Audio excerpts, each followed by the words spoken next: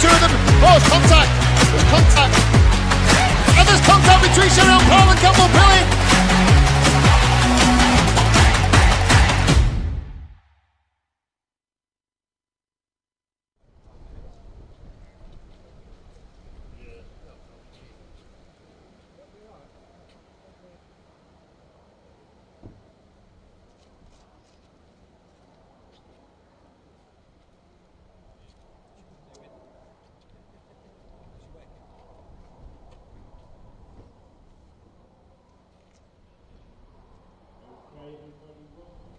Glan Y Gors and round 3 of the Daniel Ricciardo series. We're going to be kicking off at 11:05 with the DRS 100s who are on the grid at the moment. Group A, which is for the qualifying session. GYG, really fast track here in North Wales. We haven't visited here for nearly 3 years due to the pandemic, so we're delighted to be back here. Although the weather isn't looking that favourable at the moment. Yesterday in testing, we had lots of sunshine, but also lots of showers. And the tarmac here at the GYG track is quite abrasive. So drivers, as well as trying to set the fastest lap time that they can in qualifying, there's always the added complication of high tyre wear. And with not much rain falling at the moment and the track starting to dry, we could see some of the drivers overheating their tyres. They need to make sure that they've got the correct tyre pressure, which in these conditions will be quite low. And it's a bit of a dilemma. Do they go out straight away? It's a 10-minute session. They can enter the track once the marshal starts the session. They can enter the track whenever they want. So do they go out from the beginning, try to set a lap time and keep trying to improve it before the tyres overheat? Or do they stay in the pits and come out later in the session and try to set a quick lap time, but probably only in 1 or 2 laps before their tyres overheat? So it's going to be a bit of a dolly mix, this, a bit of a lottery. The DRS 100s are in 2 groups, and that is because there is 31 DRS 100 drivers here today. So Group A will qualify and will remain as a group for the qualifying, the heat later on today and the pre-final. And the same will happen for Group B, qualifying, a heat and pre-final. And after that, the top 12 in each group will go through to the grand final, and the remaining drivers will go into a B final, where it is not possible for the driver in the B final to repecharge up onto the back of the A. The first person in the B final will effectively get 25th place points. There's also points in the grand finals for fastest lap of 3 points. So the grids can always throw up a few surprises because it's a combination of the qualifying points, the heat points, the pre-final, and that determines the start position for their grand final. So it looks like all the drivers in this DRS 100 time qualifying session are on wet tyres. So probably they've set the pressures anywhere between 9 to 13 psi, because wet tyres obviously are pattern blocks, and when it is raining, they're designed so that the water can go between the blocks and exit off the tyre, and obviously give the tyre grip, as opposed to the slick tyre, which is smooth. And that's why the slick tyres don't work very well or at all if it's wet, because it's basically a shiny surface, and once the water goes between the surface of the tyre and the track, normally there's no grip whatsoever. But if, which we may see in the session after this, if a track starts to dry and someone has opted for slick tyres, as soon as the window opens and that slick tyre generates some temperature, the rubber starts to heat up, and the car has more and more grip. So I would think that the next session for the time qualifying for Group B, if we don't get any more rain, we're going to be seeing some of those drivers going on to slicks.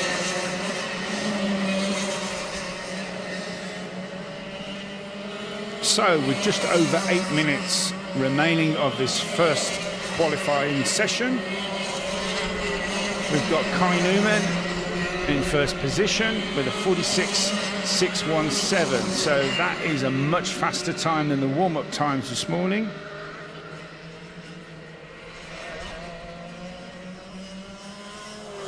With Charlie Ratford, number 8, 46.886. Charlie making the progression from the British Indoor Championship, which he won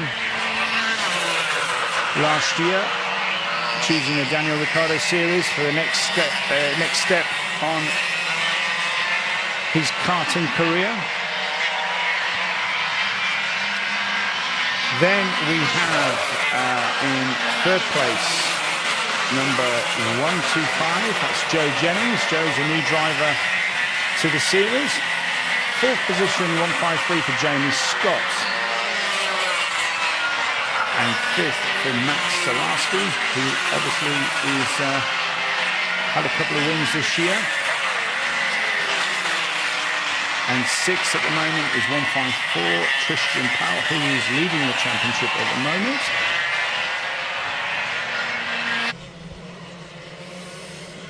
And you can see now that the racing line is going a lighter grey colour, which denotes that it is definitely drying out.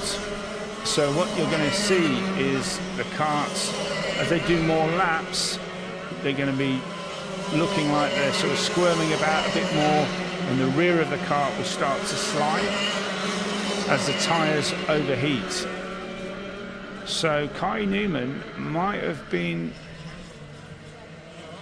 quite smart here, and he's gone hard at it right at the beginning, and got a good lap time of 46.596, because it is possible that as they continue, the tyres overheat and they get a slower lap time anyway. So, and Charlie Ratford goes slower, and it does look like to me that nobody's improving.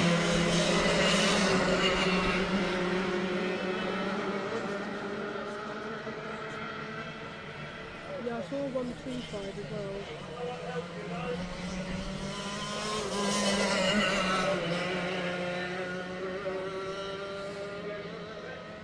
So we've got a spinner at the top, which I think is Karabelov.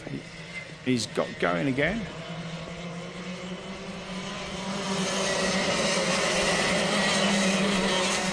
So there's Charlie Ratford, and Daniela Sutton has waved him past. She's going to probably hope to try to tag onto the back, but it looks like Charlie's out of there already. And then we've got Max Salarski now behind Daniela. Very smooth driver, Charlie Ratford, sitting perfectly still, very small movements on the wheel, and that's what you're going to need to try to keep these tyres in a window where they're going to give you at least some grips and some consistency to try and get a lap time. And he doesn't go any faster, so I think Kai Newman, with 4 minutes to go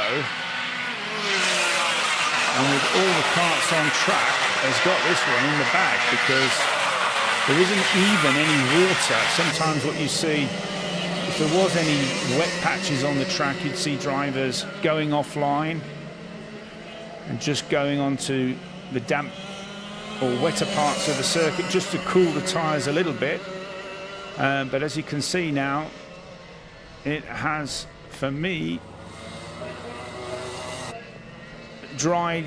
So if I was in Group B waiting to come on the grid, you'd have to say you would have to go slicks. Although as I say that and look up, there's lots of black clouds, so it's a real lottery.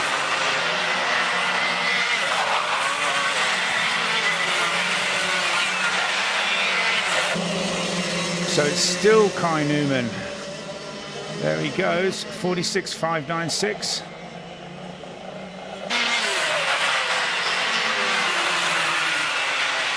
Driving superbly well. He's going to be coming up to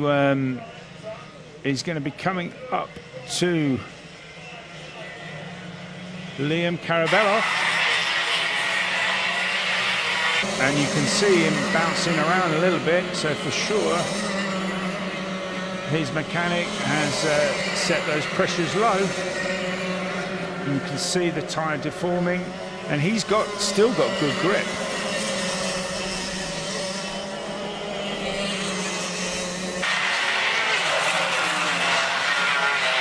Charlie Ratford still in second place. Joe Jennings an excellent third place. Jamie Scott, big improvement from Jamie in fourth. And fantastic for Isaac Kite in fifth. Bit of a slow-mo here where, and I think just pushing it a little bit too much there, Kai. Dropped a wheel off onto the marbles, but he's kept it together.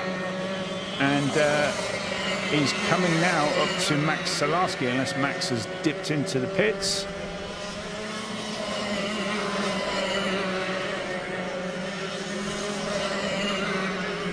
Nobody improving. And you've got to think to yourself, the drivers have obviously the timing dashboard on the steering wheel. I certainly would be looking at my times, and if they weren't improving or getting worse, and today's a long day where we could have more rain, if you're not going to improve, what's the point in keeping on going round and just destroying your tyres? You might need it later on. So I think the drivers in this session at the minute really should be pitting, as they're not going to go any faster.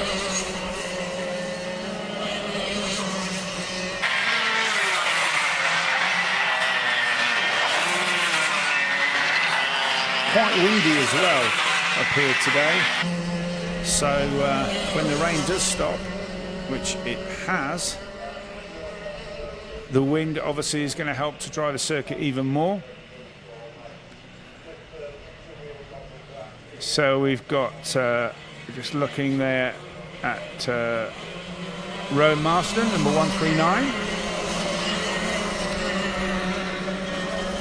And he's currently in 15th place, so not a good session for Rowan. But still pushing, still trying to improve. As Kai Newman, who's looking pretty good. In fact, he's taken the checkered flag. So, as we wait for all the drivers, actually no, Kai hasn't taken the checkered flag. So, as we watch, so as I said, it's quite windy, but the ambient temperature is also quite warm. So you would have to say at this moment in time, if we don't get any more rain, that the slicks are going to have an advantage. But with any kind of motorsport, anything can happen, and it usually does.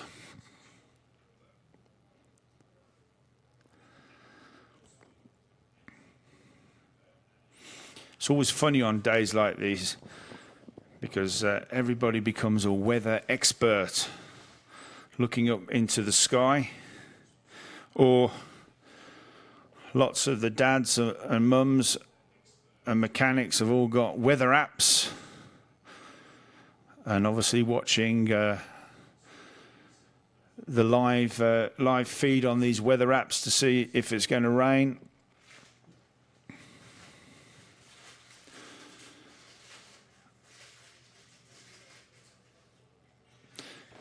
So this session will be going out at 11:25.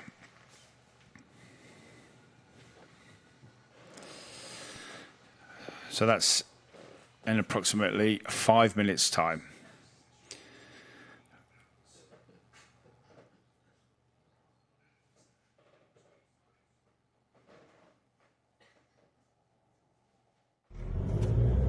So just on the lap of Glan Y Gors, set up for the DRS Academy, out onto the back straight really fast here, probably up to about 81, 82 mile an hour with the bigger carts, absolutely flat out, turning really smooth, took the right front just to the inside, look for the red cone for the braking, try to brake straight, keep the cart in a straight line, turn in, don't hit the curb, follow it round, and then just let the cart unwind. Now flat out, downhill, look for the red braking point, turn in, try to keep the cart narrow just on the inside here of the tarmac joint, and then let the cart go out, not right to the grass. Absolutely flat out now, up the hill, flat out, then just a little lift, and then back into the power, okay? And then as you turn into the right, just lean on the brake, get close to the curb, back on the power and brake straight, keep the cart parallel. And now just tiptoe around here, follow the curb, turn right back on yourself before you turn into this complex, so you can get to the curb on the right here. Feed the power on now, okay, should be flat out, and then just have a little lift. Don't hit the curb on the right hand side, a little bit of curb on the left, flat out, and then the first corner, just take a little bit of curb and back onto the main straight.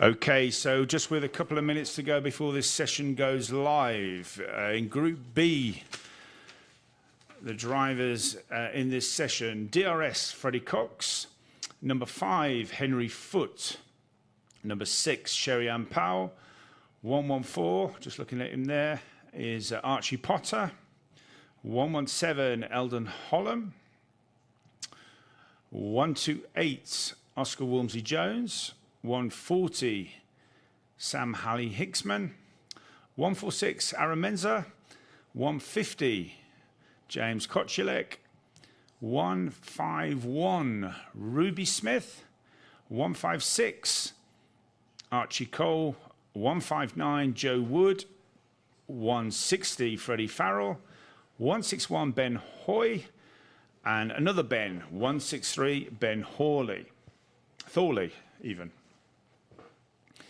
So from what I can see, we've got Sam Halley-Hinksman on wets, number 140. James Kotchulek, 150. He's also on wets. And I think 159, Joe Wood, also on wets. And now it looks slightly darker outside. And it looks like, to me, it's starting to rain, but we are now going.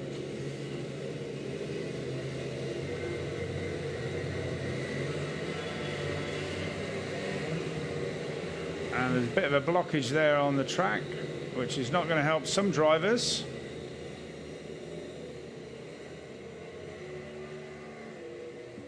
But it looks like, well, okay, so here comes James Kotchulek, and the last one just coming out from the pre-grid, Sherry Ann Powell. She's also on slicks.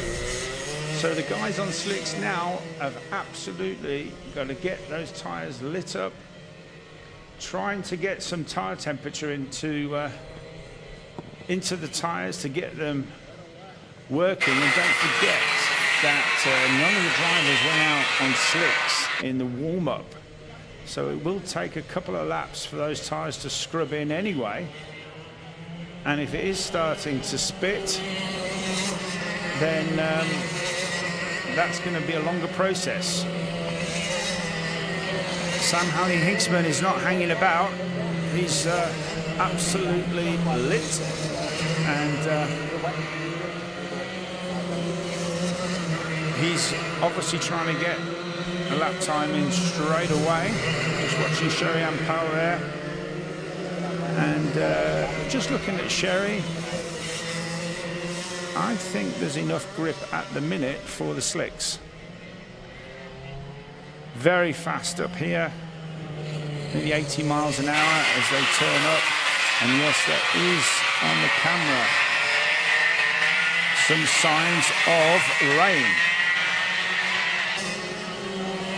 Sam Halley-Hinksman goes through, and 48.275. So that is slower than the first group. So you would have to say that the track is a bit wetter. Freddie Cox goes through with a 48.065. So Freddie's on slicks, so this is going to be interesting on how it pans out.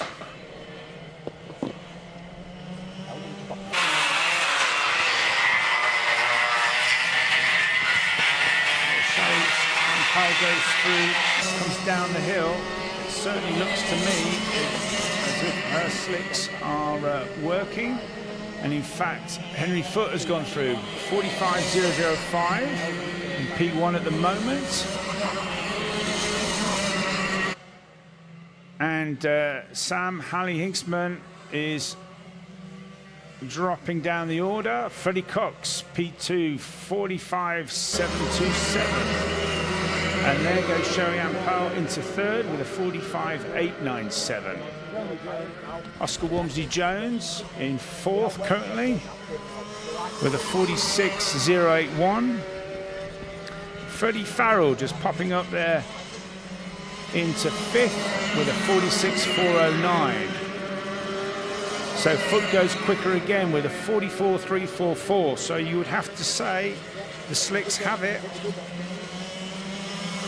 And Sam Halley-Hinksman is dropping down the order. So at the moment, the gamble of wet tyres has not paid off. Oscar Walmsley-Jones drops into second there with a 44.947. So now we need to look for the traffic there for Oscar. behind 161, which is Ben Hoy. Very tricky section. They're just coming through now on to start another lap. Oscar's very close behind, so he's now going to look for the toe and try to pull out an overtake. If he can't do it here, he should do it under braking up the inside into the hairpin. He's going to have a little look. And he's through, so he needs to really get on with it.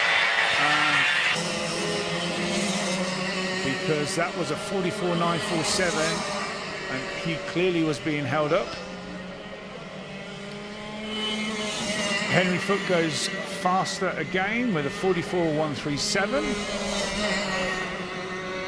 and it's going to be another half a lap before we can see the true pace of Oscar Walmsley-Jones. Yeah, 44.947 didn't improve.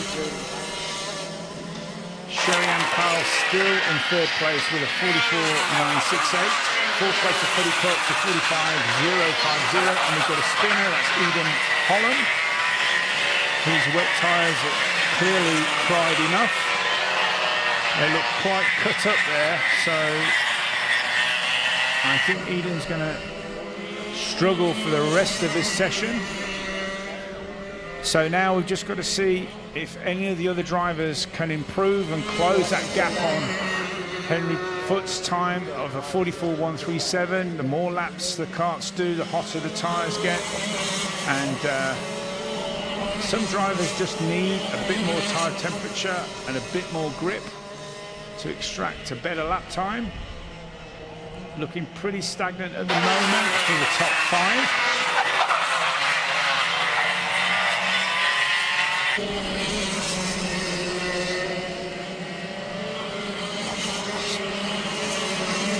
So, Oscar Walmsley-Jones looking like he actually has got really good grip. Very tidy through the last section. Let's see what he does. Is he going to improve? Yes, he does. 44.795, but immediately he's jumped by Freddie Cox with a 44.431 and Ben Hoy. Excellent performance from Ben Hoy, just started with us this season in DRS. A 44.529. But here comes Sherry-Ann Powell, a 44.267. And Henry still on a 44.137. So you would have to say that Sherry-Ann Powell and Freddie Cox and possibly Ben Hoy are now in the window where they can extract a better lap time. They've got the kart working. I can see Sherry's coming up to traffic, so she's not going to improve on this lap with just over 2 minutes to go. Freddie Cox back into second with a 44.255.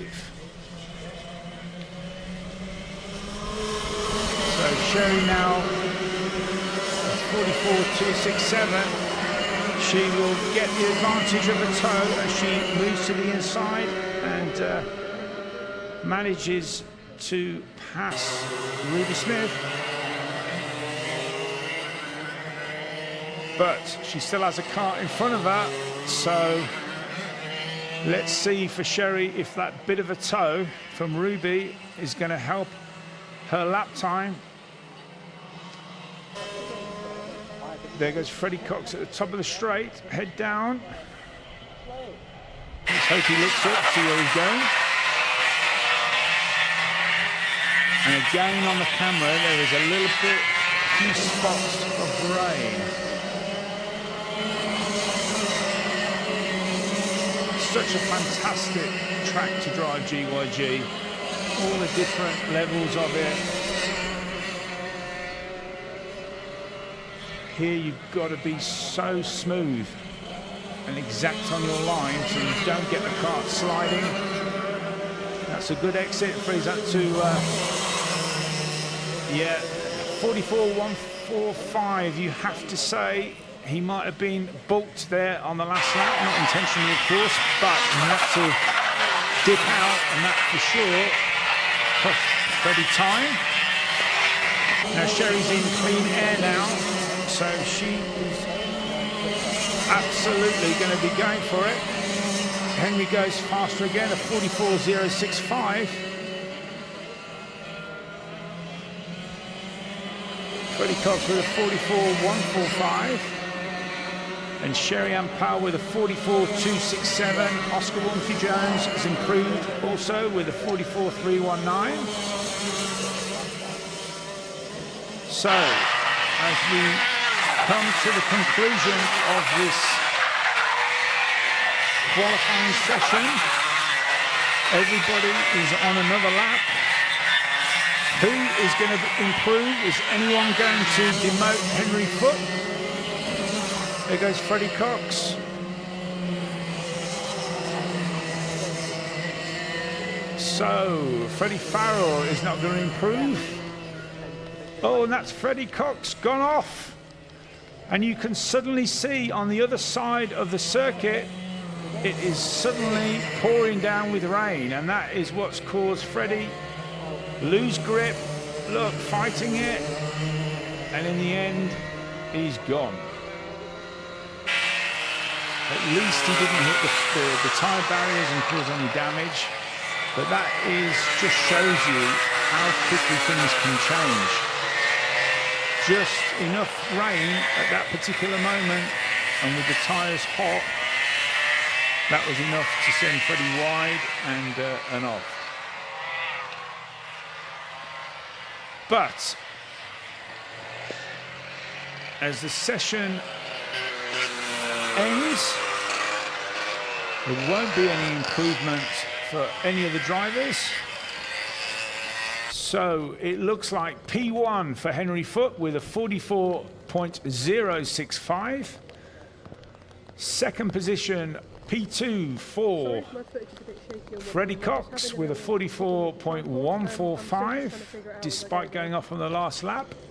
Third position for Sherry Ann Powell with a 44.267. Fourth position for number 128, Oscar Walmsley Jones, 44.319. Look how tight it is on the lap times. An excellent fifth position for 161 Ben Hoy with a 44.347. Ben just only starting racing this year with us. Same also, fantastic result there for Freddie Farrell in sixth place, number 160, 45.207. Seventh place for Archie Potter with a 45.217. Eighth place for Archie Cole with a 45.434. Ninth place for Ruby Smith, number 151, with a 45.486. And then rounding off the top 10, number 163, Ben Thorley. And you can see how tight the top 10 were. And Sam Halley-Hinksman in 11th, which was the first runner on wet tyres. So with the rain obviously falling, the next qualifying session is for the DRS 62s. And that will go out on track at 11:45. But you can see the rain is now falling. So it's, and over the hills at the back there, the visibility is deteriorating very quickly. So that might be the last dry running that we see. There we see Freddie Farrell, and you can see how shiny the slicks are, where the water has just basically covered. Here's Freddie Cox suddenly feeling the kart sliding, and look, managed to just hold the kart, but then over the back before he came into the complex, he ran out of grip and ran out of talent. He's off. So I think this rain's going to be in now, certainly for the next hour, which will make it easier for the the mums and dads and mechanics to choose rain tyres. Of course, they've still got to get the right pressure. The more water that there is on the track, you need a higher pressure. So certainly if I was going out at the moment, I would probably be putting 15 or 16 PSI in the tyres. The less water that there is on the track, the less spray, then you need to run a lower pressure so that the tyres don't overheat. So we'll be back in a few minutes' time at 11:45 for the 10-minute time qualifying session for the DRS 62.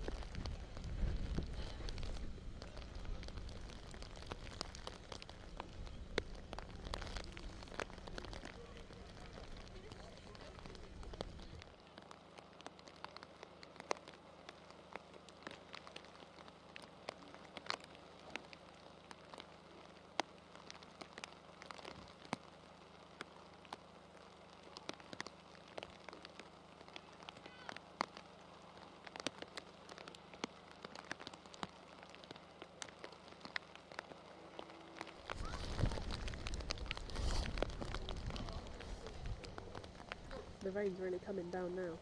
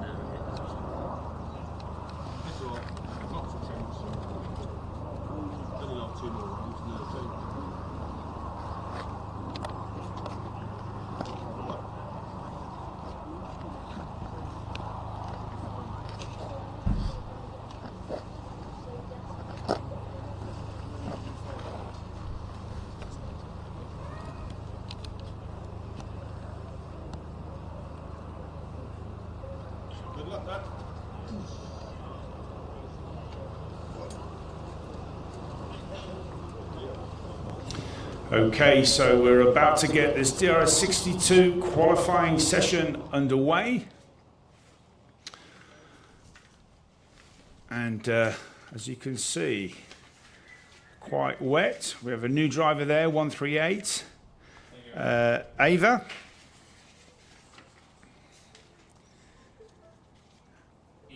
In her first qualifying session. Ava Reynolds, and then alongside her is number 6, Oliver Harrison, giving us a wave. And behind Oliver, we've got number 5, Nat Johnston. As the session's getting underway, bit of a problem there for Lucas Esser. He's got away. And also for Ewan Scott, number 4, bit of a problem starting. No, but he's away. Always a nervous time. Jack Robinson, DRS, waiting at the back, and he's deciding not to go on track. Either his dad's not ready, or his dad's altering the pressures because he might think it's going to stop raining or less rain.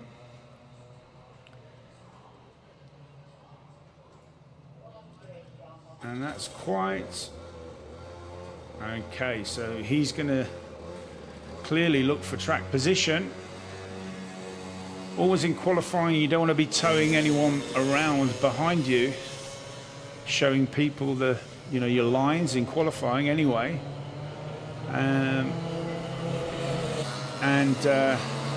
In the wet, getting a tow, a little bit of a spinner then. Who was that? That was Lucas Esser. Just catching the curb there.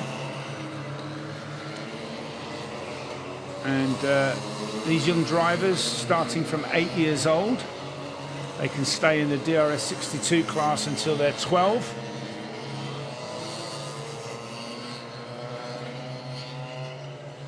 And always a nerve-wracking time for them, qualifying. Most of them get a little bit too excited, and all the drivers have either what we call an Alfano or a Micron, which is a digital display on their steering wheel where they can see their lap time. Obviously, normally better to check it on the straight, and they can see if their lap time is improving. So they're looking at Oscar Walsh, number 3, and it is really quite wet up there. So Oscar navigating his way around, currently in P1 with a 56.612. With Nat Johnston, number 5, with a 57.50, and Benjamin Baker with a 57.50. Early days. Oscar taking a wider line there, searching out for the grip. Jack Robinson out on his own DRS, gets his lap in with a 56.949 with 3rd. But Nat Johnston is certainly looking like he means business. He's right behind Oscar Walsh, and maybe spying his lines. We just got a spinner there. Can't quite see who that was. Hopefully they kept the engine running and can get going. Yeah, it's definitely getting wetter and wetter.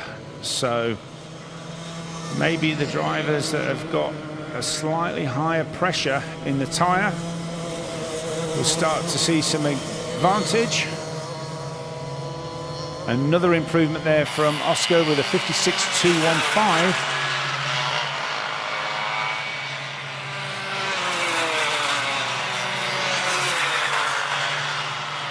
And just looking at the DRS Academy, 2 divisions in DRS 62. We have DRS Super, which are the yellow plates, which have a slightly higher spec engine, a little bit more power, as opposed to the black plates, which are novice drivers in their first season in DRS. So that is an excellent performance at the moment from number 124, Dorian Malik. He's currently in 5th with a 57.181. The next Academy driver in 9th is Lucas Esser with a 58.006, followed by, in 10th place, Bailey Wolf, DRA, with a 58.013. Bailey winning the first race of the year, where we had the racing where the winners on that particular day at Little Rislington were awarded the DRS plate, or in the Academy division, the DRA plate, and they're allowed to run that this season, as it is a one-off championship win. Now, some of these drivers just struggling a little bit with traction, and also when you see the karts, basically you see the driver turning a lot and it doesn't initially turn, which is known as understeer. And what can happen if you're struggling with a lot of understeer, the driver turns more and more. That's quite controlled there from Nat Johnston, number 5. Got a little bit of initial understeer, but if the driver has lots of understeer where it doesn't turn, the driver ends up putting more and more steering lock, more input into the steering. And then what can happen a little bit as you get into the corner, as the front grips, then because you've got so much steering lock on, the rear really slides. And when the rear slides, a little bit there for Nat, that is known as oversteer. So, Oscar Walsh still in P1 with a 56.215, and we've got a spinner there, and that is Jack Robinson, and he is going to be beached. Now, Jack, and he knows it. Jack, keep calm. He can't hear me, but keep calm. He will get some assistance with a push. Obviously, just dropped a wheel off, but he is currently in 2nd place with a 56.576. So I'm not sure he's got a chance for a bit of a chat. So he's got the engine running, and he's allowed to get a little bit of shove. And he could be a lucky boy, because if he can just stay cool and just get his thoughts together in this next quarter of a lap, he will then, with 2 minutes to go, be able to get another lap in and hopefully improve his position. So Nat Johnston is still plugging away, and he's 56.614. Just coming up for a bit of traffic here. So this might stop Nat improving on this particular lap with 1 minute 40 to go. Yeah, he's going to be impeded there. It's up the inside of Indigo Pickering. So, is he able to improve on this lap? Oscar Walsh does. He goes a 56.215. And Nat going to have to go the long way around, and that was bravery, because he had to navigate around Aaron Hewood there, and there wasn't much room to spare.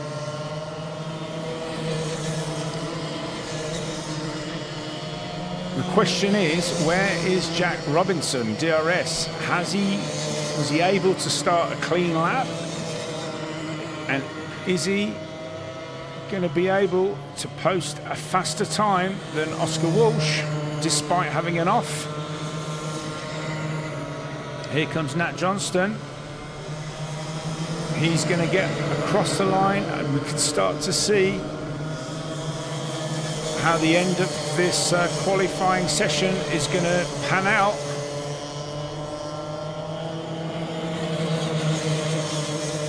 Nobody else improving at the moment. Behind Nat Johnston, we've got Benjamin Baker, number 7, with a 56.726. So, apart from the difference between first and second, the times again are exceedingly close as checker flag is pulled. Jack Robinson doesn't improve, just missing out there with a 56.284. Oscar Walsh, a 56.215. We're just waiting for him to come across the line. And now you can see in the background that the sun's coming again. So this is going to make today incredibly difficult for the drivers and for their mums and dads and helpers. Where is Nat Johnston? Here is Nat Johnston. He doesn't improve, nor does Benjamin Baker or Oliver Harrison. And everyone crosses the line. So that's P1 for Oscar Walsh, 56.215, followed by Jack Robinson, DRS with a 56.284. Third place for Nat Johnston with a 56.614. Fourth place for Benjamin Baker with a 56.677. Fifth place for Oliver Harrison with a 57.006. Sixth place, an excellent performance from Daxton Groves, number 9, 57.175.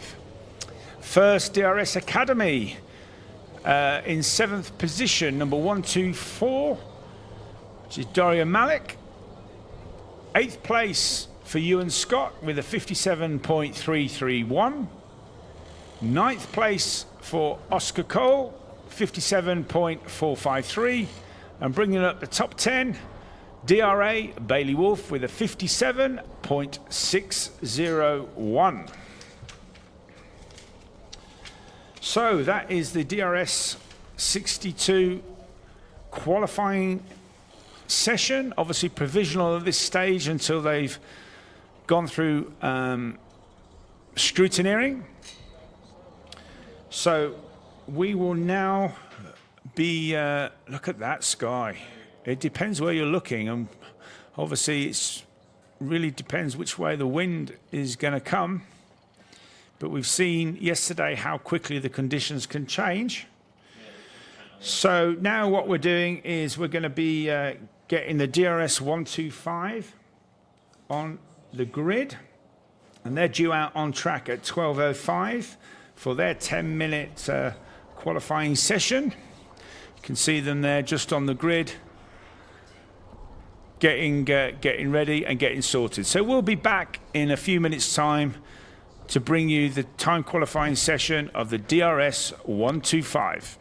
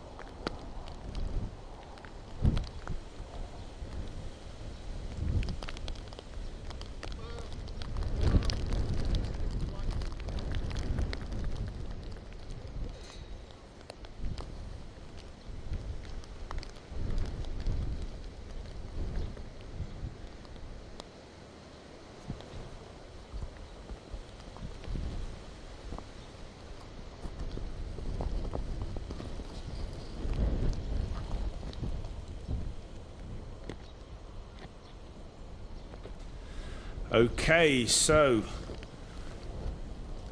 there's a bit of brightness behind the race control here, but it is still raining as we wait for the DRS 125 to take to the track. That's Jack Rigg leading them out from Tom Snape.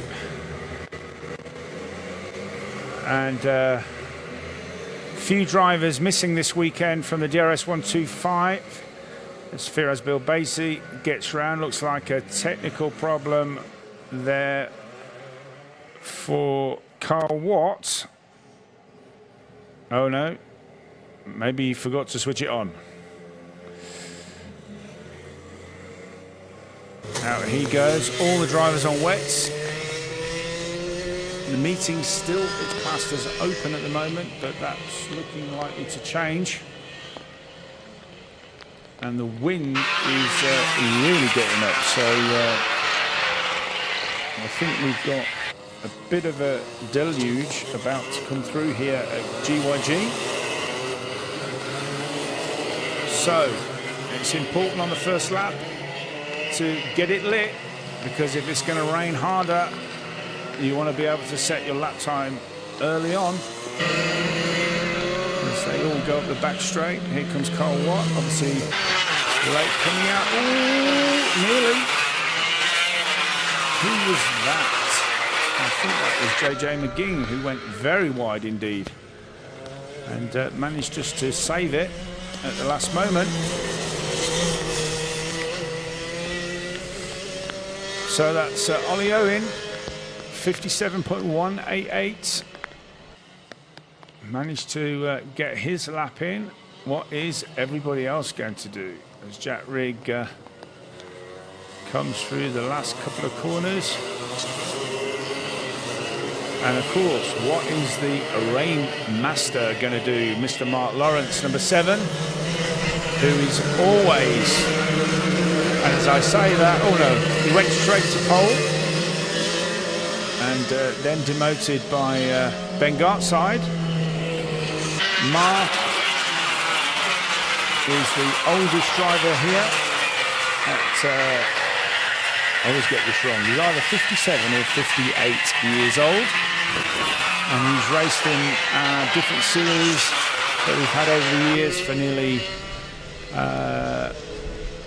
well, I think nearly 14 years, and loves his karting, and was really excited when Daniel Ricciardo came on board, and we dedicated the series to trying to get new drivers into the sport.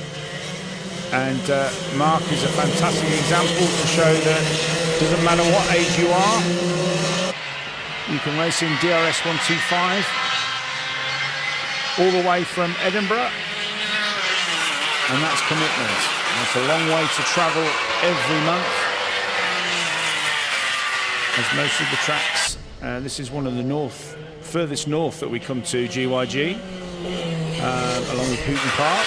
So, oh, and we've got a spinner there, that's Jack Rigg. What has gone on there? Looked like there was another car involved. But we have Ben Gartside. Now, for some reason, Ben is showing as number 93. And that is not his race number, but Ben Gartside currently in P1. But as I say that, Mark Lawrence, the Rainmaster, P1, 53.330. JJ McGing suddenly up to 3rd, a 53.792. Firas Bilbasi, our DRS champion earlier in the year, in 4th. Always a lot of rivalry between Firas and Mark Lawrence. Carl Watt, he's managed to recover up to 5th after that slow getaway from the dummy grid, 54.560. And unusually, Tom Snape, 54.836 in 6th at the moment, winner of the last round. not quite getting his wet tyre switched on as Mark Lawrence heads up the back straight. As I say that, Tom Snape does improve up to 4th. But JJ McGing looks like he's the man on the move. Certainly must have got his pressures right. 53.428.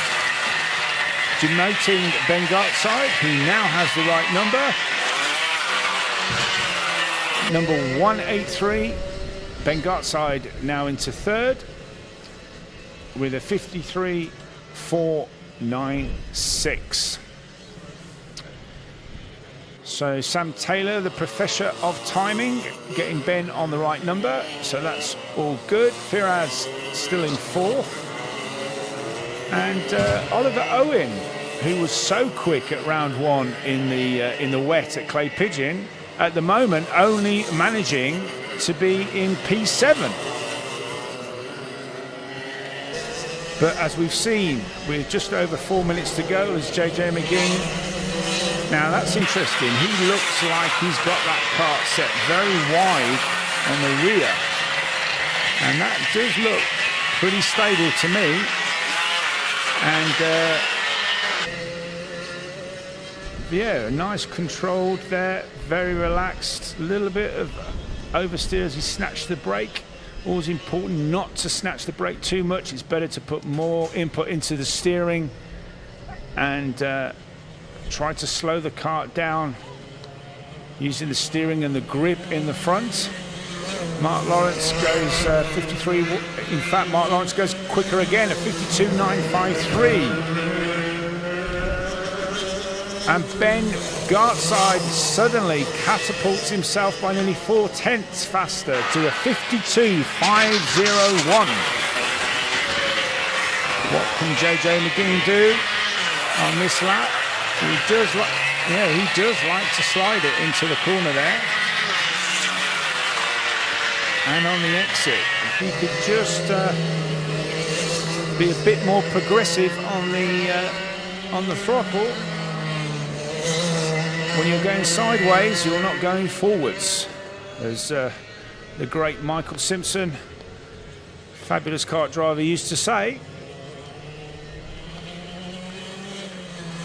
Now Oliver Owen is still not improving, still down there in 7th place.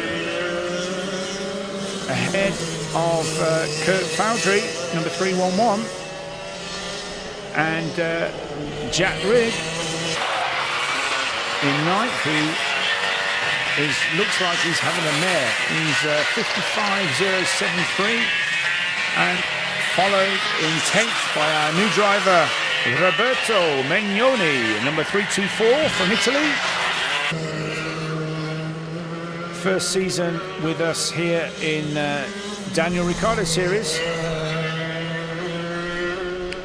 But it does look like Ben Gartside has managed to get a great lap in there. His tyres clearly in the window for grip and temperature. Now this could be interesting because Mark Lawrence now is tucked up behind Tom Snape. And that might be the only encouragement that Mark needs. You see much straighter as he enters the corner. Unlike JJ McGing, who is sliding the kart, Mark much more progressive on the steering and on the throttle. Is he going to improve this lap time? He's all over Tom Snape. Tom Snape clearly struggling in this last sector with the rear of his kart. But Mark looks pretty planted to me. Is he going to improve?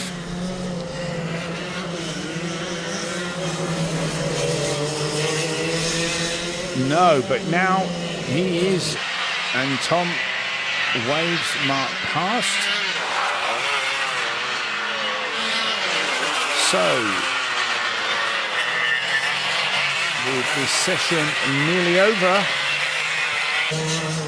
it literally is a race to the line. not in a racing term, but a race to line in your qualifying pace. It does look like it's going to be between the top three. Mark very wide there. I think he might have struck this lap with that. Nobody else improving. So this is it. Checkered flag. And Mark doesn't improve. So unless anyone further, nor does JJ McGing. So it does look like Ben Gartside is P1. Provisional, obviously subject to scrutineering and checks, with a 52.501. Second position for Mark Lawrence, number 7, 52.953. An excellent third position for number 320, JJ McGing, with a 53.299. Fourth place for DRS Firaz Bilbazi, with a 53.412. Fifth place for Tom Snape, winner last time out, 53.576. Sixth place for number 298, Carl Watt, with a 53.906. An excellent seventh place for number 324 for Roberto Magnoni. Disappointing, I'm sure he'll be really disappointed with that, Oliver Owen, number 5 in 8th position, 54.656. Number 9th place, number 311 for Kurt Foudry. And in 10th place, number 6, Jack Rigg. As we see more rain on the camera lens. So that concludes the DRS 125, and our attention will now be changing to the first race of the day, the first heat, which will be the DRS 100 Heat 1, which is an 8-minute timed race plus 1 lap. And those drivers are due to enter the circuit at 12:25. So we will come back in a few minutes' time as the grid is filling up. Everybody going in on wets, so that's a pretty simple decision. No mixture of tyres this time. Who will have the right pressures and who will have the right setup? We'll see in a few minutes' time.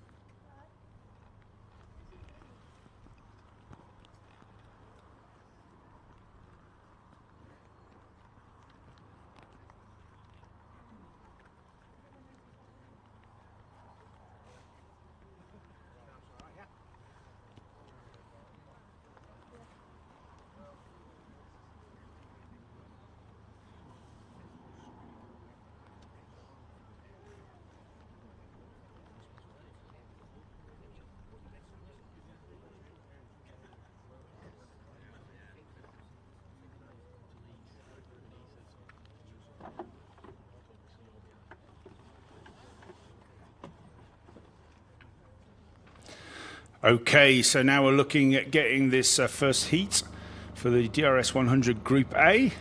So pole position is number 155, Kai Newman. Excellent performance from Kai. Second, P2 for Charlie Ratford, number 8. An excellent performance by newcomer Joe Jennings, number 125 in third place.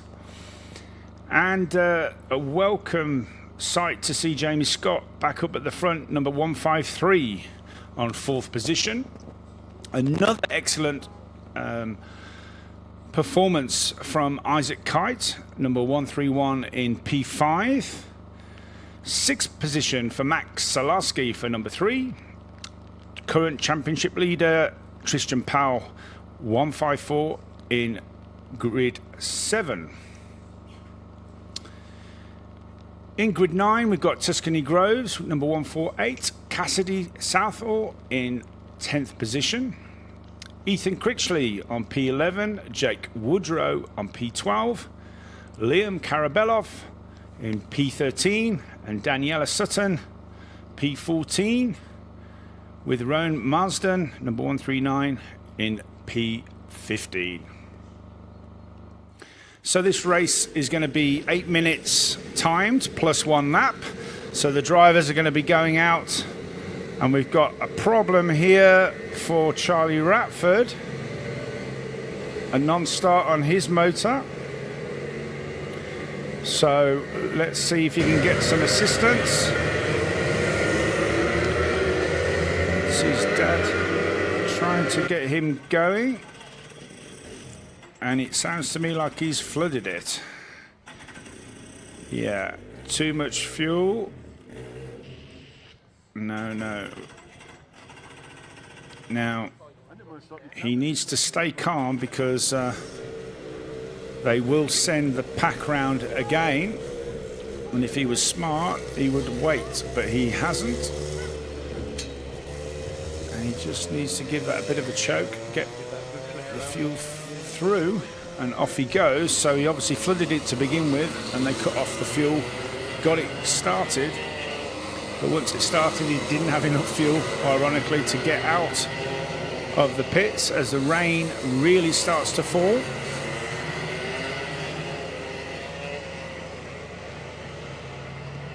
And so now, oh, look at it. Really windy as well. And this will change everything, because we're now going to have, if it continues at that rate, we're now going to have spray from the rear of the carts. And believe you me, when you're driving a cart in a pack of carts ahead of you, especially if you're at the rear, there's not an awful lot that you can see. You want to be on pole position where Kai Newman is, and a clear track, clear vision, hopefully getting away from the rest of the pack. So I think what we will be doing is we could be going round again. Yes, it's a full start, so we will be going round again, which will give the opportunity for as Jamie Scott goes onto the grass. What is he doing? He's gone onto the grass. Has he managed to save it? I don't think he has. I think he might have gone on the grass. No, he hasn't knocked his chain up. It does look like he's going again.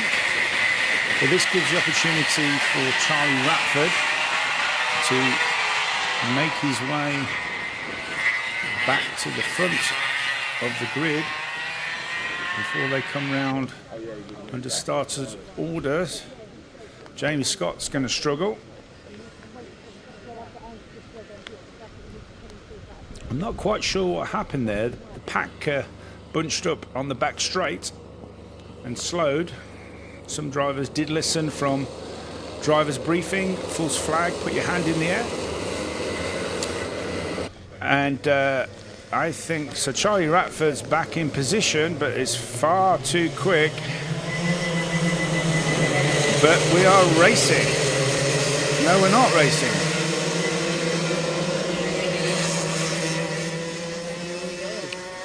Yeah, for sure, the pace of this rolling lap, is far too... It's going to start messing about.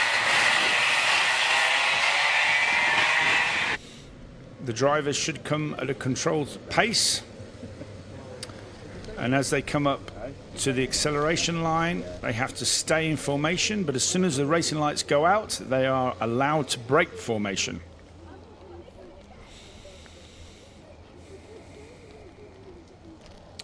So let's see if finally we can get this race underway.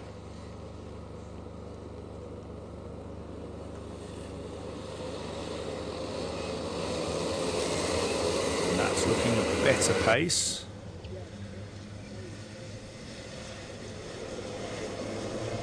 Here we go. Charlie Ratford has made it all the way around the outside. And that could be a jump start. He was able to get around the outside. We've got a spinner. And that's Max Salarski, so that's disaster for Max. And another spinner, which I think was Daniela Sutton. Oh, disaster. She's not happy at all. So, Charlie Ratford in the lead, but did he jump the start? We'll have to wait and see. Kai Newman in second. I beg your pardon, in third. So Jamie Scott was able to get himself back on that second rolling lap. And look at the rain. And this is brave, but Tristan Powell makes it up the inside of Kai Newman, and he's followed by number 9, Daniel Weir. A nice move. And there's contact there from Daniel Weir, and I think Kai Newman lost it under the brakes going into the right-hander. Or did he manage to keep going?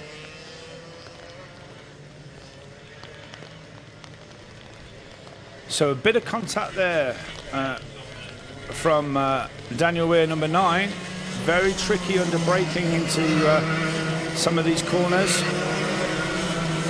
But it looks like Tristan Power's got the better of him and is away. Charlie Ratford's still out in front. And James Scott now an excellent second place as the rain. That is, it looks horrific up there. It certainly is a big difference from the qualifying session and any of the wet conditions that we had yesterday. We didn't have this much rain. We were starting to get spray. So the drivers with a little bit higher pressure. We've got a cart off there with a driver being escorted off to the safety of a marshal post. Can't quite see who it is. It may be Tuscany Groves.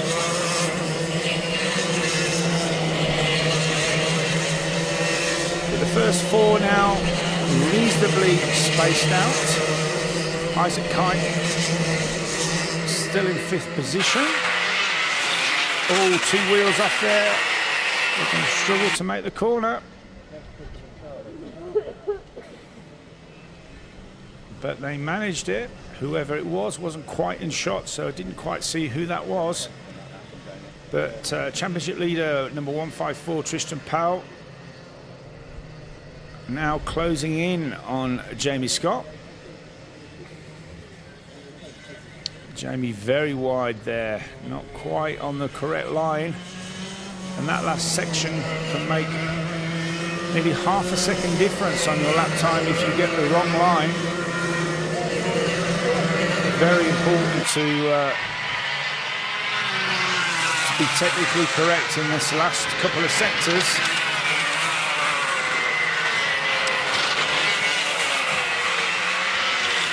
So it's Ratford still leading with 4 minutes of this race remaining, and that just looked like to me Rowan Marsden going slightly wide.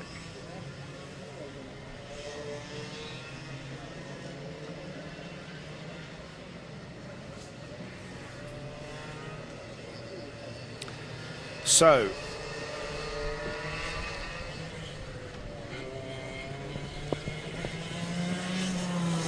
Tristan Powell closing in on Jamie Scott. Jamie just having a little bit of a look there. He now knows that he's there.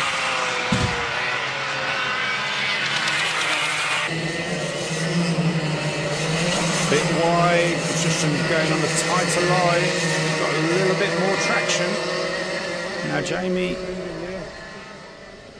having a little look, just trying to get a feel for more grip, and I think he's looked a little bit too often behind there from Jamie, because if you look behind, only gives more encouragement to the driver behind, because that signals always used to signal to me when I raced that he knows I'm coming. And as a driver, Jamie looking again, as a driver behind, you just simply put more and more pressure, and very soon, like that, oh, Jamie's going to keep his foot in. That was brave, but he's pulled it off and maintains his second position for now. But you've got to say that Tristan Powell is looking a bit racy.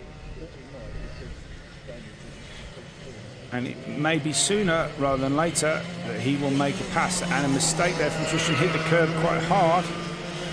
But this is the section where he seems to have a little bit more grip than Jamie. And again, better line there. But all the while, Max Salarski is having a fantastic recovery of a drive.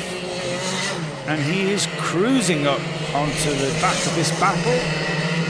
Because it would seem that Jamie Scott is holding up Tristan. A lot of understeer there for Tristan in that section now, but here comes Max Salarski. What a recovery from the first lap. He is lit. And he's going to suddenly, yes, Tristan, you weren't ready for that at all. Tristan was so focused on Jamie Scott, he didn't think he would be under attack from anyone behind, but Max Salarski arrived, pulled the move off, and I'm sure Max is not going to waste any time with Jamie, and there's a little bit of contact into turn 3. I'm not sure if we're going to get a replay of that. Was the contact, or did Jamie just get it a little bit wide on the marbles? Nevertheless, Charlie Ratford's still out in front. And Max Salarski now up into second position with Tristan Powell in third. Let's have a look. Under braking. Yeah, I think very difficult to tell from that angle. Very difficult to tell. Unfortunately, we don't have another camera angle. It looks like Jamie ran out of road and maybe dropped the wheel off onto the grass.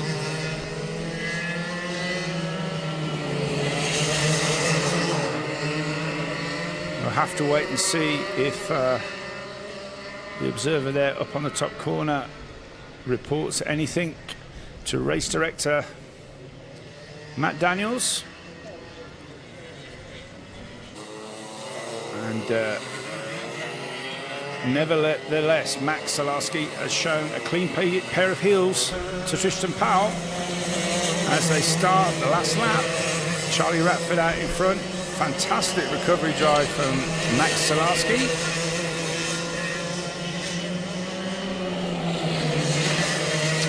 Top rookie at the moment is Isaac Kite in 6th place.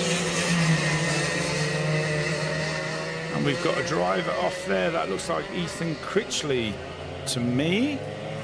So he looks like he's retired.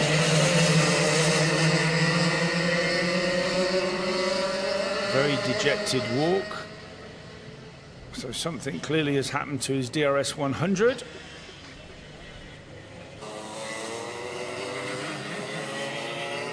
But no such concerns for Charlie Ratford, who crosses the line, takes the victory ahead of Max Salarski in second position and Tristan Powell in third. And you can see how much spray there is now.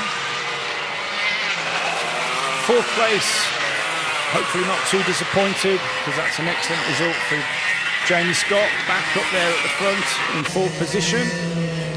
Daniel Weir, number 9, in 5th place. Isaac Kite in 6th. And it's Joe Jennings, again a new driver to the Daniel Ricciardo series this year, in an excellent 7th. A good recovery also from Daniela Sutton after that first lap in 8th position. Liam Karabelov in 9th, and bringing up the top 10. An excellent performance for Joe Wood, number 149. So those results will be provisional until the technical checks and scrutineering to make sure all the drivers are the right weight and that the carts conform to the DRS regulations. So we'll be looking to the next race, which will be for the DRS 100, and they will be Group B, and they will be out on track at 12:45. So we will see you in a few minutes' time.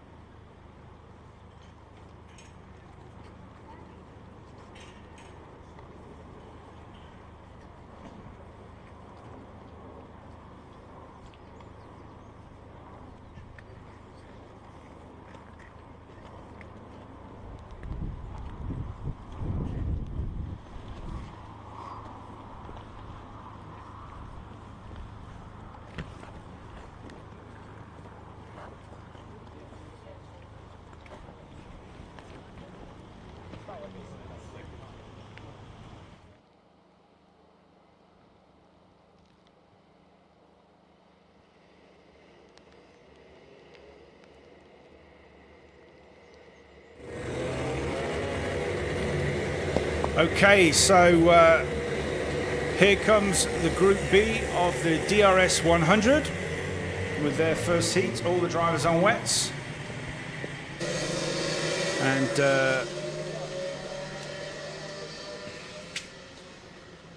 the rain continues to fall.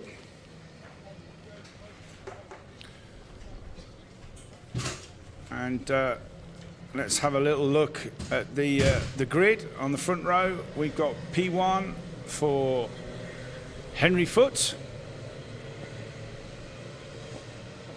Alongside him on P2 is DRS Freddie Cox. So they will for sure go round on another lap.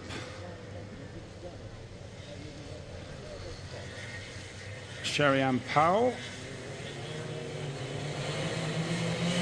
on P3.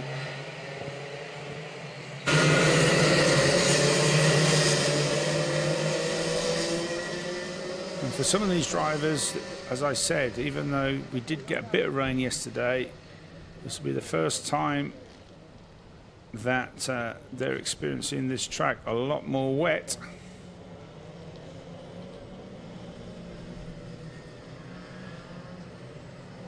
And Henry Foote really needs to slow this down because they're breaking away from the main pack. So this rolling lap is far too fast. The marshals will indicate that to him. So we're going to have to go again for sure.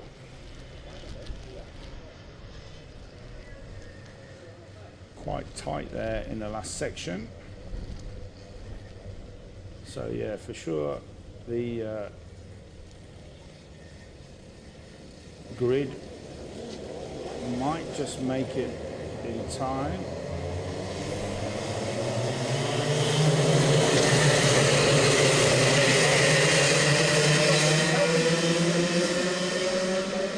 Are we going round again, or was that a start?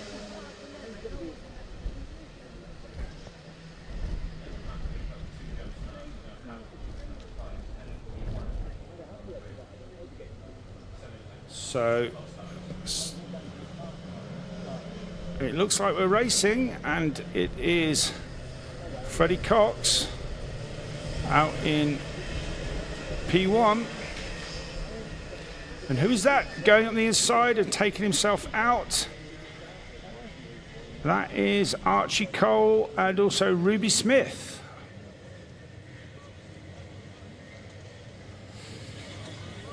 But it did look to me that DRS Freddie Cox jumped the start there.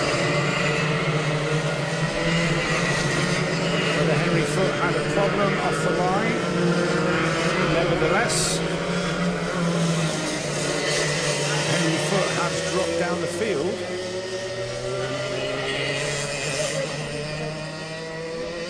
And there's a big off there for Archie Cole. Ran out of road, backwards into the tyres. And now we have a new leader in the form, I think, of Sam Halley Hinksman. And Freddie Cox demoted to third by Oscar Walmsley Jones, number 128. With James Kochulek behind. So it is Sam Halley Hinksman out in front. Second position, Oscar Walmsley Jones. Freddie Cox in third. James Kochulek in fourth. Freddie Farrell in fifth. With Henry Foote at the moment down in sixth position.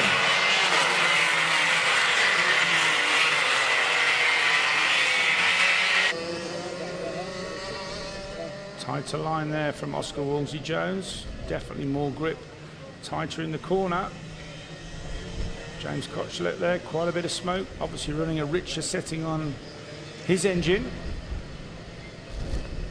These engines running a Tillotson carburettor with a fixed main jet, which means you choose the size of main jet that you're running, which in the DRS 100 is normally an 83 size.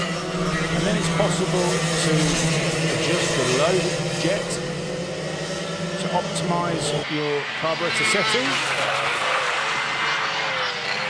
And a lot of understeer there from Freddie Cox into turn two. Here's another spin from Archie Potter. Certainly having an eventful race, being off into the barriers at the top of the circuit, and then a more eloquent spin there. Now, It looks like the sun is coming out. So is the track going to dry?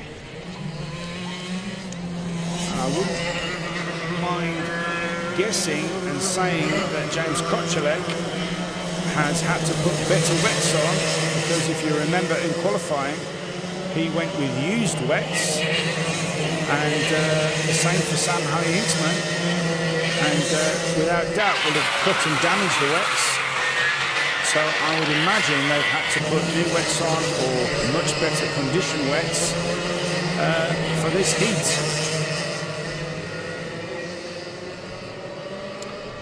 So the line, you can see, is starting to get patchy in some areas. We've got another off there for Ben Thorley. It does look like when they get to the top of the circuit, when they turn in, they get quite a bit of understeer, and it's so fast at that section that they run wide, and without doubt, a lot of the spins up there or the slight off-track excursions are from just dropping two wheels onto the grass and running wide. So Freddie Cox now under pressure here from Freddie Farrell, two Freddies. Excellent performance from Freddie Farrell today. He's in his first season in the Daniel Ricciardo series. Looking at the inside there, Freddie comes it off. Freddie Cox, that is. And Freddie going the long way round. Is he going to cut it off? Yes, he is. Freddie Cox struggling with a lot of understeer. Not getting that front grip, so he needs to change his line to compensate. That's a little better then.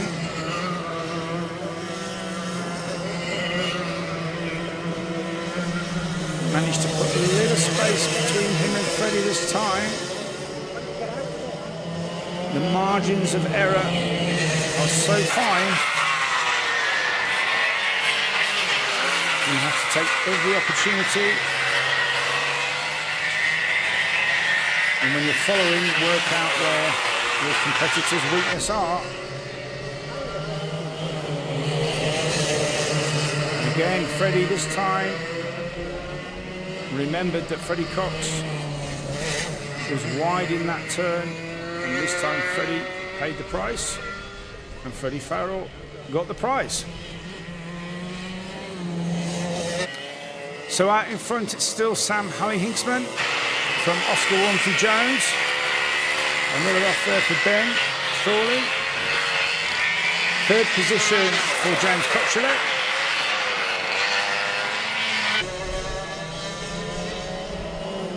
That was more than a wheel off. Ben was fully off the circuit that time. Doesn't look like he got any damage.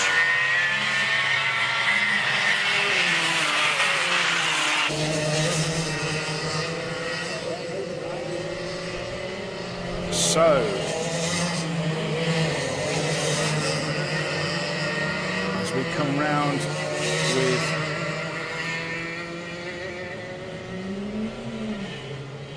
a couple of minutes to go,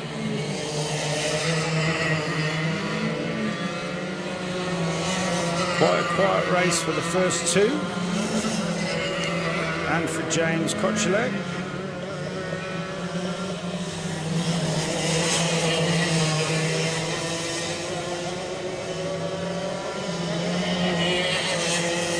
So we definitely have a problem with our timing. We've lost signal here, so the positions are not updating at the moment. What I can tell you, it's still Sam Hinksman in first, Oscar Walmsley Jones in second, James Kochilek in third, Freddie Farrell in fourth, Freddie Cox in fifth, and Eldon Holland in sixth position.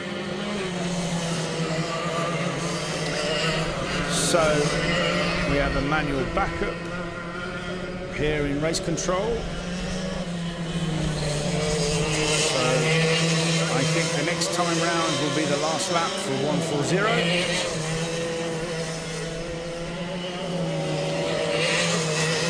just shows you how things can change. There was Sam Halley-Hinksman with wets on in qualifying, which was the wrong decision. Managed to get a time in though that I think kept him 7th or 8th. And then come the first heat, he's in P1.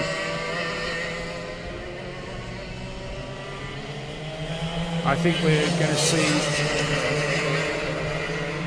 lots more changes through the remaining races today.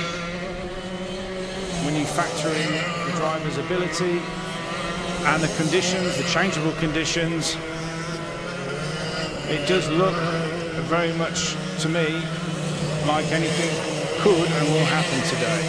So they're on the last lap. Fairly spaced out, so don't think there'll be any dramas on this last lap.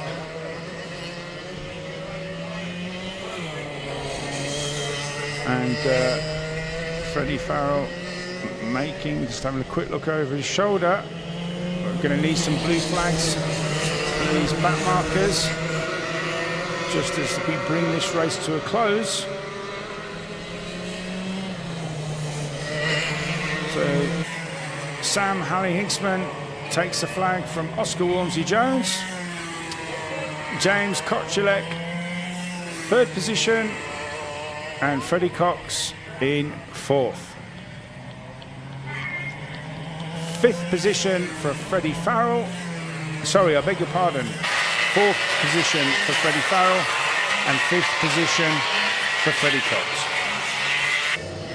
So a provisional winner, Sam Halley-Hinksman, subject to technical checks and scrutineering, and he'll be very happy with that, as I said, compared to what happened to him in qualifying. So we will be back with the next race, which will be for the DRS 62s.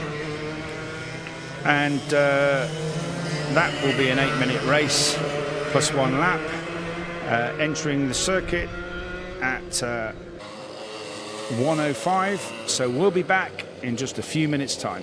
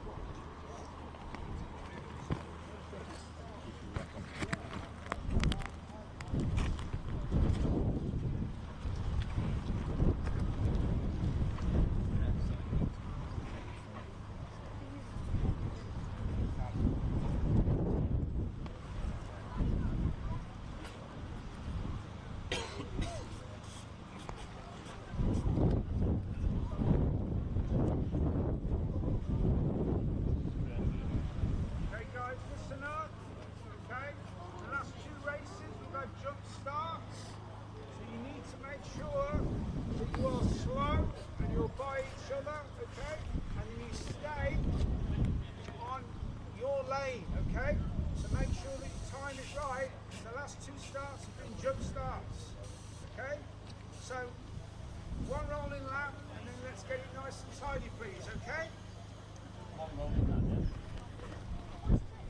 Do one. We're not allowed to break formation before the line. So you go out, do in the cone. almost a lap, and then do one roll. Yeah. 1/8 of it. Just make it equal.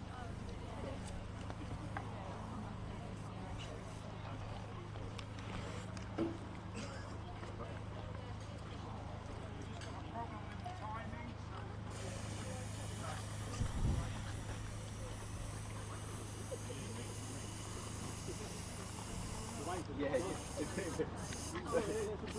there's blue sky. Wait. That doesn't cool. If you grab the 1 o'clock, do it.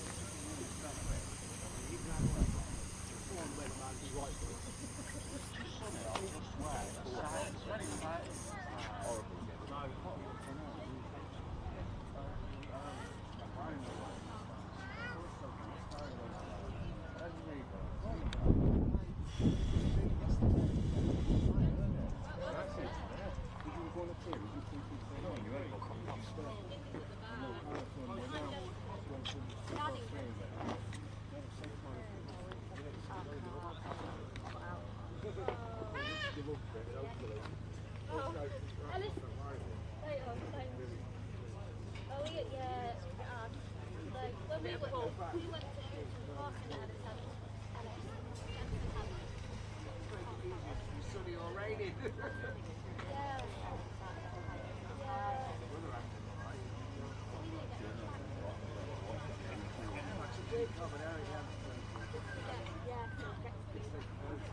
Go on, Anne, we're timing. Go on, Anne.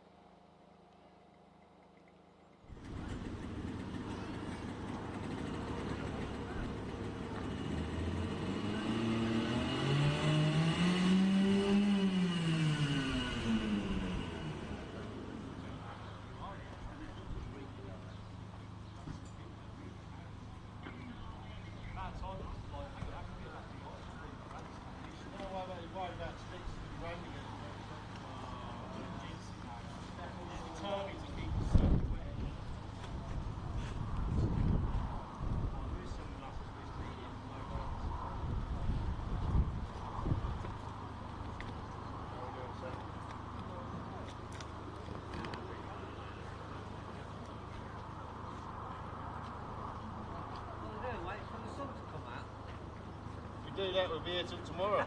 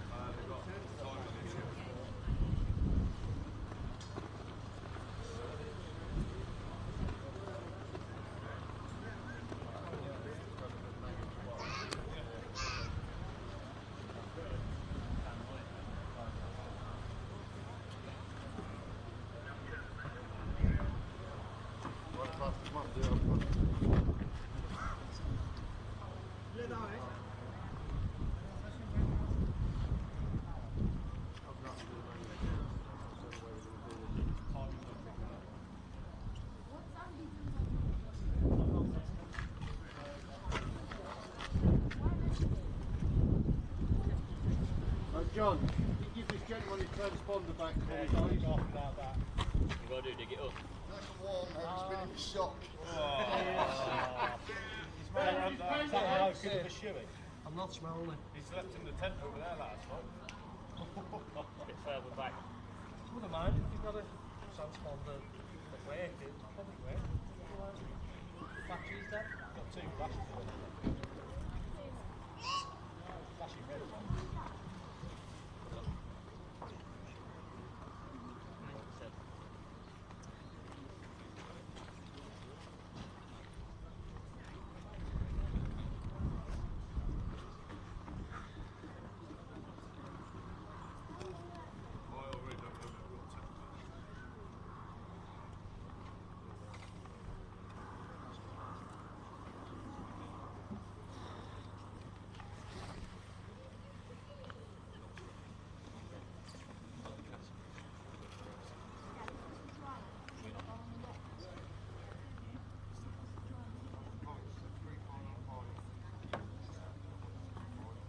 To our lunch break, or should I say our breakfast?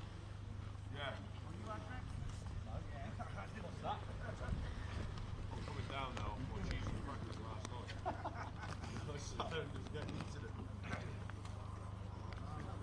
I was, mate. It's bad though, I'm lactose intolerant as well.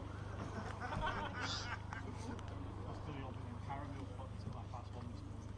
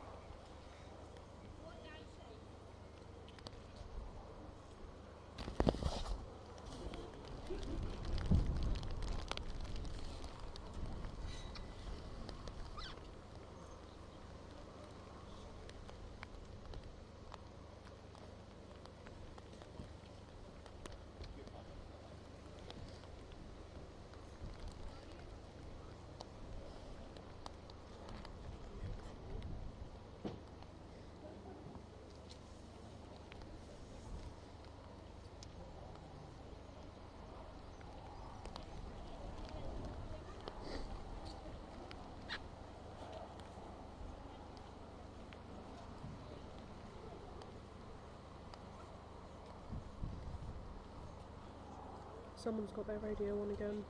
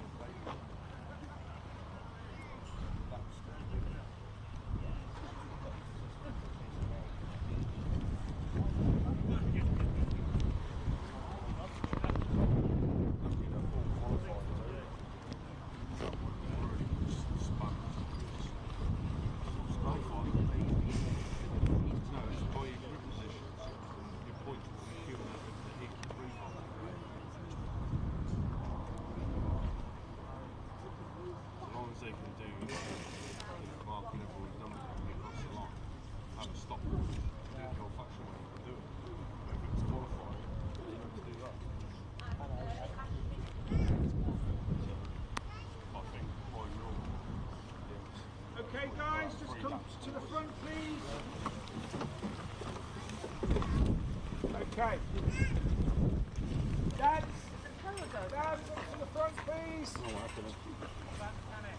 Can we have everyone at the front of the grid, please?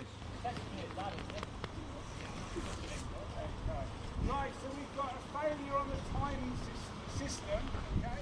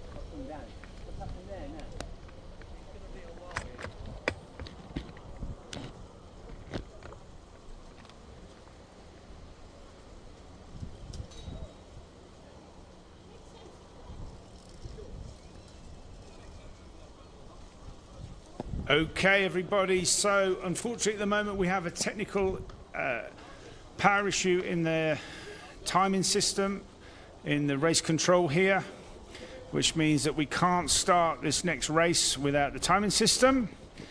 So, we are now pulling forward the lunch break, which will be 25 minutes long.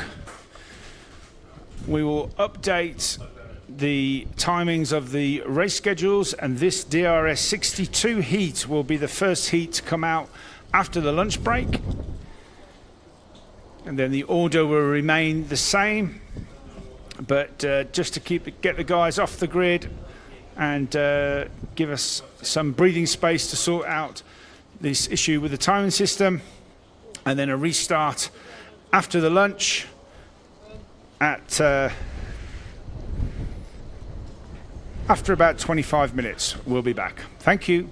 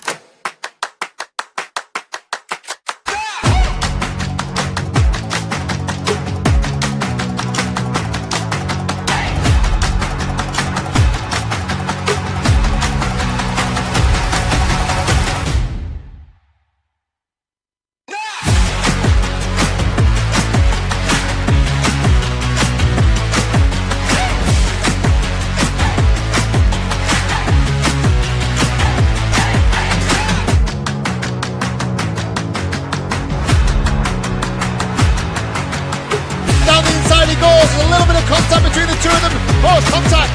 There's contact. And there's contact between Cheryl Paul and Campbell Pilling.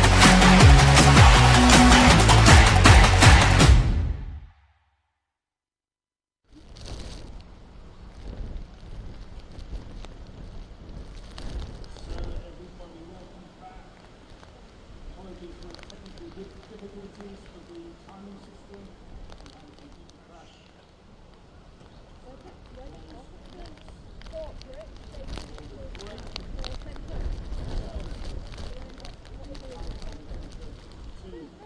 With this heat going out in full time at 2:20. Just scrolling through the screen. DRS 100.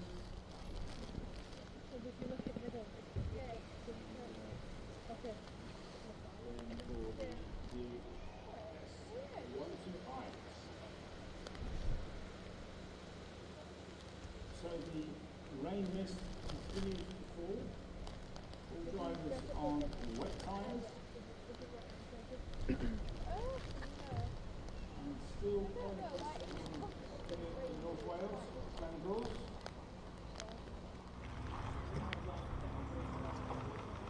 Quite a difference in performance in the last heat that was on track, which was the DRS 100. Some drivers that had expired their tyres in qualifying, the wets they were using instead of slicks, clearly showing an advantage with new rain tyres when the track was wet then. So what is the dice going to throw up this time? Pole position there, we have Oscar Walsh, number 3. Alongside him, DRS Jack Robinson. Amazing how calm, cool, collected these kids look while they're waiting to get onto track. 3rd place for Nat Johnston. Benjamin Baker in 4th. Oliver Harrison in 5th. Daxton Groves in 6th. An excellent 7th place for Dorian Malik, first of the academy drivers. Ewan Scott in 8th position. Then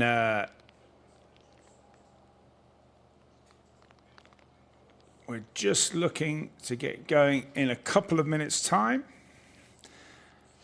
9th position for Oscar Cole, 10th position for the DRA of Bailey Wolf in the academy category. Lucas Esser in 11th.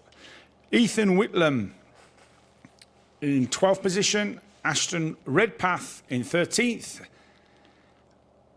And Hewood in 14th. Cruz Dalton in 15th. And Oscar Roach in 16th.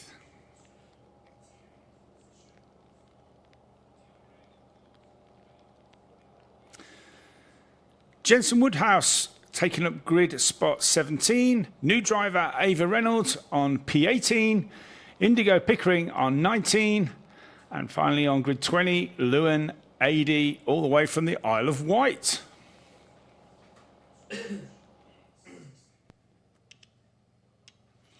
So the guys just getting ready. This heat is due to go live on Out on Track at 2:20. So just about 1 minute left to go. Final words of encouragement for the drivers. Engine starting, and they've waited a long time, but at last they are now out on track.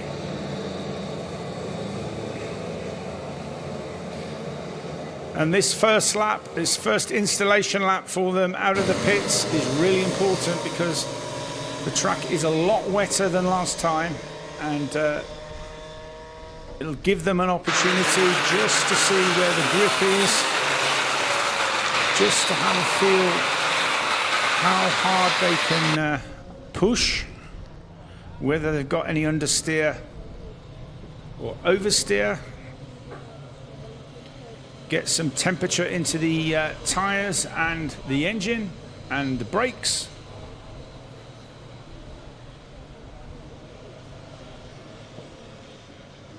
Before crossing the line, and then on the second lap starting to form up in 2 lines and continue the rolling lap at a controlled speed, and then slowing right down in the last sector on the approach to the line in 2 lines. When the red lights go out, the karts are allowed to break formation. Who will get a flyer, who will not?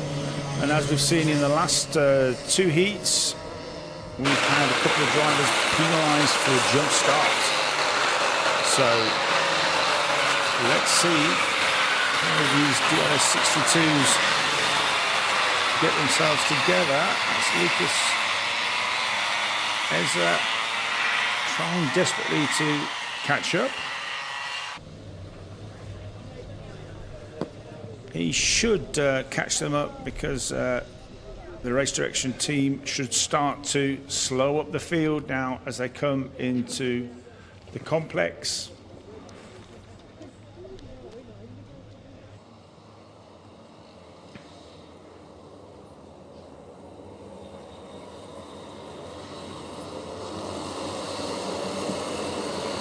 So here they come.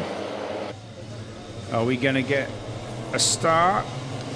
No.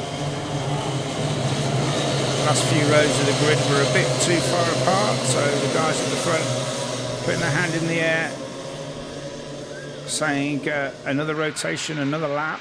Look at the rain.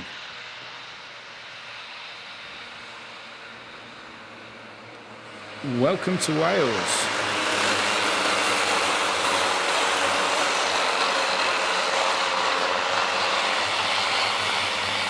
Even when it's raining here at GYG, the track is still stunning, still as challenging, and the drivers that I've spoken to are really loving the track.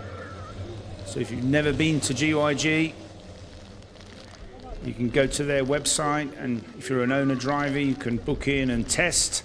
Or if you're watching this and you fancy driving the track and you haven't got your car, maybe come try their corporate, get a taste for it. Or with the Daniel Ricciardo series, you can always try out our academy in one of our karts to see if you like it before you even have to purchase a kart. So this is looking better. This is looking better. This is looking equal. And we are away. And Oscar Walsh straight into the lead. You can see the roosters of spray from the tyres. Much, much wetter. And Jack Robinson, he knows he cannot let Oscar get away. Benjamin Baker in 3rd position. Good start by him. Indigo Pickering, 110. Just struggling with the front end there.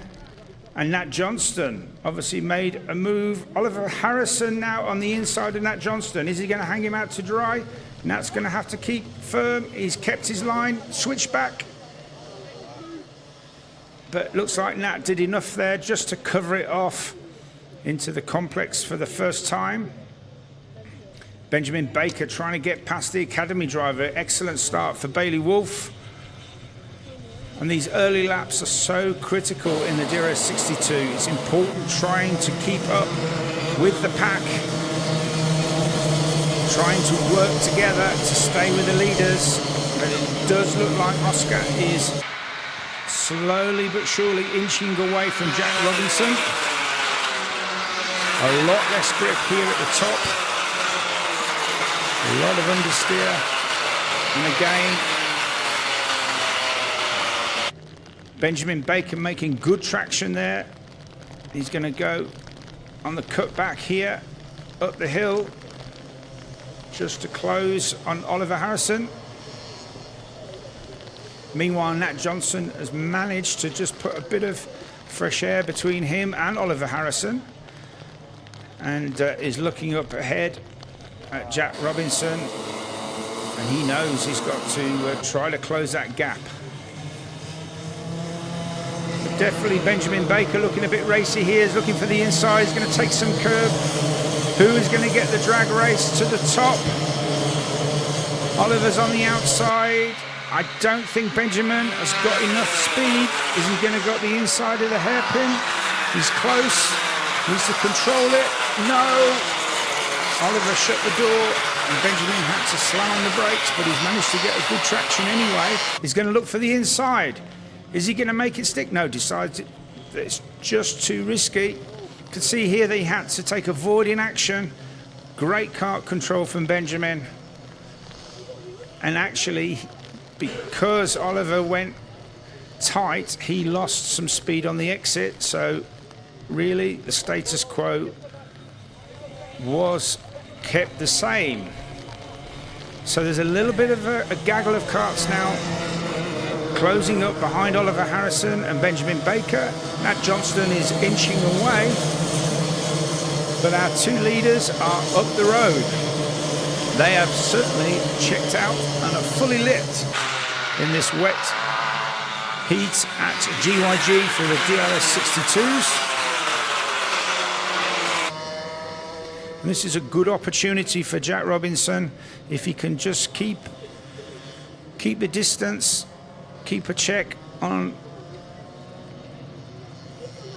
Oscar, study his lines, see where he's going, seeing where he's getting the grip.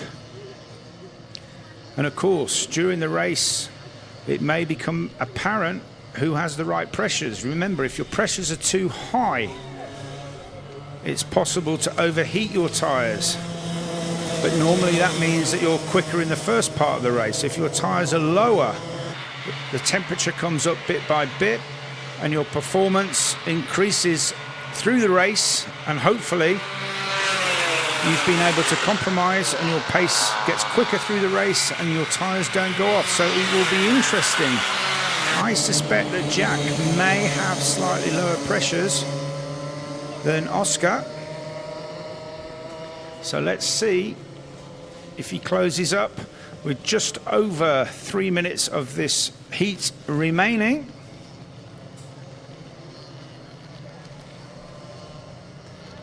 So critical to be so smooth on the steering and on the gas and on the braking.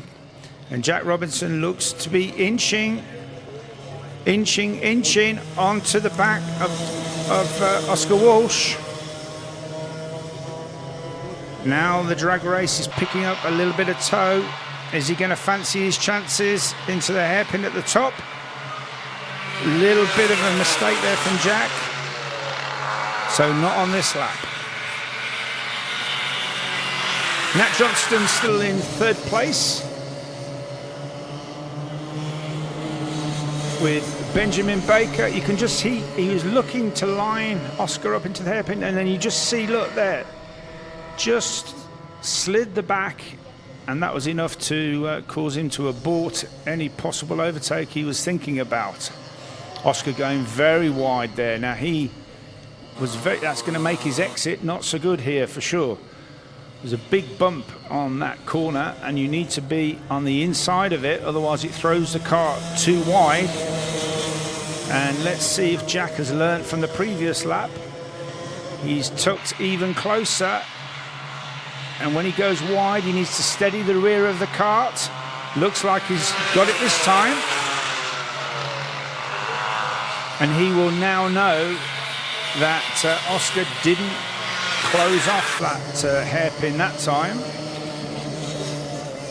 So with just 1 minute 50 left of this heat, whoa, a little bit of a delicate spin, and I think that is our new driver Ava Reynolds, but still doing really well in her first ever DRS 62 meeting. Now Jack Robinson might have made a mistake there, because suddenly Oscar has managed to put a bit of fresh air between himself and Jack.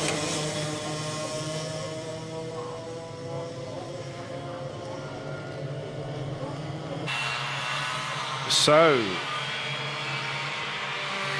look at the rain continues to to come down.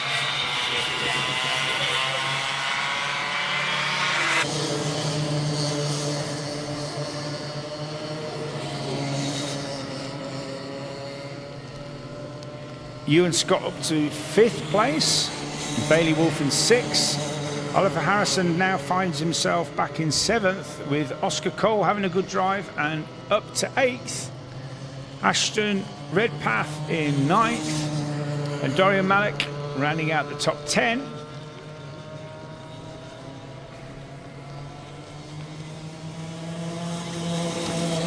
So, was it the other way round? Did Oscar have the slightly lower pressure because he managed to get a gap? Are Jack's tyres slightly going off, or has he just made a mistake and having to concentrate and reclose that gap? I think the next time round we will be on the last lap. So if he's going to do anything, he needs to do it now.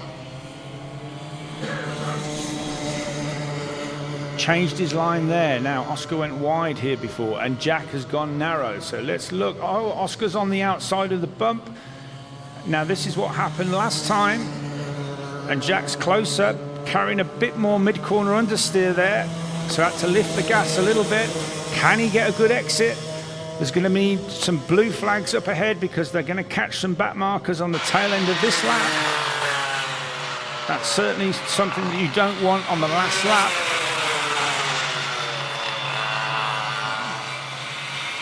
He's very cool, Oscar. He's smooth, and they're calling for the blue flags.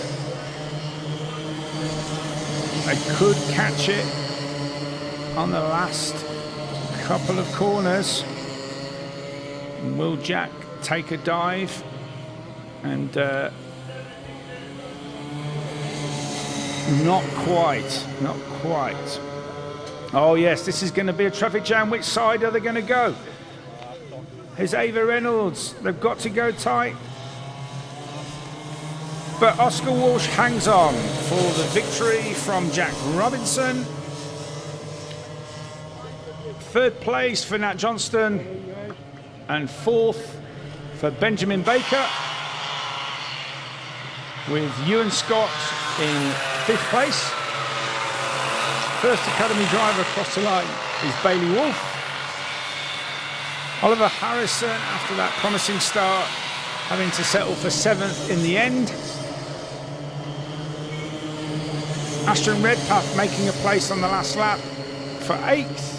2nd Academy driver, Oscar Cole in 9th, and rounding off the top 10 was Dorian Malik, number 124 in the DRS 62 Academy.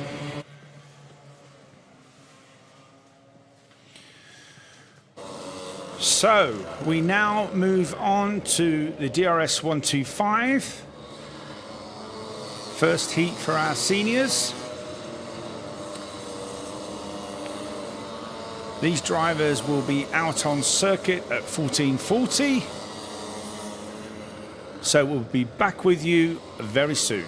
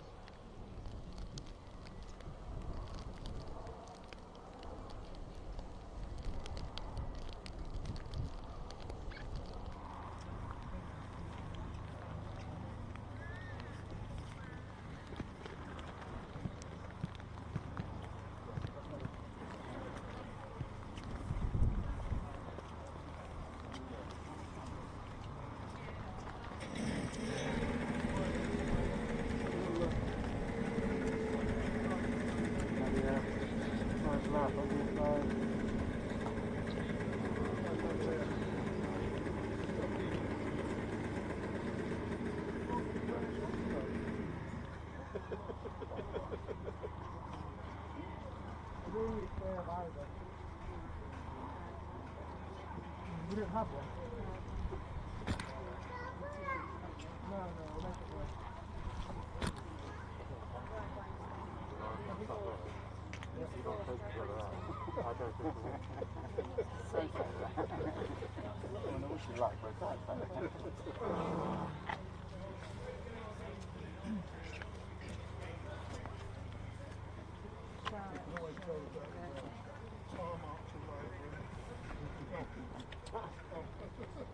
I've got some great critics from Wilton where I was limited at the start and then got knocked off. Right? That'd be quite amazing. Yeah. I'm a bad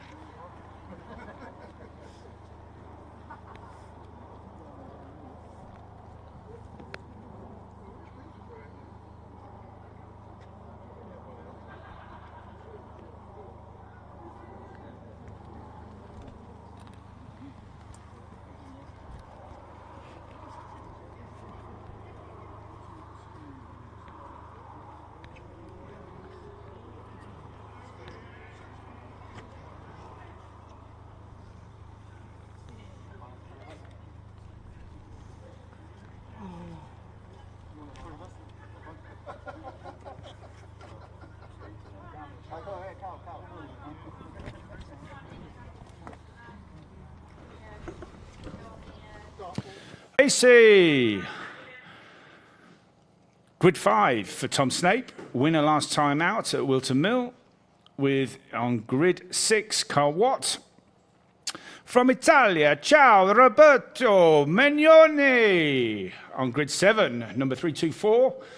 And Oliver Owen on P8. He'll be disappointed with that as he was rapid at Clay Pigeon in round 1 in the rain. So let's see what he can do in this heat.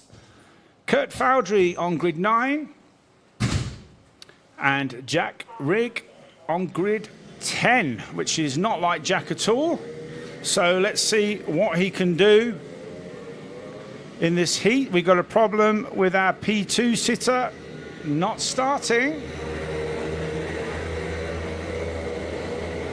Not sure why Mark is not getting away.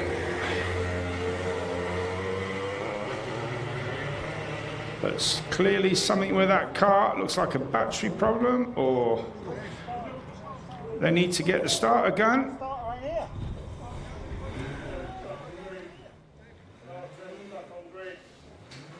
And what a shame. What has happened here? Obviously got no power. One of the guys will be coming.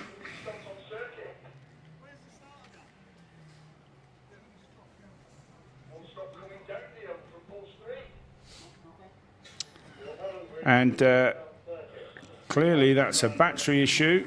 Somebody needs to get another battery.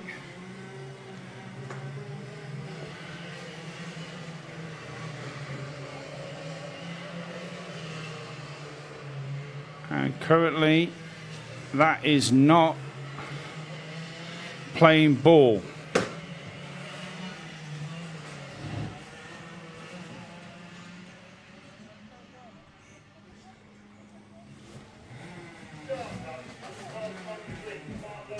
So Mark Lawrence stranded at the moment. And what are they going to do?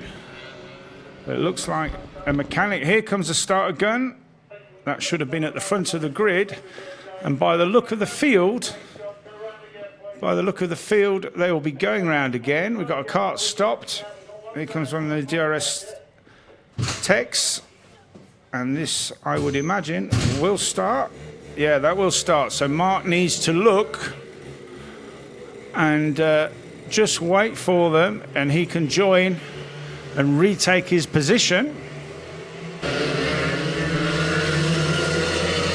So we've got a kart off in the middle of the circuit. I'm not sure if we can pan on that and see which kart it is that has broken down. So Mark has the possibility to retake his position. So hopefully no harm done. He's coming up behind Jack Rigg. Jack waves him through. And we have that stranded kart in the middle there. Out of harm's way.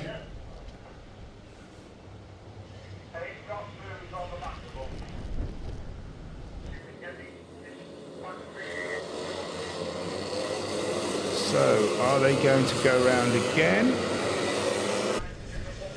I think they're going to give them one more lap, full start.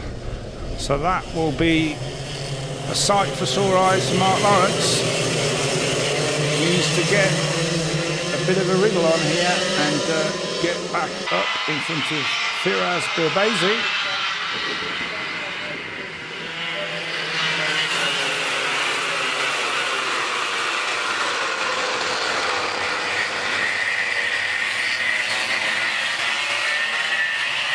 Not like Jack Rigg to be at the back. So it'll be interesting to see what progress he can make in this heat. Mark Lawrence has made it back to the front, so I think we'll be looking good for a race start this time.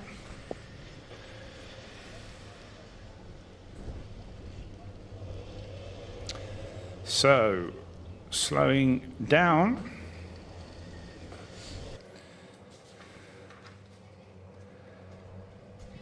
And we obviously have lost Ben Gartside, which will be the car in the middle of the circuit. And it's a start. JJ McGing takes the lead. Tom Snape managing to slip past Mark Lawrence. And now Firas Bilbasi's trying to get up the inside. Can he make it stick? He's going to understeer. Mark's going to keep his foot in. He's kept it. He's kept it. But who's in the lead? Tom Snape taking some curb there. Firas Bilbasi losing 2 or 3 positions. So Tom Snape leads on this first lap from JJ McGing, from Mark Lawrence, and Firas Bilbasi manages to sort himself out and consolidate that P4. But Oliver Owen, who we know is fast normally in these wet conditions, is right on his bumper already. But whatever Tom Snape has done, his kart now seems to be gripping. Maybe he's got new wet. And Mark Lawrence on the inside there of JJ McGing, who ran out of road. Took to the grass, but he's managed to hold it and just needs now to calm himself. Just reassess, get the grip, and continue his race, still in 3rd place, which is an excellent performance for him.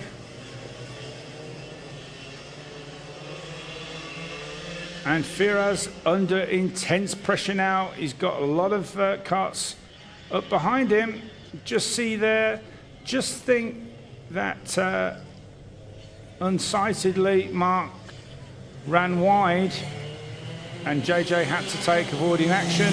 No malice there, I don't think, just a racing incident. But here comes Jack Rigg. I said that it's not like Jack to be at the rear of the grid, so perhaps they've made some changes, and he's looking at Ollie Owen. This is the thing, when you're stuck behind a driver, as in this case Ollie Owen, you've got to have eyes in the back of your head as well, because if you become a bit too fixated with the car in front, you forget about the car behind. And that's exactly what's happened here to Ollie Owen, and he's going to make a mistake. And if Jack just has a bit more patience, I think Jack Rigg will be past Oliver Owen very soon. In fact, he's going to try to go around the outside. Ollie could run wide. Now he needs to get the switch pack, or is he going to go the long way around? He got the run, he got the traction, and he's even now got the run on Firaz. So can he get past Bilbasi into turn 3 up the inside? No, Firaz covers it off. Very experienced driver, Firaz, been racing different classes of karting for many years, but he now has a train of karts behind him.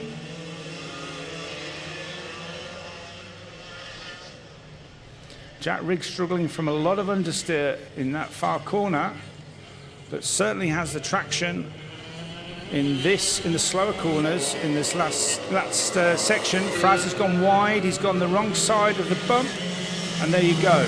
Jack Rigg is through. That last section is so important. If you don't hit the inside of that bump, as I said before, it costs you half a second, and in this case cost Firaz track position. So Jack wastes no time at all, and he's on his way. Meanwhile, up at the front, it's still Tom Snape having a much better heat, with Mark Lawrence looking like he's coming under pressure now from JJ McGing. Excellent drive from Jack Rigg, as we just saw, up to 4th. But there's still just over 3 minutes of this race to run.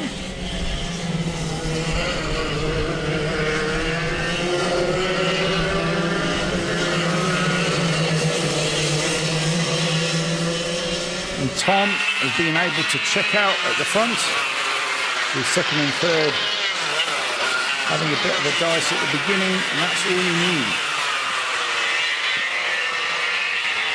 Track position is everything. And Oliver Owen really struggling. He was so, contact on as they try to exit the corner.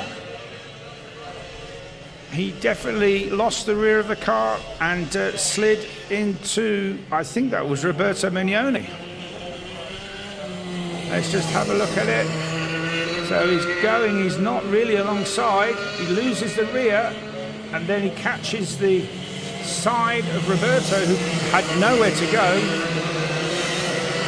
and I think Oliver might find himself with a penalty there. Luckily they managed to keep going. So let's see if the officials put that under investigation. Meanwhile, with just 2 minutes to go, looks like everything has settled down now. That's Scott Foudry in 7th place. Kurt Foudry, my apologies.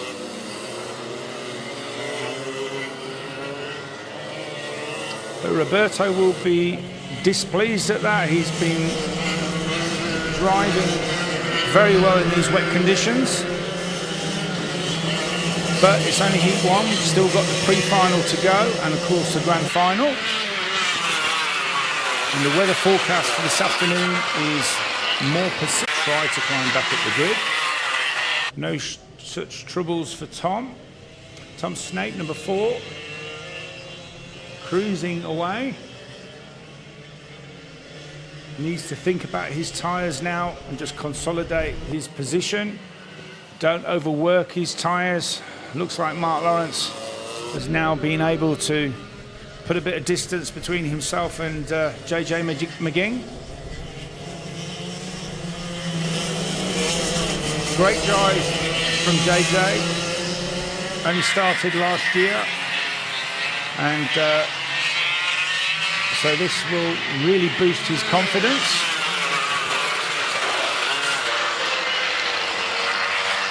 And again, following Mark Lawrence will help him. Mark, very experienced. So I'm sure JJ's having a look at the lines. Mark is renowned for when it's wet for having a good turn of speed. We all just think it's because it rains in Scotland a lot and he's just used to it. But nevertheless, it's looking like a second place for Mark as they start their last lap.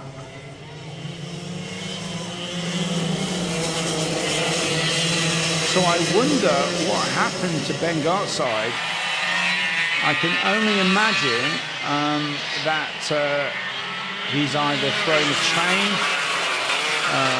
or maybe broken the throttle cable, or being on pole position, I very much doubt that he's flooded the engine. But hang on, here comes Jack Rigg. What a drive. Clearly got his pressures right, and as everybody has sort of stagnated, Jack's performance of his kart has got better and better. Very confident into their look. He's got lots of grip. Easily made it stick. And he's even going to put Mark under pressure on this last lap. And Mark, all of a sudden, could have his second place in danger. And again, he's looked behind. If you're watching this, do not look behind. As soon as you look behind, the driver behind knows that you're in trouble. So Mark's had to go defensive there. Jack's got a lot of traction. Maybe you put new tyres on for this heat. And Mark, I'm afraid, is toast here. I think he will struggle with traction out of this left-hander. And sure enough, Jack has the grip. What a drive from the back of the grid. Look at him here, Jack. He just knows his kart's going to turn. Full confidence. Full marks for Mark, just trying to keep his position. Very fair driver. And here comes Tom Snape. Haven't seen much of him.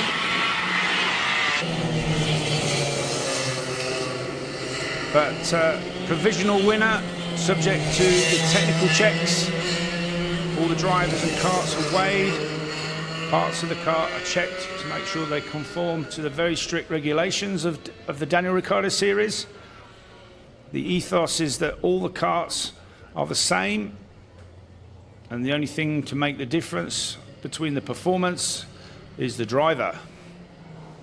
So well done to Tom Snape. An excellent second place for Jack Rigg. Mark Lawrence in third. JJ McGing in fourth. And now we look forward to the next race, which will be at 3 o'clock for the DRS 100, the pre-final for the 8. And that will be followed at 3:20 for the pre-final B for the DRS 100. So join us in a few minutes' time when we see the grid for the pre-final for the DRS 100 Group A.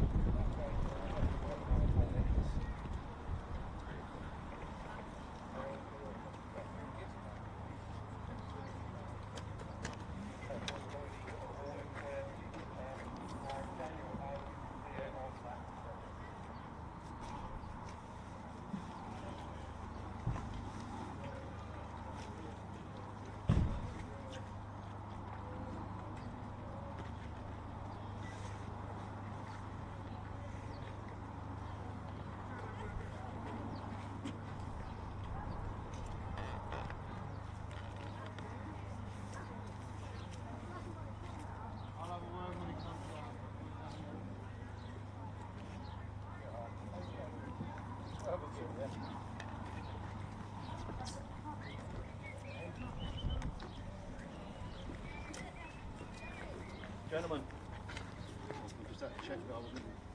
Said gentlemen, there's a girl sat there. That would leave me pushing it. Right, nice and steady start, yes? So when we come round on the second lap, just keep it nice and steady.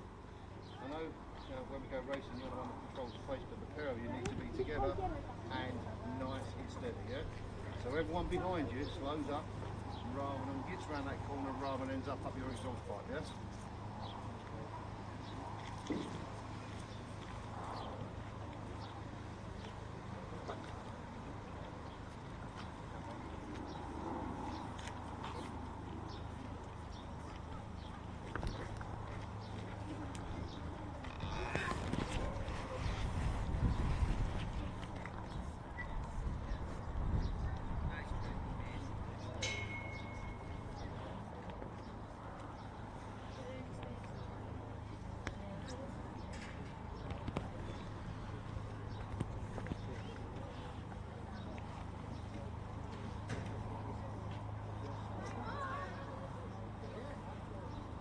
Okay, so here we go with the pre-final for the DRS 100, Group A.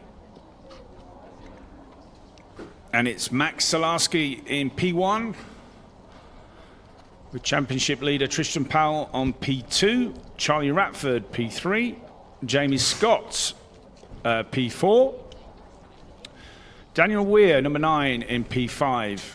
An excellent P6 for Isaac Kite, as 2 for Joe Jennings in P7.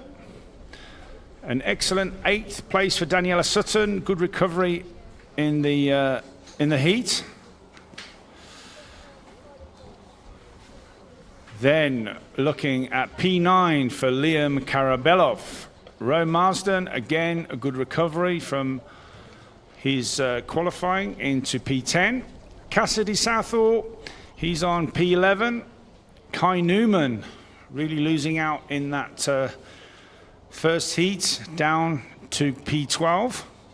Ethan Critchley in P13 with a retirement in the last race. Jake Woodrow in P14. And Tuscany Groves, number 148, in 15th. Conditions still wet. And as I can see, lots of dads looking in the sky, trying to work out if there is more rain on the way. A couple of drivers there look like they've got new tyres. A little bit of a problem there for Cassidy Southall getting off the grid. And out onto the track for these first 2 installation laps. This race will be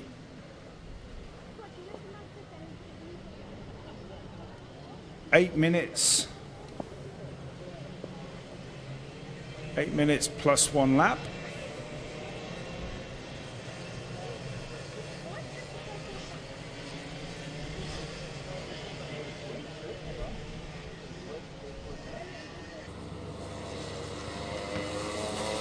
So the field just making their way round.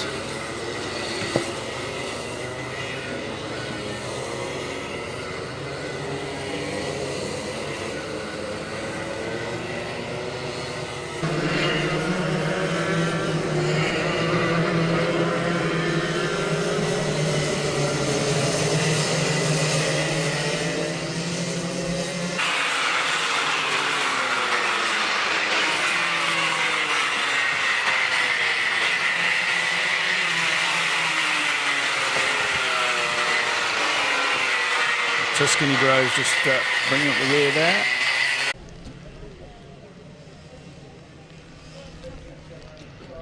Max Salarski just bringing, now trying to back them up. He's not going to be able to back them up quick enough, I don't think, to get a start this time. The tail end of the field isn't quite, well, it might do. So actually, Max has done a great job there. Looks like the field's together. He obviously wants to get on with this. So as they approach the start, here we go.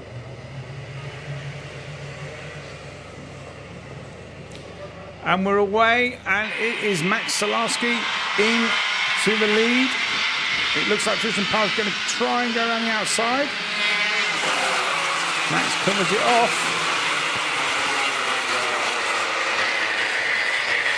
Coming out of the top for the first time.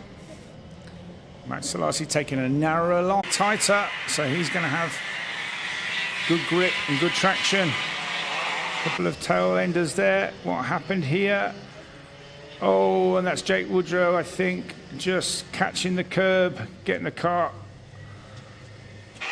either side of the curb and spinning himself round. Salarski managing to put some air between himself and Tristan Powell.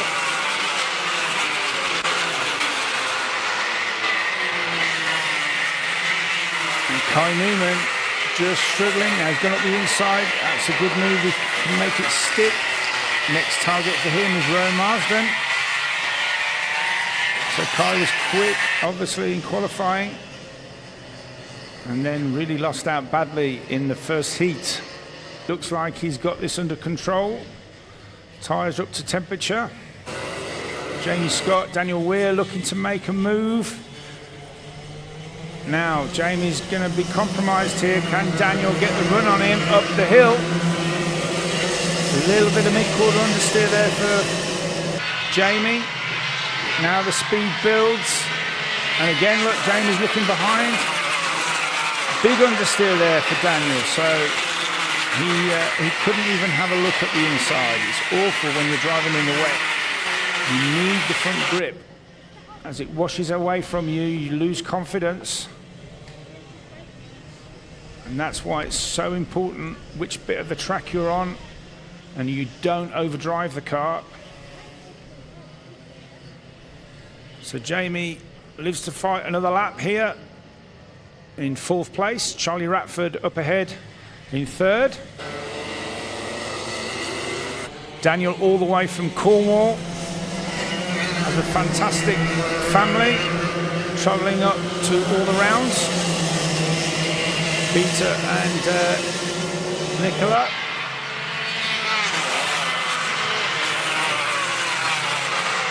Kai Newman just spotting he's into 10th. And our 2 rookie drivers, Isaac Kite and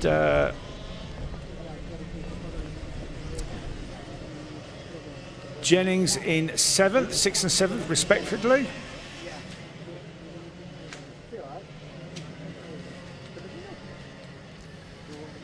So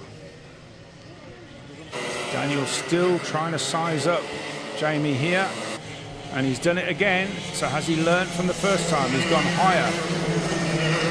Again, a little bit mid-corner understeer.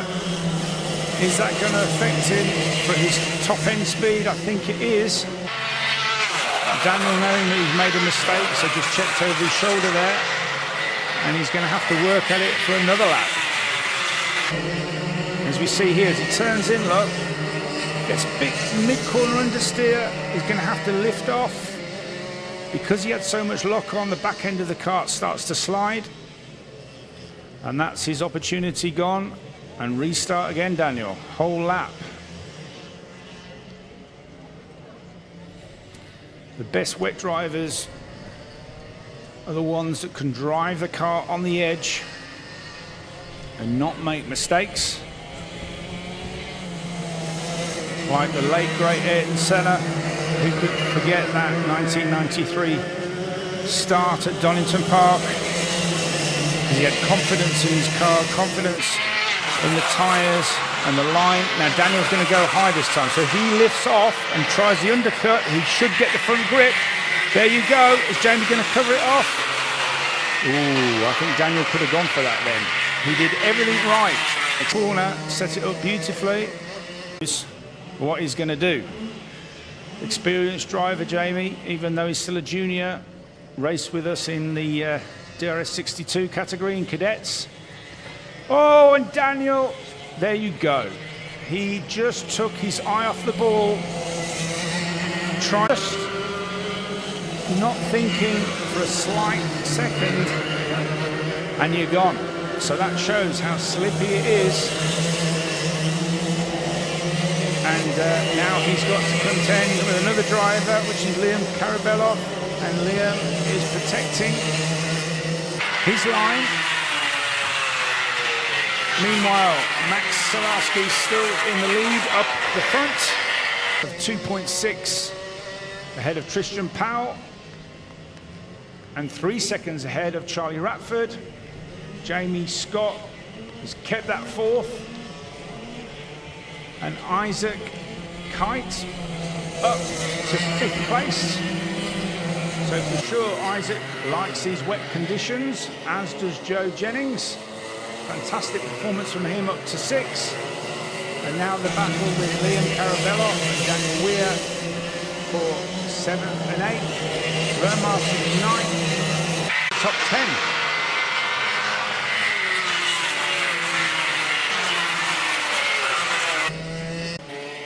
With just under a minute of this race to go before the last lap is shown. Now here's Ratford. Now he's caught now Tristan Powell, and this will be interesting. Tristan's going defensive. Charlie, not fantastic traction out there, just takes a bit of curve. Let's have a look here. So for sure, when you come down that hill, when you come in the middle of the track, there's more grip. Take the tighter line. But for me, this is the most important section. You need to be inch perfect. Not slide the car, and for sure, get it tight there. And you can see that Charlie didn't get that right, and immediately he loses 3 lengths. So the next time round, I think, will be the last lap. Looks like Tristan has managed to put a bit of air between himself and Charlie. Charlie, British indoor champion, and has made the progression to the Daniel Ricciardo series. So if you've been doing indoor karting,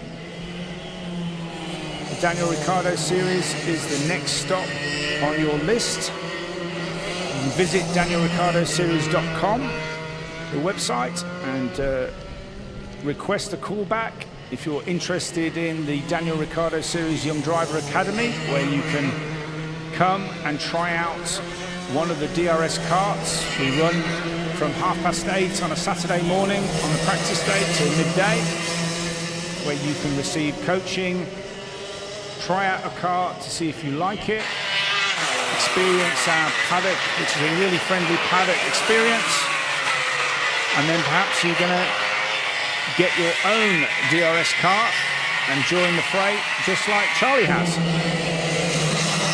But there goes Max on his last lap. Drove a perfect race, withstood the pressure on the first lap from Tristan Powell, and then has just worked away, keeping it nice and tidy. And here he comes to take the win at maximum points. So Max Salarski takes the win from Tristan Powell. Third position, Charlie Ratford. And obviously, provisional winner, subject to scrutineering and technical checks. Jamie Scott managing to hold on to 4th position. And then a superb 5th for Isaac Kite and Joe Jennings in 6th, our rookie drivers. 7th position for Daniel Weir after that spin. Managed to get the better of Liam Karabelov in 8th position. Roe Marsden in 9th. And a recovering Ethan Critchley in 10th position. So next up we have the pre-final for the Group B. And those drivers will be entering the track in about 7 minutes time at 3:20. I can see from my position there are a few drivers that have gone for new rain tyres. So they've obviously consumed or feel that they've taken too much life out of their previous set. All the drivers are restricted to one set of slicks, which some of them used in qualifying, but wet tyres because they consume, and obviously on the grounds of safety, if the tread gets too low, you're able to use another set of wets. So most drivers normally have two sets of wets. They normally have a set that obviously were new and they've consumed a little bit, maybe 50% of the tread, and we call those intermediates, which you use when the track isn't quite as wet. And then all the drivers have either a new set or a really good set of wets with deep tread on them, which they use when the track is wetter, because you need better tyres to get rid of the spray from the track and give yourself grip.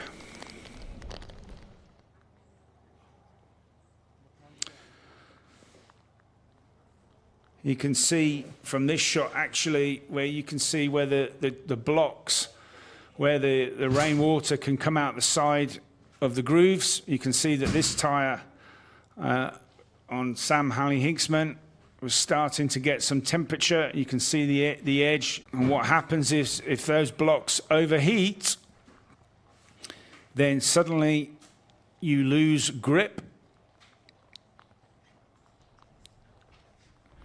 and obviously you lose traction. Oscar Walmsley-Jones here. Let's have a look what he's got. I think he's got new tyres. Yes, he has. You can see they've come out of the wrapper, still got the Italy. Near Serrano in North Italy. So it'd be interesting to see Oscar's performance. Might take a couple of laps to scrub his tyres in.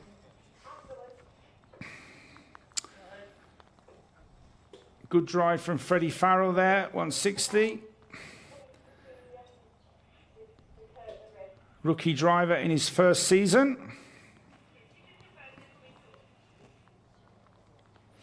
James Kochlik alongside him, and I think he had new tyres in the last heat. So this will be interesting. You can see the rain's falling, and the dice is going to be thrown again. Henry Foote finds himself a bit further down the grid after the first heat. What will he do? Well, Freddie Cox, who looks to have new tyres, from what I can see from here.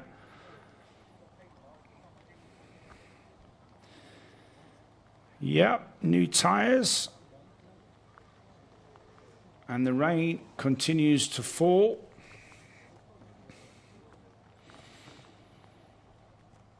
Then, here we go. We have Ruby Smith. 151. Good performance from her.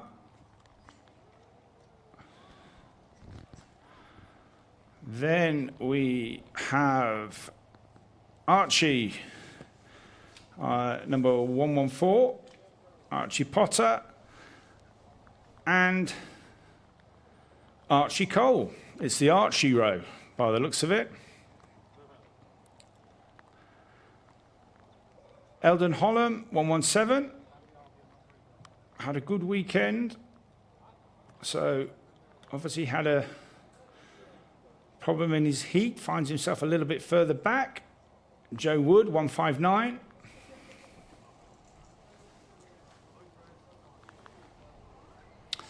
Sherry Ann Powell finds herself further back than we're used to seeing Sherry.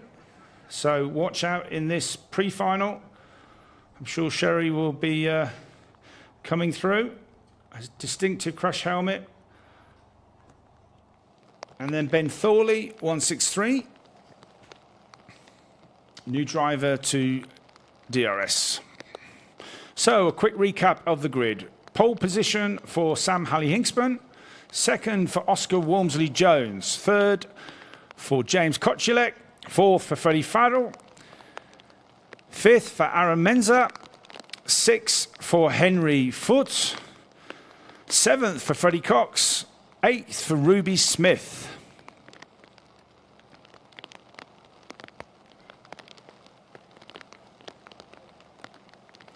And now the rain really comes down. Ninth for Archie Potter, Club Archie. P10 for the other Archie Cole. P11 for Eldon Holland.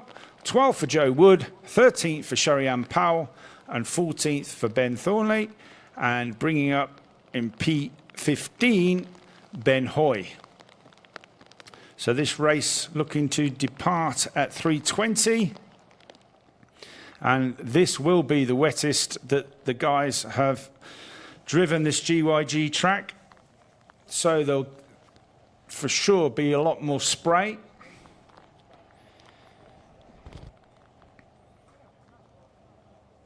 More difficult to follow. And even more difficult to pass.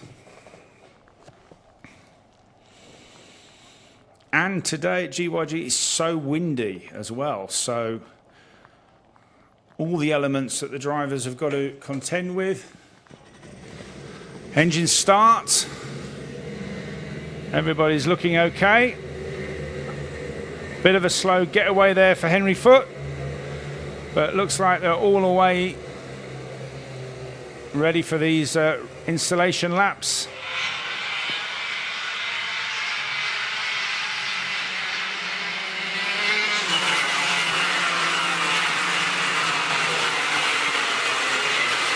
You can see how windy it is with the trees in the background there.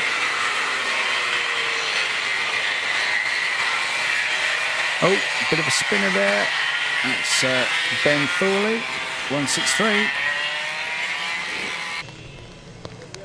Just went in there too fast, too much steering lock, brought the rear round. And now he's put himself under pressure because he's going to be panicking about getting onto the back of the grid. Shouldn't be a problem because they won't be going this lap. Sam Halley-Hinksman will start to back up the field further in the lap.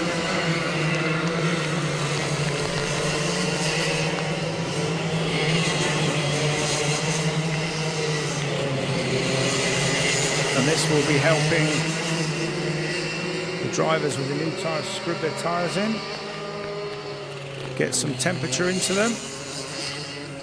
Sam doing a good job there now, starting to back the field up. Probably not going to get everybody together for a start at this lap because Ben Thornley is quite a way off the back. So I would think we're going to see another rolling lap from the DRS 100 Group B. So what will happen after this is the top 12 point scorers from the DRS 100 Group A will go through to the right side, pole side of the grand final, and the top 12 point scorers from this pre-final B will go through to the grand final, with the remaining drivers going into the B final,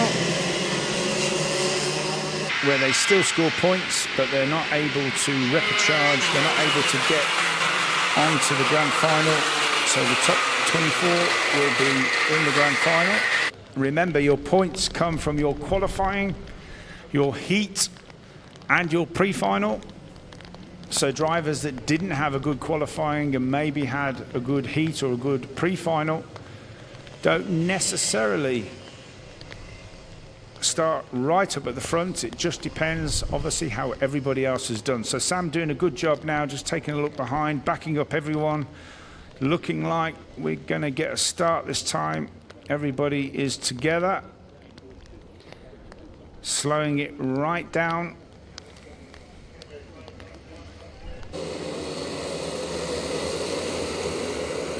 So here they come. Remember, they can't break formation. Needs until the lights go out. Lights go out. Sam Hinksman makes a good start. Now the long drag up to the top. Oscar Walmsley-Jones just sliding a bit. Looks like he's going to consolidate his lead on this first lap. Henry Foote sliding wide there. Freddie Cox right behind Henry Foote as they go up. Reeby Smith behind.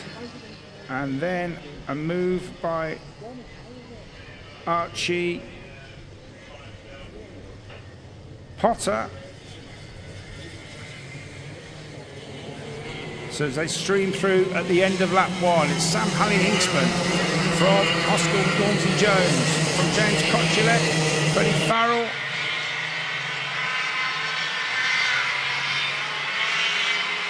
Really wet conditions now.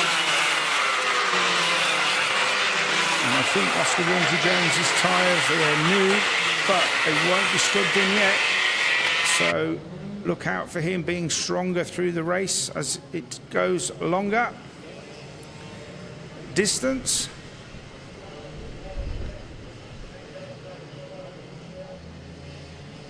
And it looks like Freddie Cox has managed to get past Henry Foote.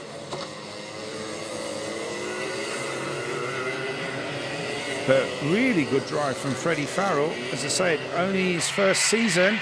And we've got a driver off there. That is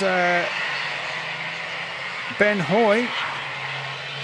Now, do we need a safety Battenberg flag? Because that cart's in a dangerous position. Cart in a dangerous position. Whether Matt Daniels is aware.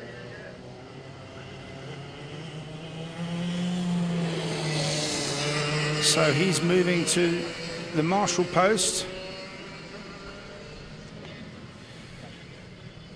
Meanwhile, Sam Hinksman is starting to inch away from Oscar Walmsley-Jones. Paul Ben Hoy obviously went a bit wide. He's in a safe position there now. And Sam Hinksman just opening up a little bit of a gap from Oscar, from James, and from Freddie. And Aaron Menza up into P5. Freddie Cox in P6. Henry Foote in P7. Archie Potter in P8.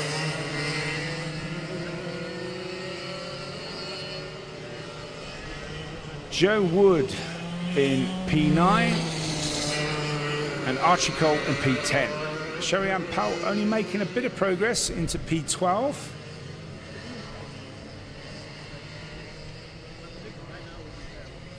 And the top three looking pretty even now. They've dropped Freddie Farrell.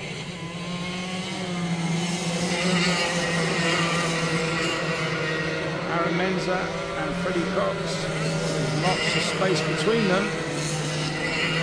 Really, it looks like, a bit of a contact there from Archie. Archie Cole. Let's see.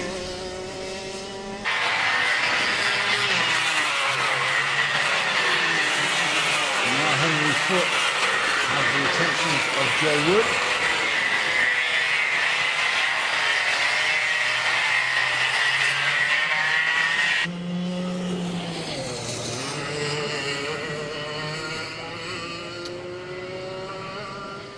So some drivers now struggling with their wet tyres. Maybe they've gone too high under pressure.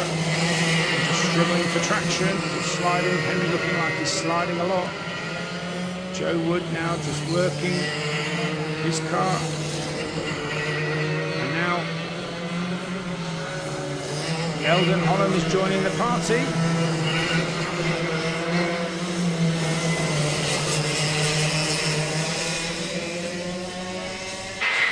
Lots of spray at the back straight.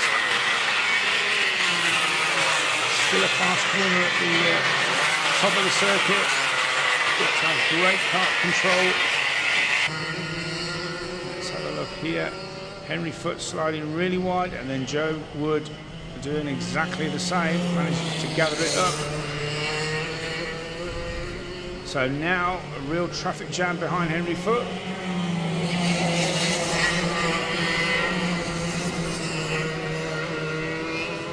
And very soon, I think we're going to be looking at some blue flags. More traffic for the leaders. Will that change anything?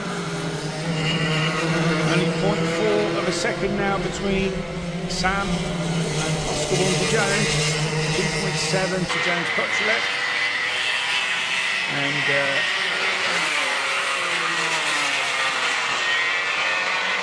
looks like Archie Cole is flying because he's caught up Freddie Cox.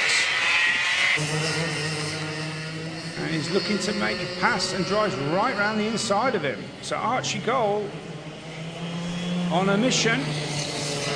Clearly got good grip. And moves himself up into P6. Archie Potter as well. Now catching up Freddie Cox.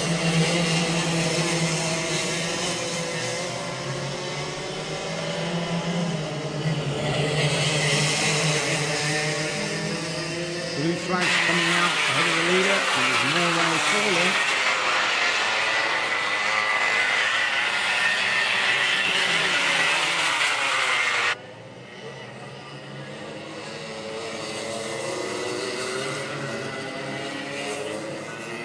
We're just over a minute of the allotted time before the last lap is left, and Oscar Walmsley-Jones, it looks like his tyres have lit up.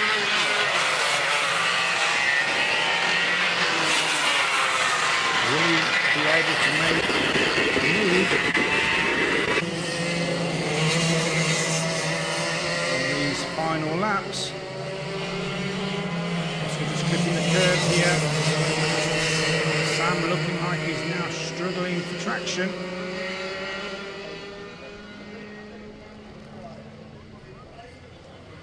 Last lap for Sam was a 54.080 and a 53.9 for Oscar.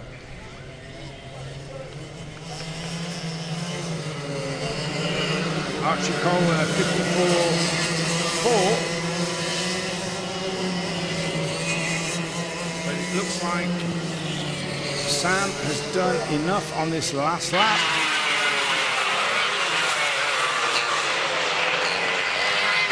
Bit of traffic, bit of blue flags, but it's fallen well for Sam Hinksman.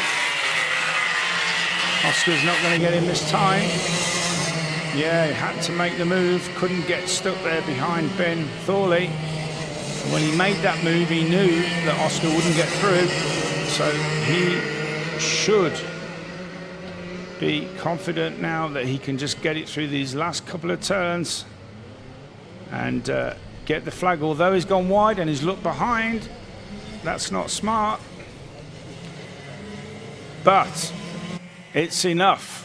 Sam Hinksman taking P1 from Oscar Walmsley-Jones, James Kotchelek in third, Freddie Farrell in fourth, Aaron Menzer in fifth, Archie Cole in sixth, Freddie Cox in seventh, Archie Potter in eighth, Eldon Holland in ninth, and Joe Wood rounding out the top 10.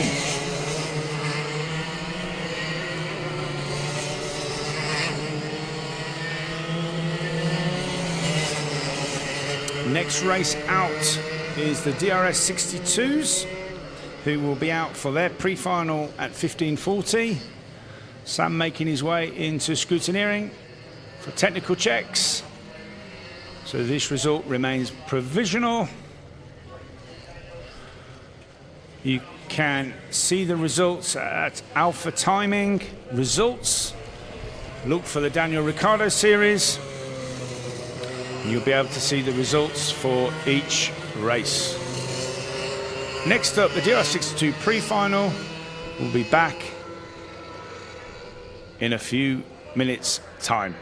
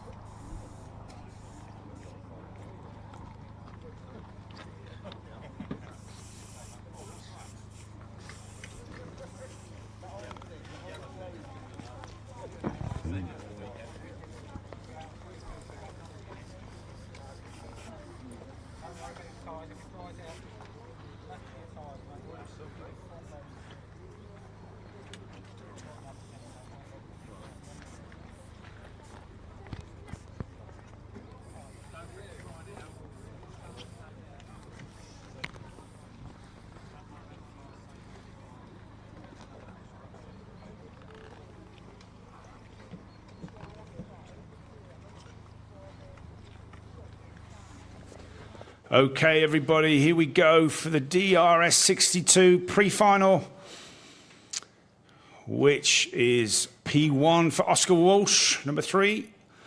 Jack Robinson on P2. Close race in the heat before. Nat Johnston in P3. Benjamin Baker in P4. Ewan Scott, P5. Bailey Wolf, first of the DRS 62 Academies, in P6. Oliver Harrison in 7. Ashton Redpath in the DRS Academy in P8. Starting their engines out on their formation lap. P9 for Oscar Cole. P10 for Dorian Malik. P11 for Lucas Esser. P12 for Daxton Groves. He should be on a yellow plate. He's number 9. Aaron Hayward, P13. Ethan Whitlam, P14. Oscar Roach, P15. And P16 for Cruz Dalton. So, 17th for Indigo Pickering, Lewin Adey, P18, Ava Reynolds, P19, and Jensen Woodhouse, number 127 on P20. So this race scheduled for 8 minutes duration plus 1 lap. And once again, conditions have changed.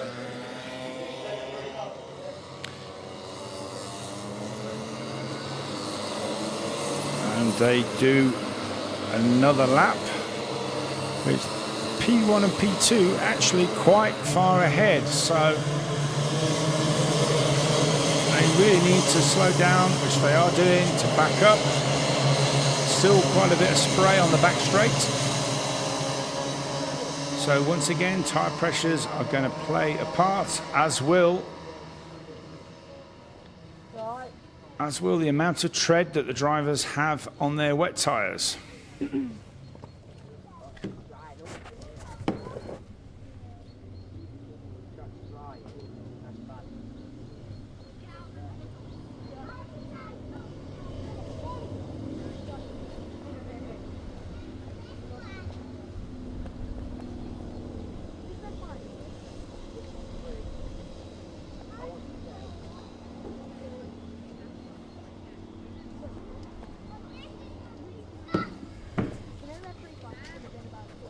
So here they come, looking like we've got the field together. Need to slow it up a little bit. Remember, they have to stay in line. Oscar Walsh, yes, definitely saying to Jack Robinson, slow it up. They need to approach the line in their own lane. They can only break formation when the lights go out. This is a little bit quick, but we have a start. And Oscar Walsh, and a bit of contact there. Looked like one of the carts went wide and slewed across the track back into the oncoming traffic. Meanwhile, Jack Robinson is desperately trying to get up the inside. Has he made it? Oscar Walsh is trying to keep his foot in. But Jack's going to have the run down to the middle corner. Is he going to go narrow? No, he's not. And it looks like Benjamin Baker has made an excellent start, as has, is that Oscar Cole, also made an excellent, brilliant start. And the person having a nightmare is Nat Johnston, because he has slipped down the order from P3 and now finds himself in 1, 2, 3, 4, P5. So he has got to get it together on this lap. But without doubt, Oscar Cole and Benjamin Baker look like they are a lot racier compared to the previous heat. Now that looks like Ashton Redpath just being, who was that trying to overtake on the inside? It hasn't made it. He's managed to keep his position. But Jack Robinson is a lot closer this time.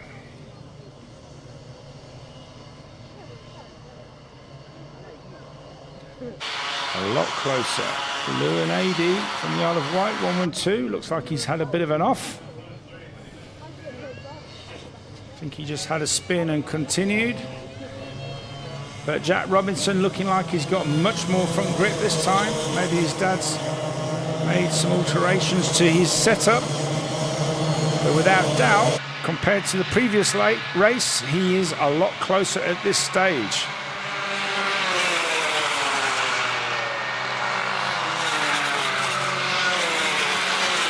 Oscar, though, is a cool customer. He just soaks up the pressure. And it's very rare that he makes a mistake. So I would think that this is going to be, yeah, that was Luinadi's little spin there. Managed to restart and get going. I think we're going to see a game of chess here at the front. And it's all going to be down to strategy. If Jack Robinson is going to make the move, or is he just happy to sit there on his bumper? And they're making good progress away from Benjamin Baker. They've dropped into 2.974 gap. Fourth place, Oscar Cole, 5.2. And Nat Johnston back in fifth now, 6 seconds adrift.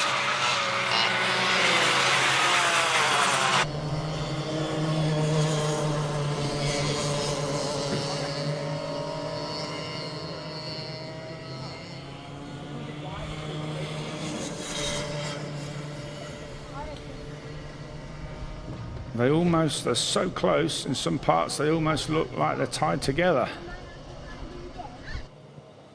Now if I was Jack, every time they come into this complex, Oscar does go wide, so he needs to be looking for positions where Oscar's going wide, where he could maybe have a go at the inside. He's better onto the straight this time, and he's decided he's not prepared to wait. And this time he's fully alongside. He's going to keep his foot in. Oscar would be well to give the corner and get back on him. And whoa, Jack just ran wide. He is furious with himself. He just ran wide, put a wheel onto the glass.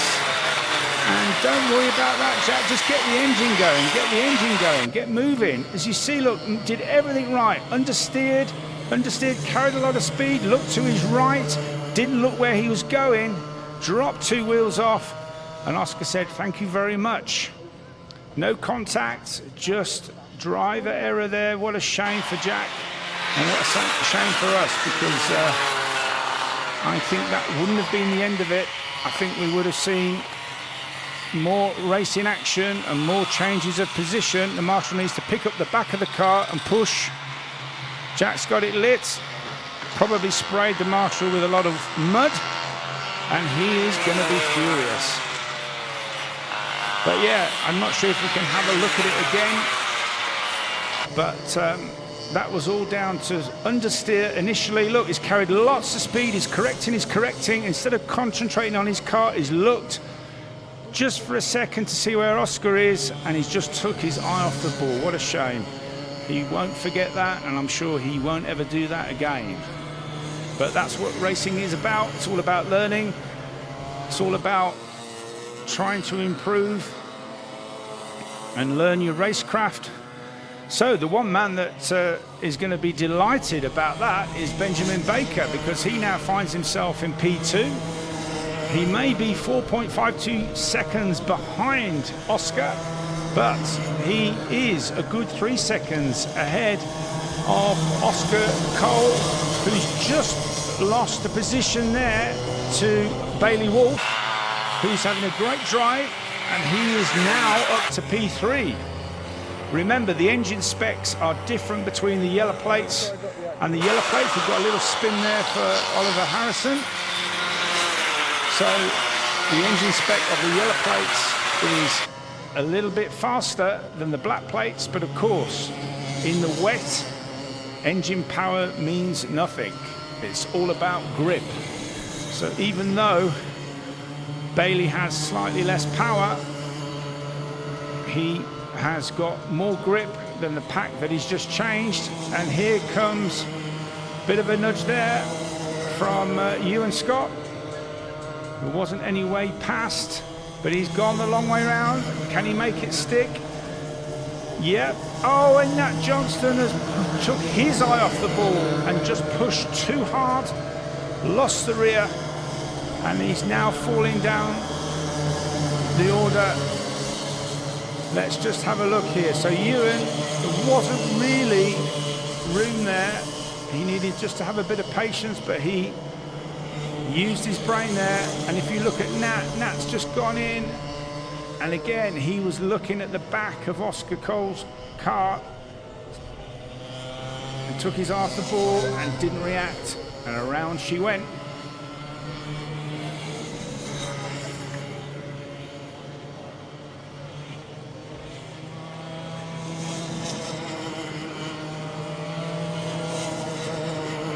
And here goes Ewan up the inside. Oh, Oscar. Great kart control. And did he go up the inside? He did. And there's contact there with Ewan. But Ewan's kept the position.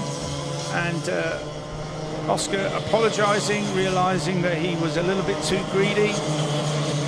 That's what I love about our DRS 62 drivers. Well, all of our drivers. You know, there's never any malice in any of the moves. They're so competitive, but off the track they're all friends. They all get on. And if we have an incident, it's just usually that someone was just trying too hard or a bit eager.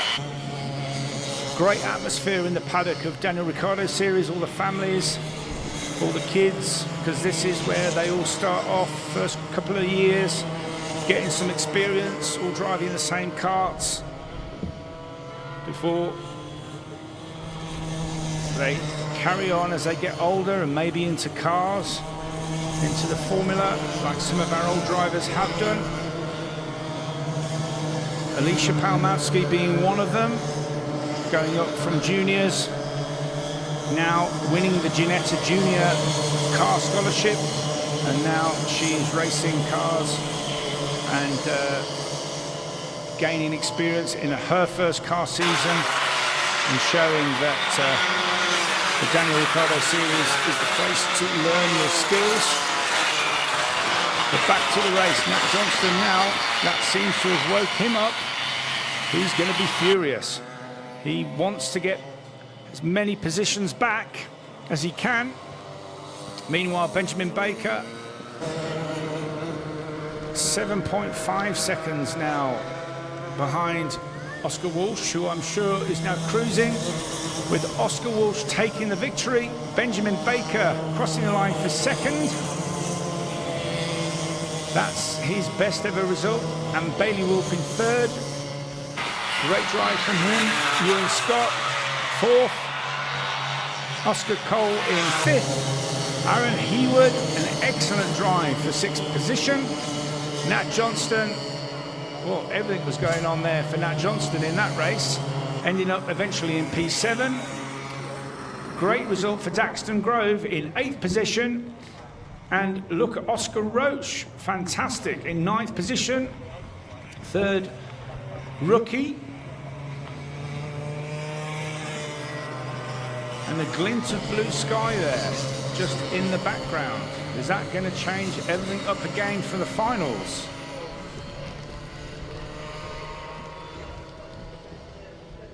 It has been an ever-changing picture here at GYG on the weather, and it's showing that as we near 4 or 5 o'clock, that the percentage chance of rain is falling. 4 o'clock is 57%, going towards 5 o'clock 42%, and then it suddenly drops between 5 and 6 to 28%. So we could see, again, very different conditions as we approach the grand finals. Remember, if we don't have any rain and more karts are going round, the dry line will start to appear. And it's not inconceivable that we might see some guys gambling, maybe in the grand final, as it's still open on the tyres, gambling for slicks. So even if you're not having a great day at the moment, guys, your luck may change. We've seen lots of drivers who had an absolute mare in qualifying or the first heat, and suddenly in the pre-final they've rocketed right up to the front and are back in the mix. So we're just looking now at the DRS 125s, who will be doing their pre-final with the drivers out on track in 6 minutes' time. See what I mean? All our drivers are chatting, all good mates, but believe you me, when they get onto the track, it's every man or young lady for themselves.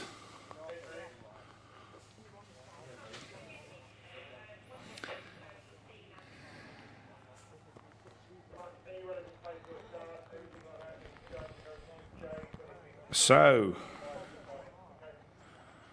looking at the DRS 125cc engine, chassis is the same as we use for Junior with a 40mm axle.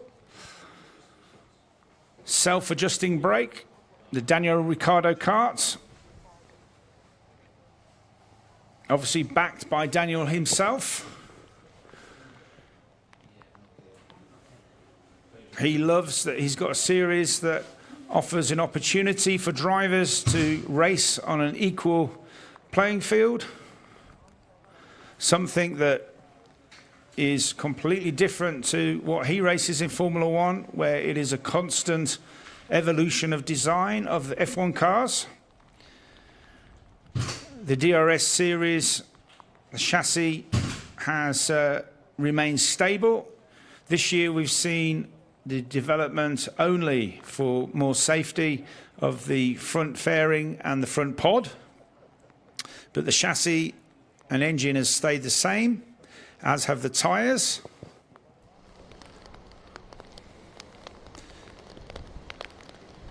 Chassis last easily for 2 seasons, and then it is possible, if you want to replace the rolling chassis.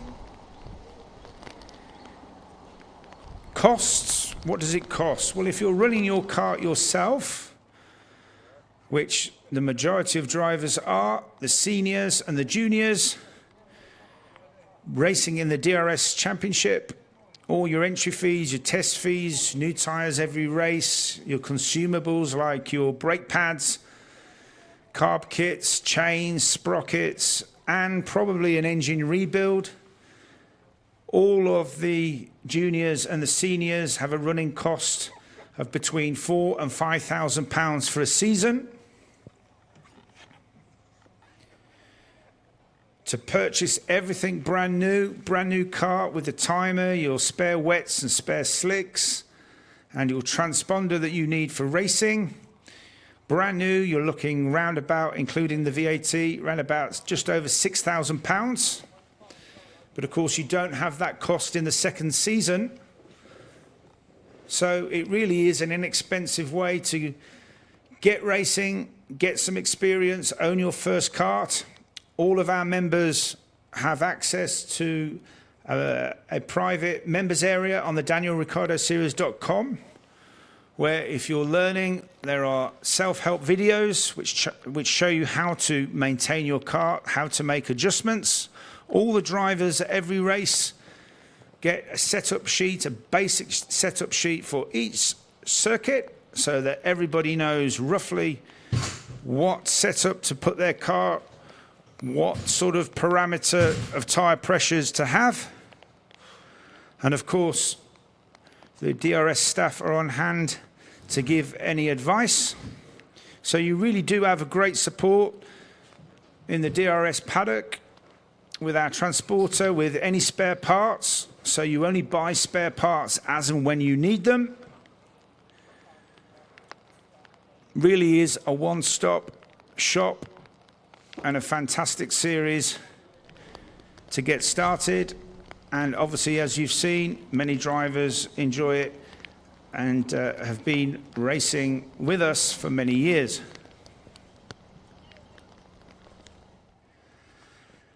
So we're just waiting for the clock to tick down just about a minute to go, and we'll be firing up. And as I say that, the wind increases again against the race control here.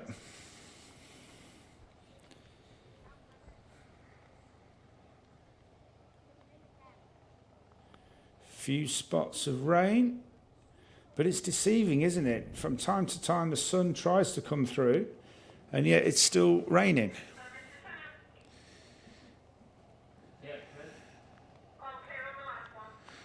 So, grid marshal is ready, and a problem again for Mark Lawrence. What has happened there?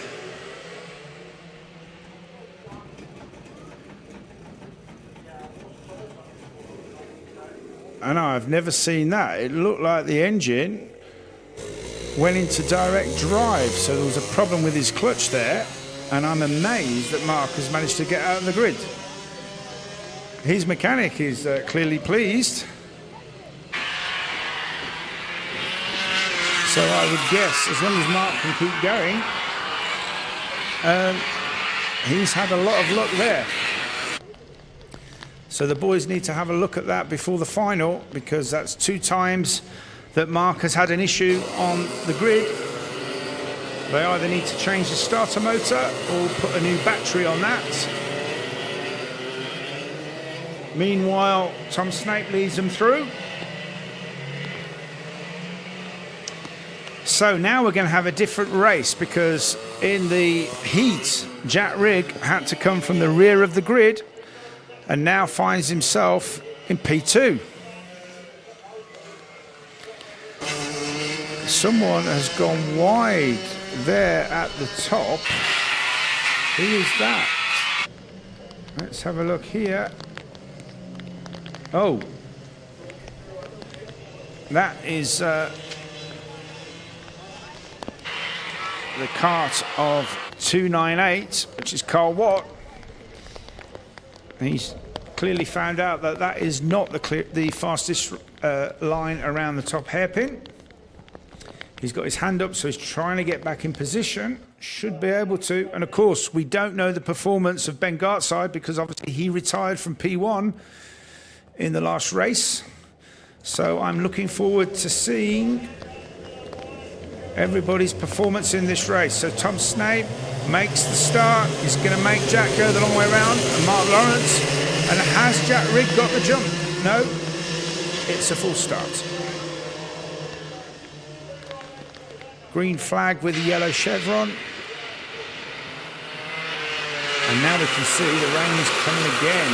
It's very difficult to see from race control here, but that camera angle at the top, you can really see if the rain's coming down.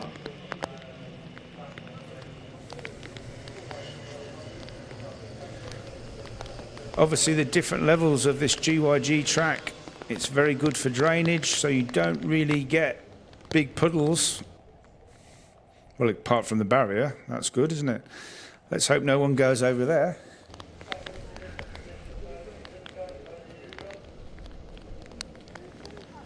So here they come. Jack Rigg might be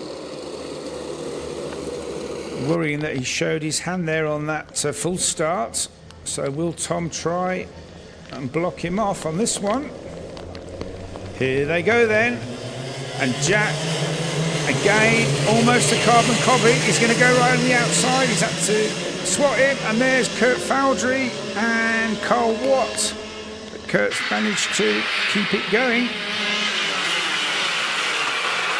2 parts down going to 1. And as they slip and slide through the top hairpin, where are they as they come down for us on the first lap? And it's Tom Snape, Jack Rigg in second, and Mark Lawrence in third. Firaz Bilbasi in fourth. Now these two have got to, let's just happen what happened. Yeah, so Kurt just lost it. And then, unfortunately, unsighted, as Ben Gartside took avoiding action, he just touched the wheel of Carl Watt. So that's unfortunate for Carl. But as I was saying, it's really important in these early laps that Jack Rigg and Mark Lawrence keep an honest gap to Tom Snape. Because if he gets away, it's game over. Now these three have broken away from Ben Gartside and JJ McGing. However, we have no idea of the pace of Ben Gartside because he retired on lap 1 of the, or lap 2 of the rolling lap last time out. So here they come, and Gartside has got, where's he gone? He's gone again. It's JJ McGing come through now. So what has happened to Ben Gartside? Maybe the technical problem that they have, they've not been able to resolve, or is it something intermittent? Meanwhile, Jack Rigg just keeping a close eye on Tom Snape. He really doesn't want the gap to go any bigger than that. And Mark Lawrence, the same. So, just 0.4 difference the last time around. JJ McGing just dropping back now by 3.9 last lap. But Gartside does seem to be going on around okay. Big improvement for Oliver Owen, up there now in 5th. But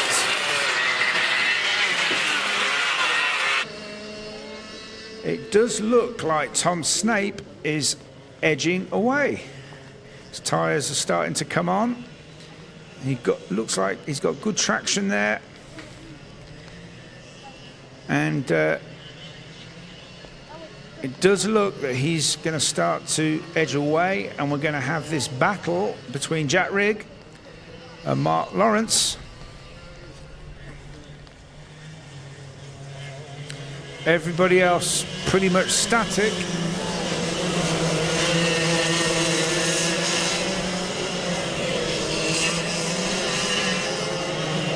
Firaz Bilbazi not making much impression on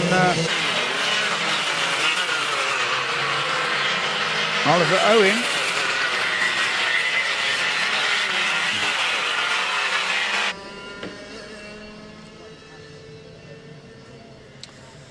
So we're just about half distance. Let's have a look at the times.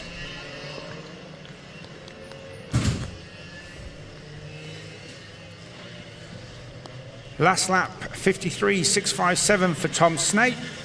Jack Rigg, 53.8. Mark Lawrence, 54. And now we're changed again. Is my screen updated? 53.481 for Tom Snape. Jack Rigg, 53.629. 53.780 for Mark Lawrence. JJ McGing, 53.7. Oliver Owen, 55.1.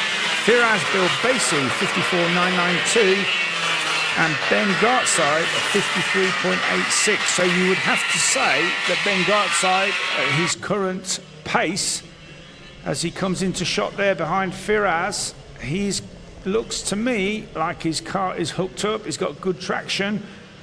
So whatever was happening, and Firaz Bilbazi goes to the inside, he's going to pay the price there. I think Firaz is going to have to yield, which he does. And that made it easy for Ben Gartside. So whatever Ben Gartside's problem was, you can see here Ben using the curb, Firaz deciding to go for the inside, having to get out of the gas, control the car whilst he's out of the gas. That's it. Ben says, thank you very much. And Firaz, using his experience, knowing when he was beat, gave the corner. So now we're on Bengart's side all over. Oliver Owen is going to go for the inside, and we've seen in other races that the inside of this loop in the middle is the fastest line and also has the most grip. And Chow, thank you very much, says Bengart's side. That's P5. Next target for Ben. Yeah, you see here, look, you can see there's less water on the inside. Oliver, good driving from Oliver. Gave him the space, looking to see if he could get the run up the hill, back at Ben. But Ben had done enough there. And already, Bengart's side is off up the road. He made a pass on that lap. And he was still a 54.1, so it'd be interesting to see now he's in clear air. What is the pace of that 183 DRS 125? Now then, Mark Lawrence has managed to get into second, so I suspect his pressures are a little bit lower. Are we going to see Mark cut down that lead of Tom Snape? Let's have a little look at his lap time. And yes, as I suspected, 4/10 faster than Tom Snape. And he will have made a pass. So Mark Lawrence is coming. Jack Rigg, for sure his tyres are going off. He's slipped to a 54.172. And then JJ McGing, his car is lighting up. He just did a 53.369. Bengart's side, 53.615.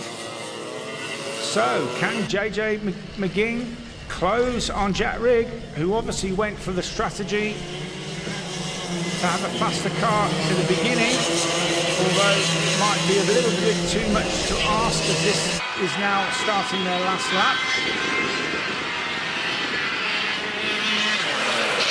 Oh, Mark! So many drivers we've seen there. Off onto the grass. So easy to make a mistake. But I think that has put paid to any chance he realistically had. Tom now just coasting it to the line in these last few corners. But all of them now will have had a bit more information. Remember, the grand final is 12 minutes plus 1 lap. So they need to make their calculations on their pressures. Tom Snape takes the win from Mark Lawrence. He needs to look at his car to see why it's not starting. Jack Rigg, 3rd place. JJ McGing in 4th. And Bengart's side, he needs to look at what technical issue he had, because again, that caused him a problem as we see more and more rain falling now on the circuit. So I don't think we are going to see any more slick running today, or any chance that we might have had, as the circuit now is a lot wetter.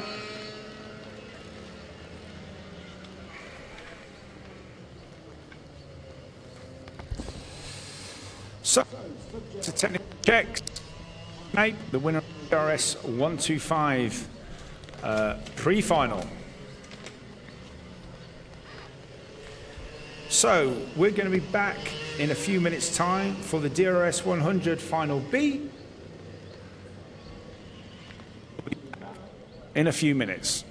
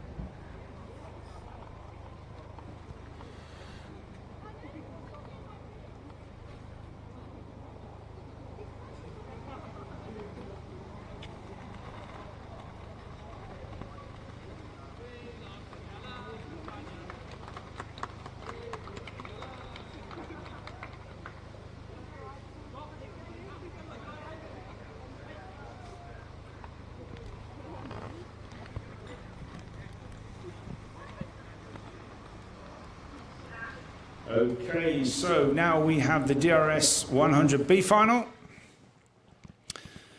There are 24 drivers in the main grand final, top 24 point scorers.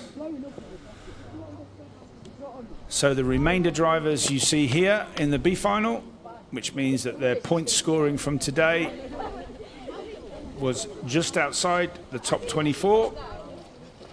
So it is not possible for these drivers to progress into the grand final.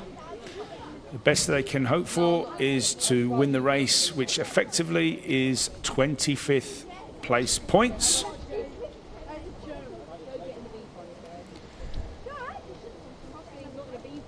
And it's always different drivers in the B final. It can be because you had a DNF, or you had an off, or you didn't have a good qualifying. So this is motor racing, anything can happen.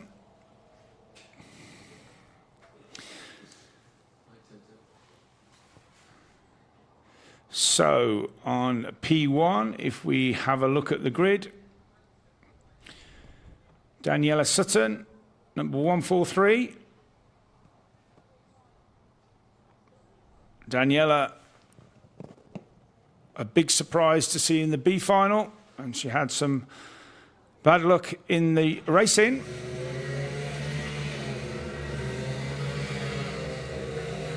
As they take to the track.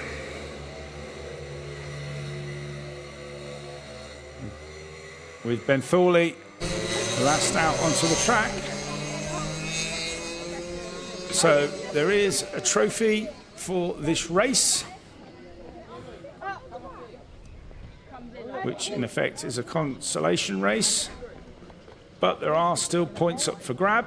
So Daniela, as will Ben Hoy, who had a DNF in the last race, will be keen to get some points. And I'm just looking at Ben Hoy, because I don't know if he's caught something when he went out the gate, but his bumper doesn't look quite right on the engine side. And if we can have a look at that, yeah, it's definitely down.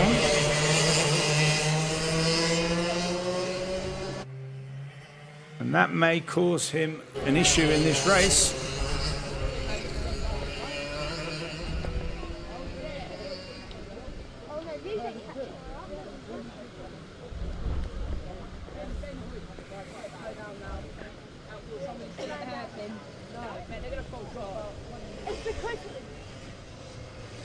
So I think race control will be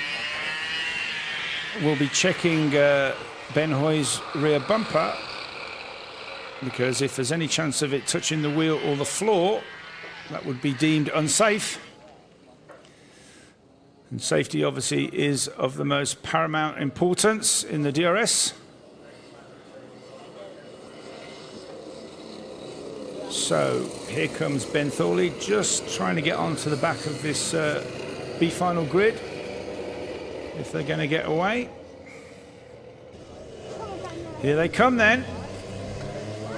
And it's a good start from Daniela Sutton into P1 with Ben Hoy in second, Cassidy Southall in third. And here comes Cassidy up the inside, wasting no time at all in taking that P2. And he's going to be off after Daniela for sure. Cassidy, in his first season with us, had a brilliant first and second round. Not so much luck here at GYG this weekend, but nevertheless an impressive start for him. So, for the moment, Ben Hoy is continuing, so the race direction team happy that bumper isn't causing an issue, or too much of an issue at the moment. Joe Wood behind him.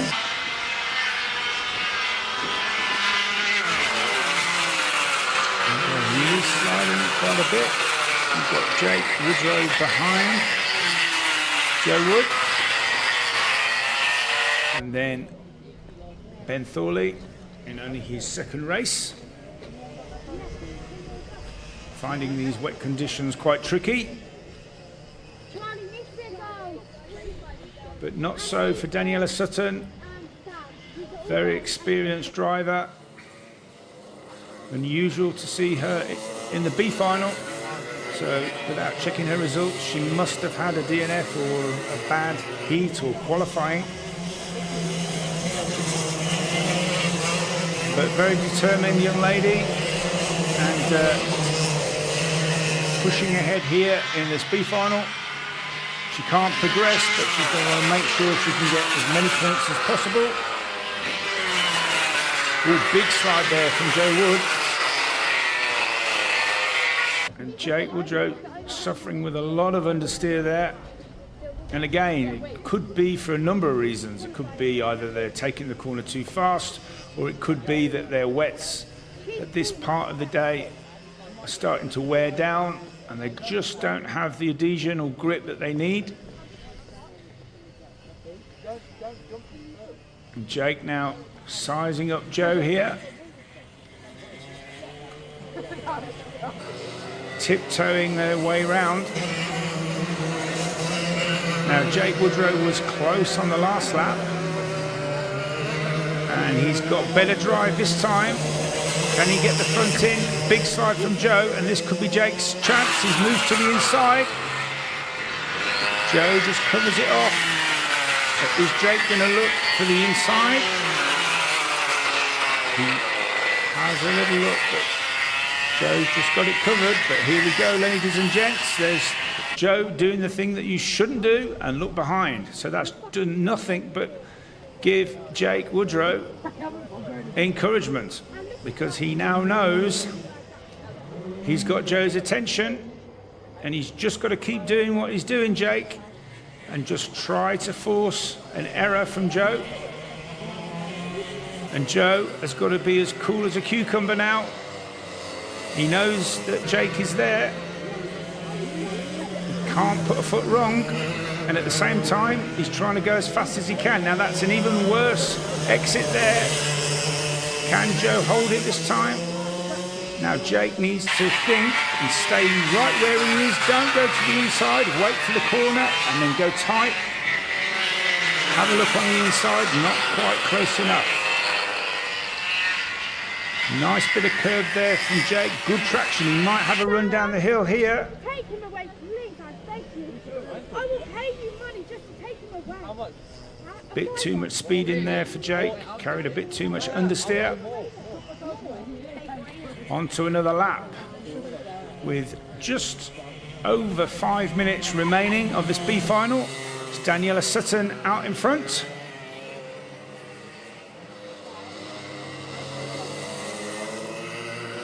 And good times from Daniela, which is a shame because obviously she's in the B final. but a 53.694. So she's got great pace. Just 3.2 seconds ahead now of Cassidy Southall on a 54.618. Ben Hoy, seemingly untroubled by that slightly wonky rear bumper with a 55.623. And then Joe Wood and Jake Woodrow evenly matched on a 57.4. And still this battle rages. Who will come out on top? It's looking like Daniela has this race under control. And second place and third, evenly spaced out. But Jake now, he's decided enough is enough, and now he's pushing even harder. Both these drivers absolutely on the limit. It doesn't matter if it's the A final or the B final. They're fighting for position. Now that's interesting. Jake is going to go wide. Is he going to get the cutback? He might get more turn in here.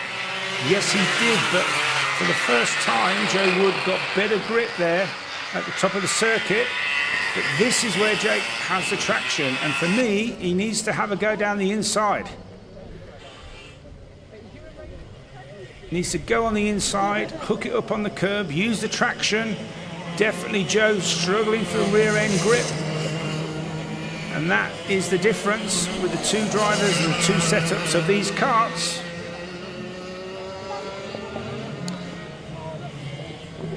Back through the last section now. Jake is oh, I thought he was going to go the long way around.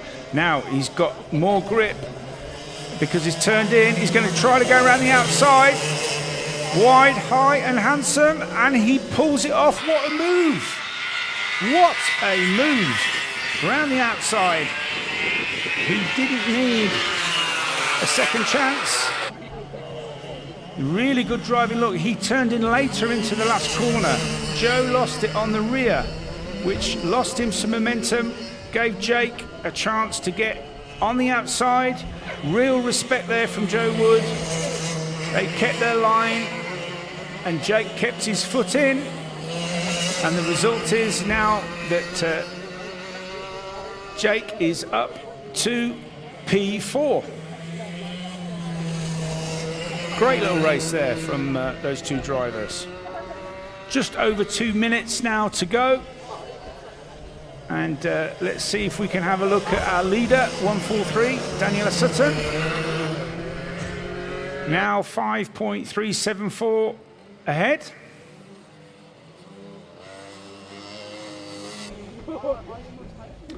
That is Ben Thorley. First time at GYG and only second race in DRS. And I suspect here comes our leader Daniela. Driving beautifully. Still in the 53s, 53.678 the last time around. Extending her lead to 6.3 seconds over Cassidy Southall. Ben Hoy in third. And he is on a 55.355 compared to Jake Woodrow's 55.950. So unless anything disastrous is going to happen, I would say that the positions are not going to change. Ben Thorley making some space there for Daniela, who continues on her way.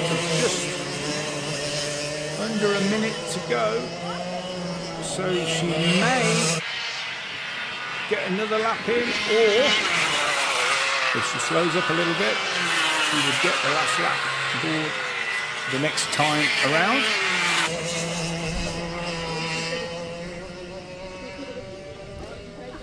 Now behind race control, as you can probably see from the shadows, the sun is coming through. Top of the circuit, very big black clouds, but the wind is going away from the circuit towards the top. So, are we going to have another change in weather? Now Daniela, I don't think she's going to have to do another 2 laps. I think next time round will be last lap. 10 minutes plus 1 lap for this big final. The clock strikes 10 minutes, so next time around will be the last lap. Bit of sliding there. She doesn't need to be pushing. Just needs to be maintaining pace. Just locked it a little bit under the brake. Had to get out of the brake. Overcorrection there, but doesn't trouble her. Lost 53.643 on that particular lap. Let's see what it is this time around with that big slide. Taking a bit of curb, so smooth, all under control. Last lap. And yeah, so she lost about 3/10 with that little mistake at the top corner, but she's not going to worry about that. Here she comes.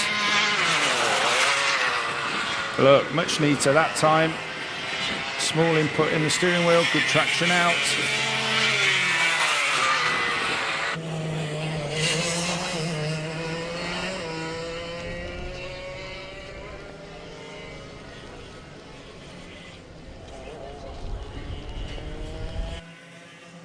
So there's the starter waiting for Daniela. Here she comes.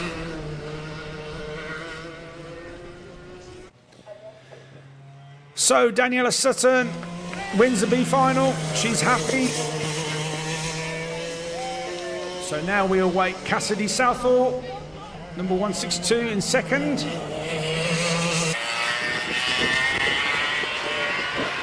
He goes through. So now we're awaiting Ben Hoy, who is a long way down the road, but nevertheless still in 3rd position. He goes through, and then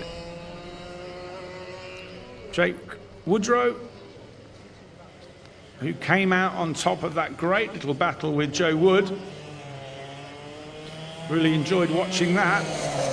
In 4th, Joe coming across in 5th place. And obviously Ben Thorley, obviously despite with that spin, a lap down, but he completes the race as well.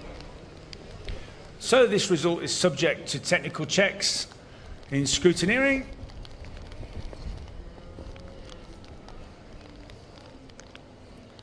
All the results can be found at Alpha Timing Results, and then you click and select the Daniel Ricciardo series, where you can check the results. So now we are going to be looking at the DRS 62 Grand Final. These drivers looking to go out on the track at 16:40 in about 5 minutes' time. And even with his off, Jack Robinson is still managed to be 4th on the grid. Oscar Walsh in pole position, an excellent P2 for Benjamin Baker. Give us a wave, Benjamin, because your mum's not here this weekend. So she'll be delighted to see you at the front of the grid. And, of course, Nat Johnston. Give us a wave, Nat.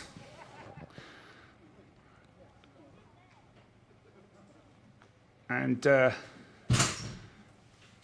then we've got Jack Robinson. So remember, guys, that you're probably wondering why the grid is like this, but remember, it is a result of your points from your qualifying, your heat, and your pre-final. So if a driver scored more points in qualifying, and maybe the heat, as in Jack's case, obviously he didn't score as many points in the pre-final, but nevertheless, he scored more points than some of the other drivers, so that's why the grid is looking like it is. which means it's all about your consistency, strategy,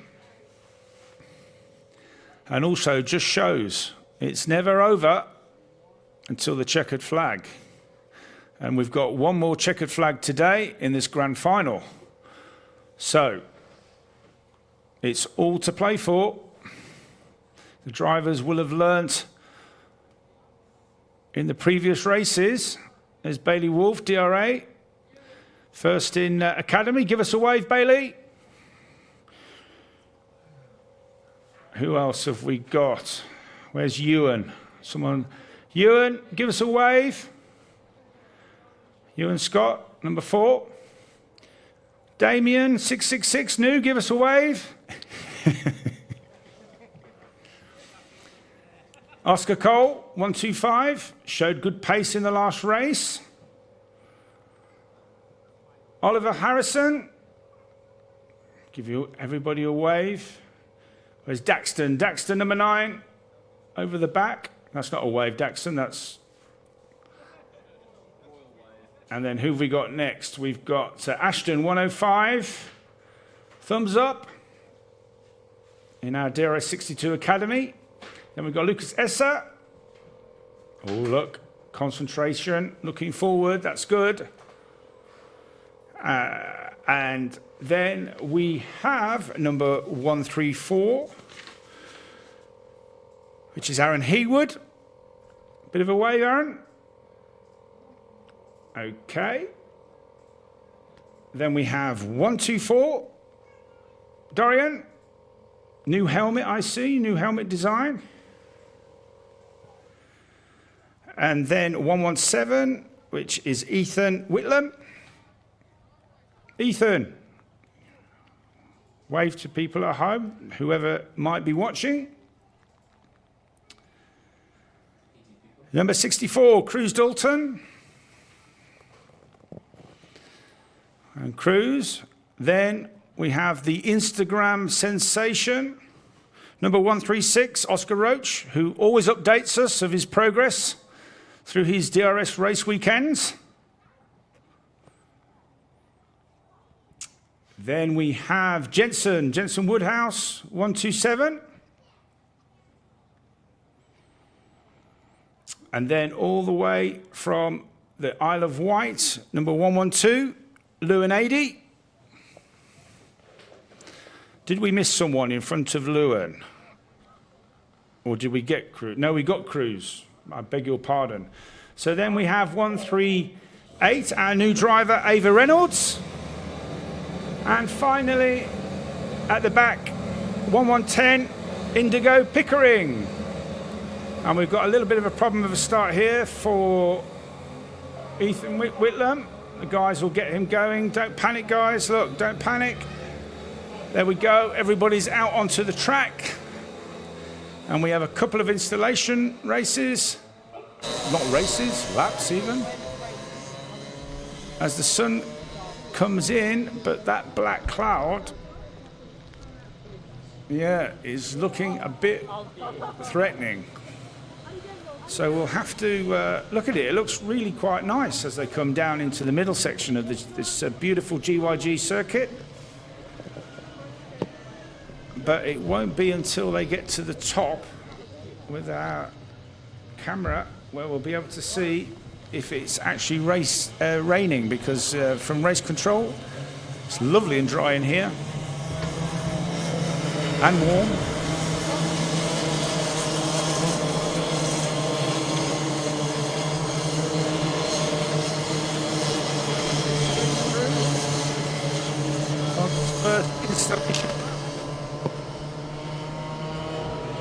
The rolling starts, because these engines do have clutches, but they're not designed for a standing start. So what you will now see is these DRS 62 drivers bring the speed down to about 30%, stay in 2 lines. That's why it's important that these drivers remember who they're behind, where they're gridded. The computer checks which position they are in, and we've got a problem there. Who is that? Is that number 136, Oscar Roach? Has he stalled it or has he flooded it? He might have. Get it going. That has conked, I'm afraid. Oh no, what terrible. That is a shame. We don't want to see anyone not competing, but clearly something has broken on that car. Oh. So he needs to get to a safe position, which he's doing so in that marshal post.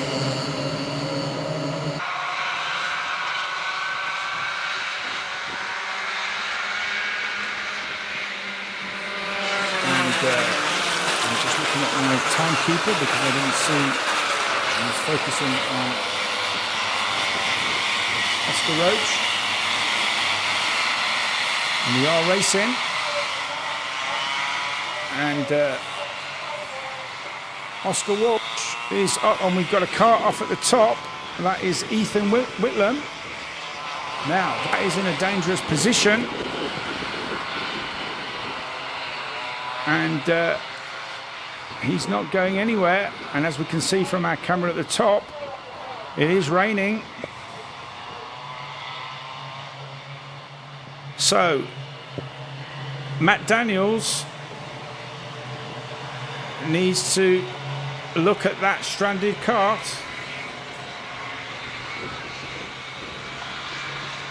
Waved yellows.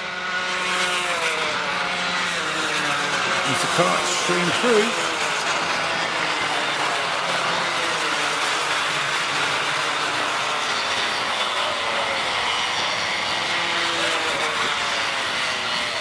And some drivers passing under the yellow there.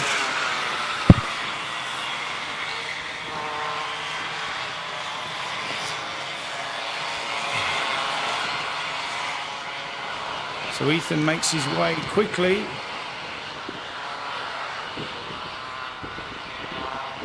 Now, some drivers did look like they passed under yellow, which is obviously not allowed, especially when there is a stranded cart.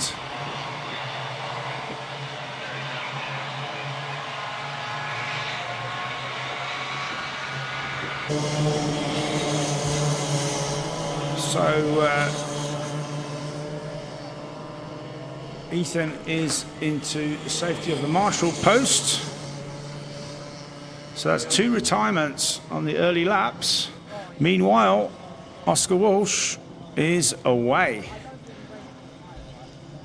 Benjamin Baker in second, and then we have the DRA Academy driver of Bailey Wolf, and then here comes Ewan Scott and Jack Robinson.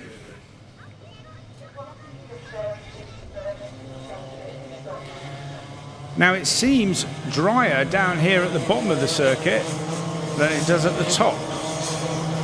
And from my vantage position, as I look at the middle of the circuit, there is definitely a dry patch forming in the middle of the tarmac.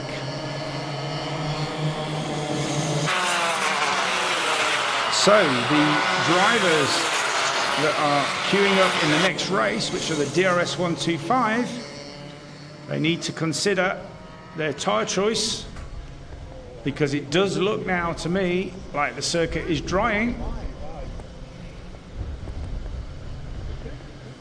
Meanwhile,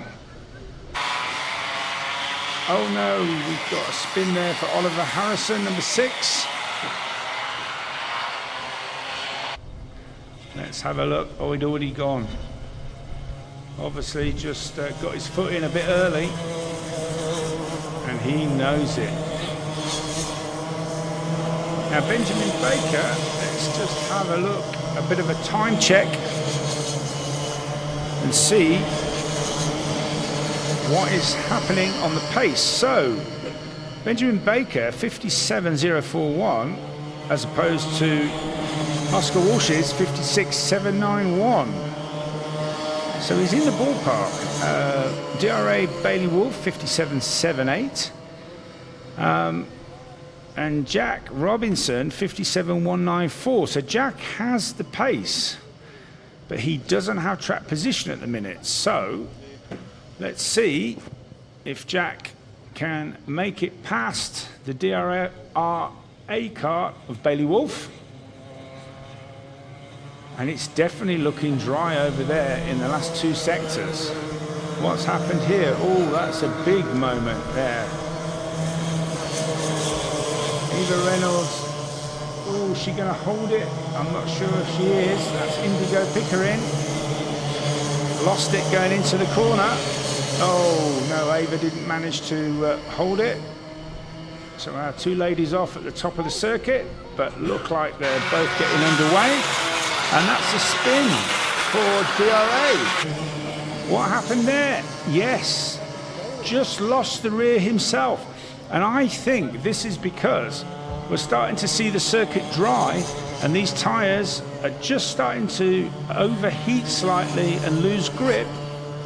And as we've seen before, it doesn't take much before you're like driving on ice, even though it's drying out. But these tyres can overheat and go from good grip to no grip. So unfortunately that just caught Bailey out. Nevertheless, he's still in 5th position, but he's now got the attention of Oscar Cole. And behind Oscar Cole is Ashton Redpath, and Ashton is going to have to get after Bailey Wolf because they're both racing for the DRS Academy. So this is going to give the incentive to Ashton, because if you can see who you're chasing, as a famous commentator once said, it just gives you extra horsepower. You close the gap. But it does look to me like Bailey has managed to gather himself together, and let's have a look at his lap time this time through. 57.306 as opposed to Oscar's 58.039. Up at the front though, that's interesting. Benjamin Baker 56.794 as opposed to 56.9 for Oscar Walsh. But the man on the move is Jack Robinson, 56.251, fastest lap then. And remember, in the final, in the grand final, there are 3 points for the fastest lap. So we've just got just over 4 minutes left, plus 1 lap in this grand final. So the gap now is down to 1.9 for Benjamin Baker and 4.2 seconds to Jack Robinson.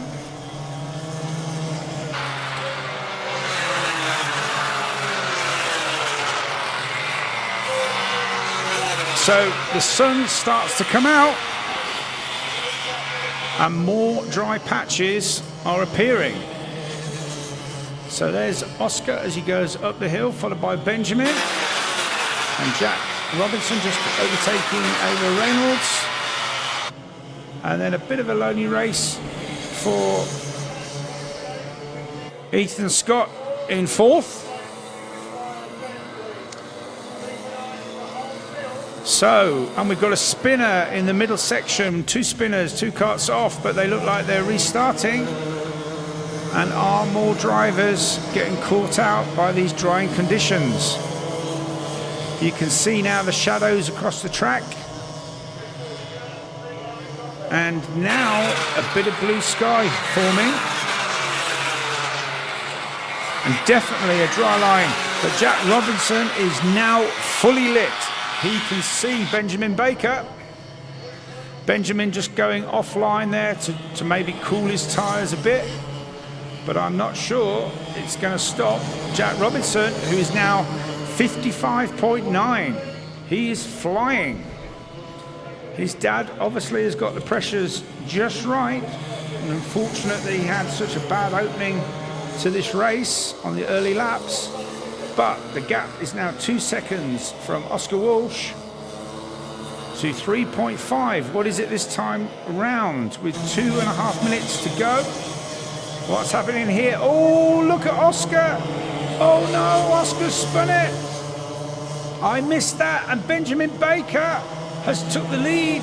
Oscar can't rejoin that sensible driving from Oscar. He couldn't just, even though he wanted to, just go. He had to wait for the karts to pass safely. And now Benjamin Baker is under full attack from Jack Robinson. This is the race of Benjamin's life. He's only started with DRS last year, and he now leads with just over 1 minute 40 to go. So he's going to have to do another couple of laps. And Jack Robinson can smell the win. As I said before, lots of things have happened through today. And now, as we go with 1.5 minutes to go, so for sure it could be 2 laps. No, he's the other side, Benjamin. He's going to try to go around the outside. Can he do it? Jack Robinson, this is full commitment. Can he get the cutback? He's got the inside, but Benjamin very smartly covers it off. Now he needs to cover it off on the inside. And all the time, Oscar Walsh is closing. He may be a little bit further behind, but he's closing. Is he going to pick up the scraps if these two have a coming together? Now Jack knows his tyres are in perfect condition. He's got good grip, so he needs to use it before his tyres start to go off. But Benjamin is driving beautifully. Can he hold it? A bit of a lunge there from Jack. Now Benjamin needs to get back in the tow. What a great move there from Jack. Can Benjamin get in the tow and get him back at the top corner? He's probably got one chance to do it. I'm not sure he's close enough. He lost too much traction. He's having a look on the inside. Yeah, look. Benjamin just left the gap. And Jack said, thank you very much. He didn't need an invitation, an RSVP. He was there. And he's managed to cover Benjamin off. Now then, the next target or the next risk is the gaggle of karts that are ahead of Jack Robinson. And Benjamin is going to be hoping that even though these guys are going to get blue flags, is this his last-ditch chance to get back past? He's dropped a few lengths this lap. This is a really good lap by Jack Robinson. And now they start the last lap.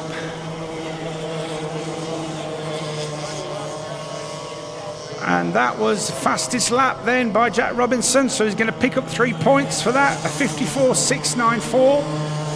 Benjamin lost 4 tenths, but now Jack is going to come across these karts, I think, in the worst possible place. So Benjamin's got to keep his foot in. So here come the blue flags. But these drivers are racing for position. They're not going to know about Jack. So Jack has to tread carefully. He's gone up the inside. So now up onto Lewin 80. And Lewin's made it easy for Jack by going wide. Jack Robinson, what a recovery. Grand final winner for the DRS. Fantastic second place for Benjamin Baker. Third place, and commiserations for Oliver Walsh. Fortunate, just a spin, cost him victory today. Fourth place for Ewan Scott. Fifth place for DRA for Bailey Wolf. Just ahead of Ashton Redpath in sixth. Those are our first 2 DRS Academy drivers. Seventh place for Oscar Cole. 8th place for an Academy driver, 124 Dorian Malik. 9th place for Nat Johnston, number 5. 10th place for Academy driver Aaron Haywood. And as I said before, anything can happen, and we just saw in that race, it usually does. So provisional results subject to technical checks in scrutineering. And next we have the DRS 125 final, which will be departing the grid at 5 o'clock in 3 minutes' time. And as I look out onto the grid, this is going to be interesting, because I can see that Jack Rigg has opted for slick tyres, and so has Mark Lawrence. They've rolled the dice.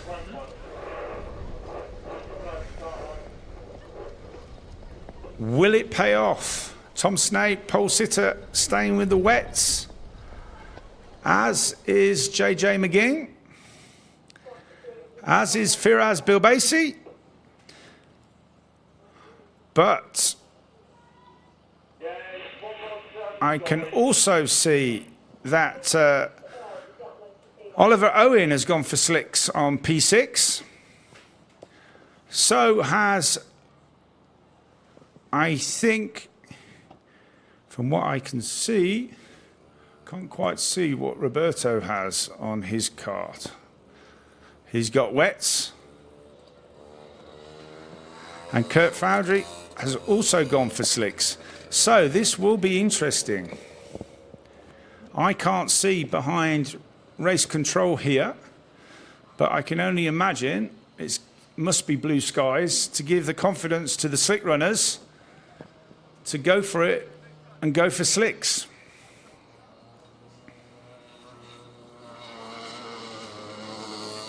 Bit of sun there. Now,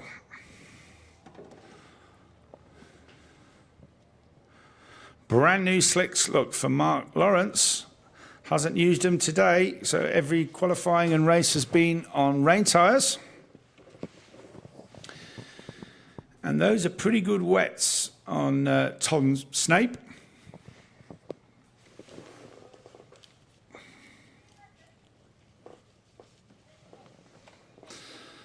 So I think we're looking to get started. Driver's just getting comfy.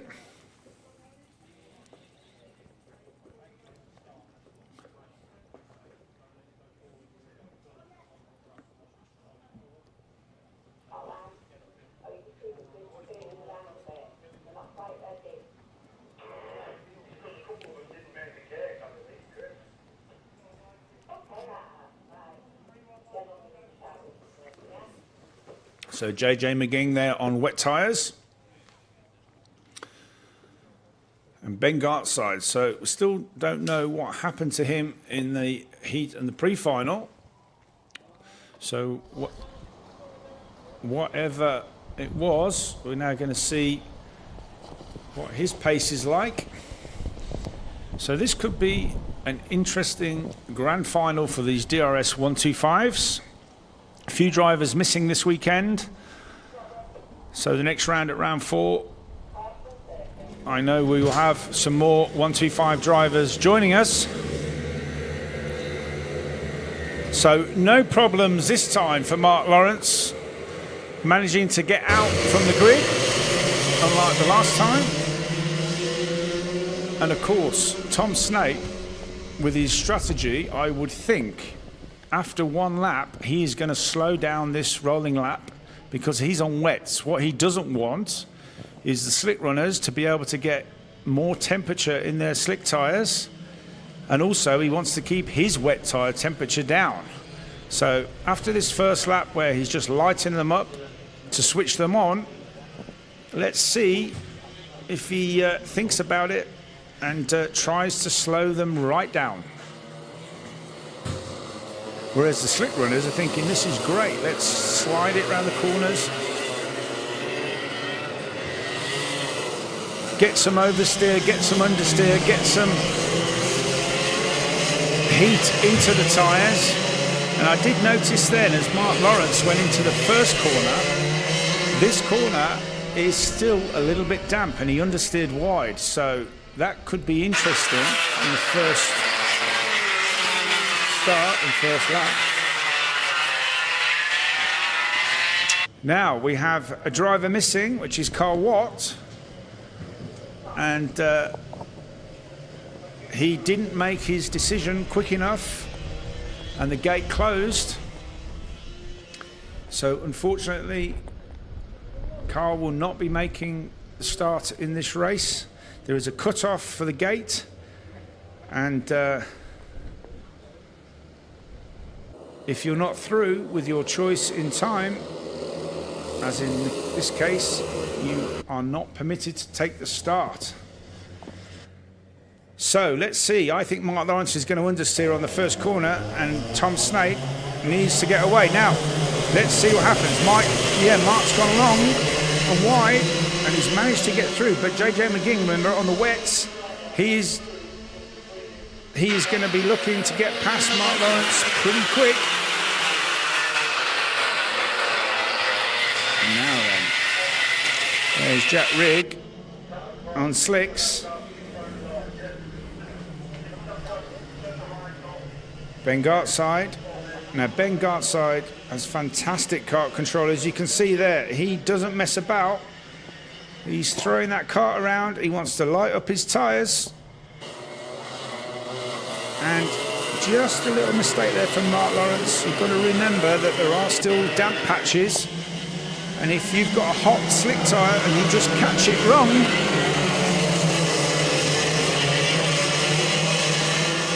you could either spin or lose time, which is exactly what happened to Mark. So Mark needs to get in the groove and just chill out and think every lap. Whoa! Look at that. Mark Lawrence slid the car, and Ben tried to take avoiding action, and unfortunately took himself out as he hit the curb. Tried to take avoiding action. He didn't want to hit Mark Lawrence, but unfortunately that's only hurt his own position. But remember, other drivers are on wets, and if we don't get any more rain, you would think that the guys on wet tyres are going to struggle. Ollie Owen.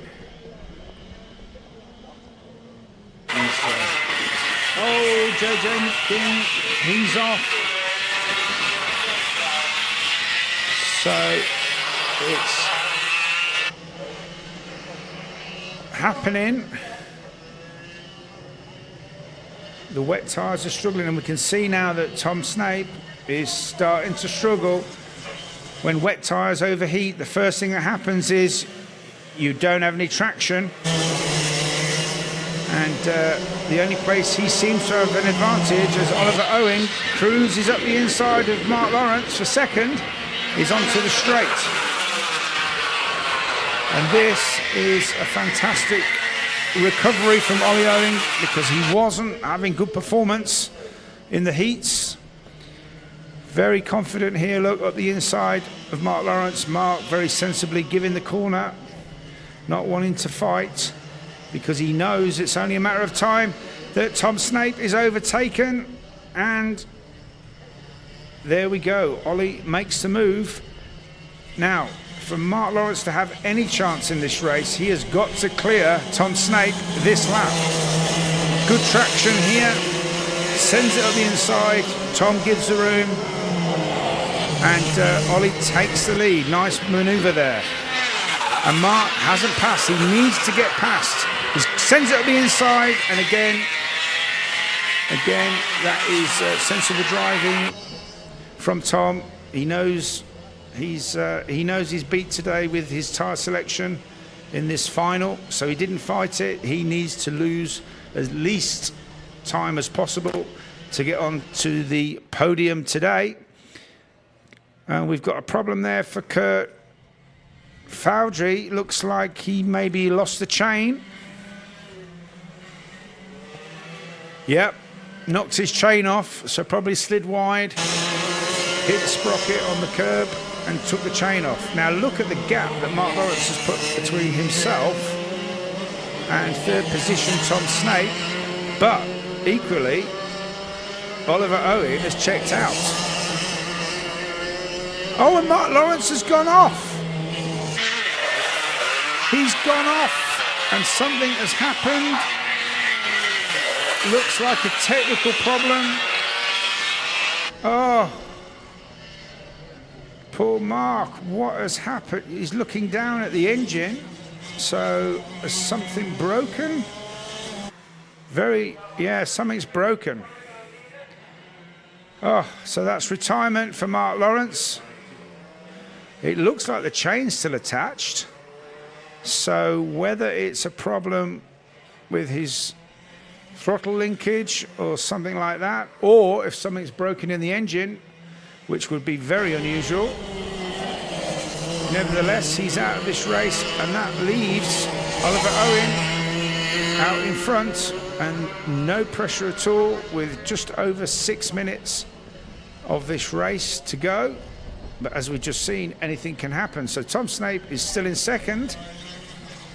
But even though he's had an off, Ben Gartside is in third. And he's not too far behind Tom Snape. And clearly, Slicks have the advantage at the moment. So I don't think it's going to be too long before Ben Gartside is saying, hello, coming through.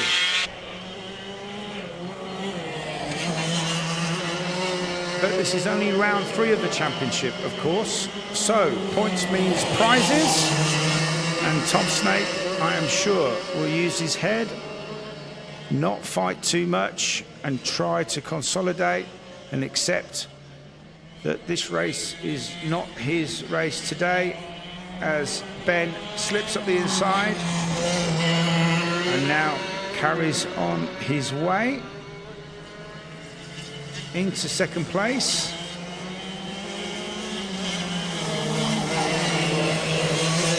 And unless Oliver Owen makes a massive mistake, I think that's where we're going to be looking at our top 3, because Firas Bilbasi is a good 12 seconds further down the road behind Tom Snape, and he's on wets as well. So you would think that that would equal it out.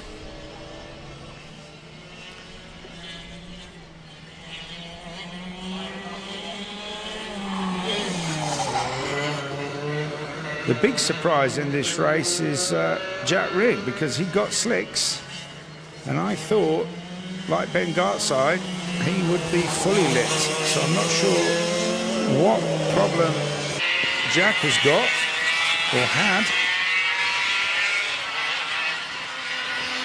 But he's not going to feature in the top 3 or 4 today,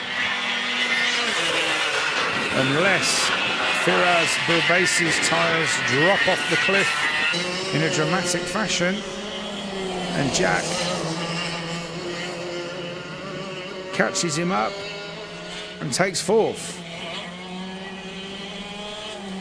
Now, as I say that, Jack does look like he is lit, and now he can see Firas. So if he gets a bit closer, he's going to see that Firas is on wets, and that is going to help his confidence no end.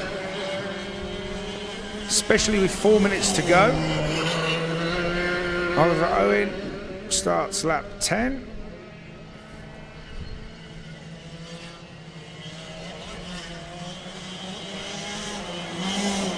And now Jack Rigg can see Firas Bilbasi, and you can see that the line onto the back straight here is dried even more, which means that the slick runners don't get as much understeer, which means they go faster down the straight, which means they carry more speed.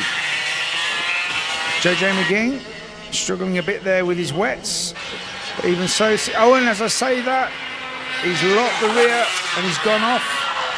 He's rejoined, just been passed by our leader,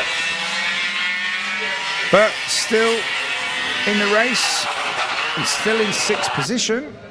Just see, look here, lost the rear, and again, look, dropped a rear tyre off. How many times have we seen that with different drivers in different categories? And whilst all that has been going on, such is the speed of the slicks compared to the wets, Jack Rigg has taken that 4th place. and is chipped out from Firas.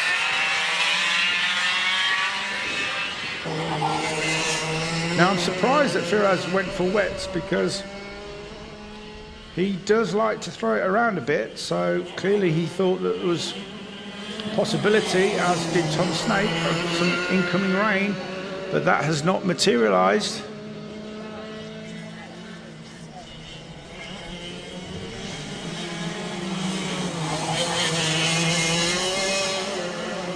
So we're just over 2 minutes of this race, plus 1 lap remaining. Let's have a look at the times. A 45.071 last time round, but Ben Gart's side 44.85, 44.8. So Ben Gart's side at the moment is in line to pick up those 3 points for fastest lap.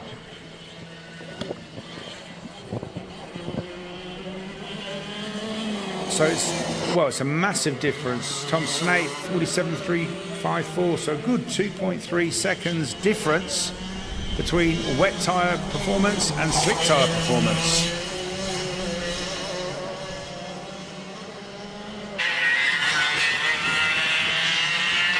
And as I count down the minutes of this race, I can see the DRS 100s coming onto the grid. And all I can see at the moment is drivers on slick tyres. So we're going to have a different final for sure with a DRS 100, but that's not going to bother Oliver Owen.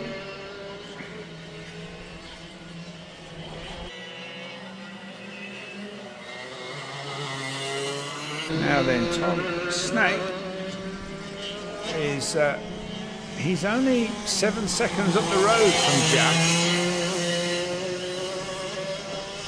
It's a big ask, but Jack will know that Tom is on wets, and I'm sure he's not going to give up.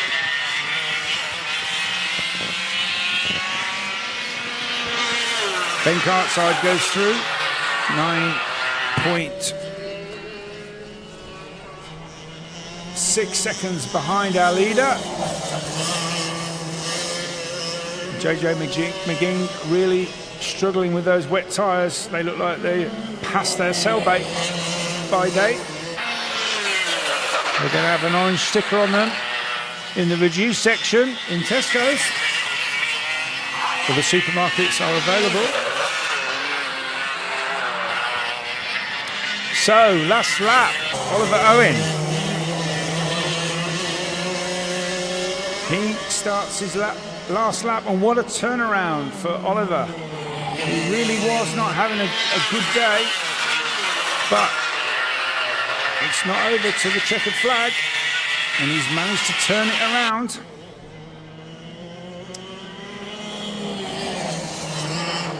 He just needs to cruise it now through these last couple of corners. Ben Gartside still in second. Tom Snape is going to hang on in third place, which I think, considering he's got wets on, is a really good drive. Jack Rigg isn't going to catch him. Checkered flag for Oliver Owen. Takes the win. I know his dad will be really pleased about that, as will Oliver. And second place also for Ben Gartside. I know his dad will be really pleased with that, considering the day that they've had. Tom Snape should be classified in third.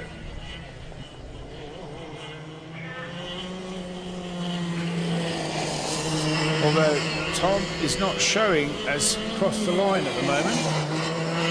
Now he crosses the line, which means that, yes, Jack Rigg obviously went a lap down on the very final lap. Fourth place for number 6, Jack Rigg. Fifth place for Firas Bilbasi. Sixth place for JJ McGing. And of course, those results are subject to technical checks and any race direction decisions. So, what has turned out to be a longer day than we expected. Finally, we get to the last race of today, which is the DRS 100 Final A, which is due out at 5:20 in just over 3 minutes' time. And all the drivers are on slicks. They're all on slicks, so this really is an unknown quantity. We haven't seen a race with all the drivers on slicks. In testing yesterday, there were a couple of sessions where the drivers were on slicks. Some were on new, some were on very used. And we saw times just into the high 43s. And a lot of drivers between 44 flat and 44.3. But of course, there are still some damp patches on the circuit.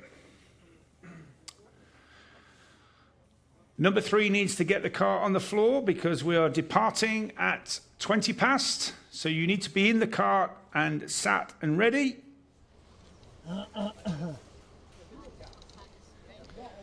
So Max a little bit late there, but now looking like everybody is in position.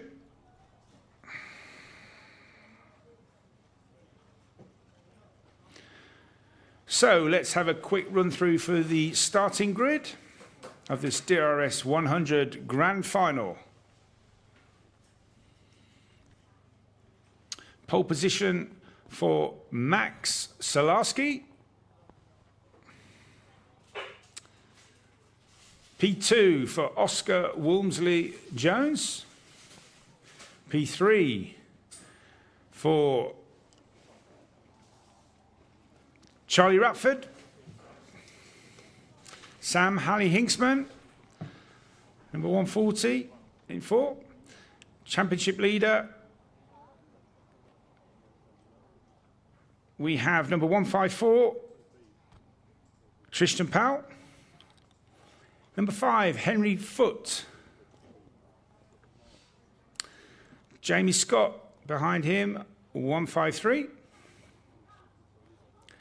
Freddie Cox DRS behind him. 125, only his second race, Joe Jennings. And Freddie Farrell, number 160. Excellent drives from both these drivers today. As you can see, rookie drivers. As a massive improvement for Isaac Kite, number 131. James Kochilek, number 150. Kai Newman, 155. Archie Potter, 114. And we're a couple of slow starters away from the grid, but they're away. And Daniel Weir bringing up the rear, number 9. So this installation lap is really important for these drivers. They're on slicks, they need to look where the damp patches are. Well, that's what they should be doing. As we've seen, some of these patches of damp have caught out drivers. So, even though it's a rolling lap, they need to try to gather as much information and experience as they possibly can.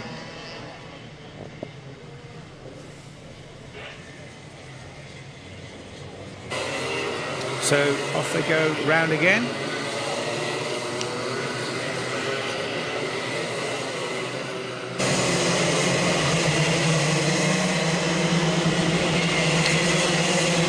So some of these drivers won't have used their slicks, and you know, they'll be taking a couple of laps to scrub in. And who is going to be good on cold tyres? For sure, the first 3 corners are going to be very interesting because they've got to commit to the corner, but they don't quite know how much grip they actually have. It won't be until they get to the middle of the lap before they start to really feel comfortable, or if they realise their tyres are starting to switch on. So it all could happen in the first half a lap of this DRS Grand Final. Max Salarski brings them round. Are we going to get a start? Here they come. Yes, we get a start, and it's into turn one, and as I predicted, a lot of karts sliding forward, but it's Max Salarski who leads up the main straight.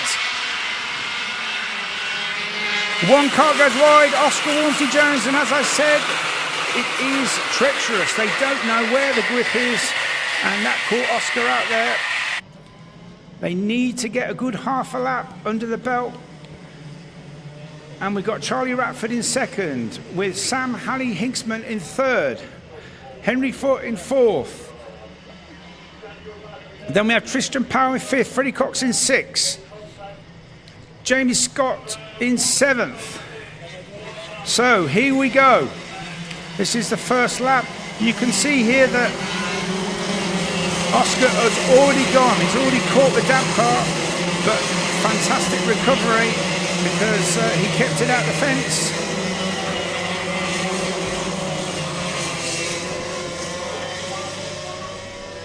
So we've got a spinner there, that's Freddie Farrell. He's obviously run wide, didn't see that, and that is a shame because Freddie's had a fantastic day today.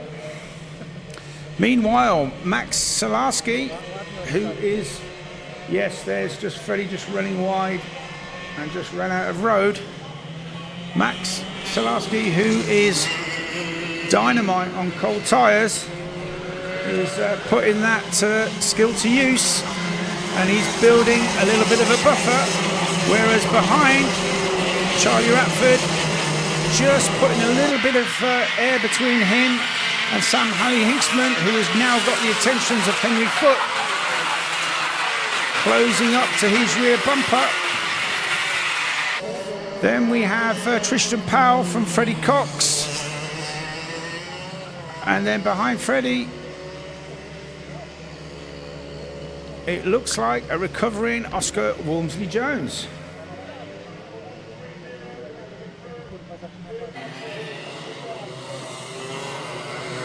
So we've got a mechanical flag for 130, which is Liam Karabelov. And hang on a minute, it's starting to rain.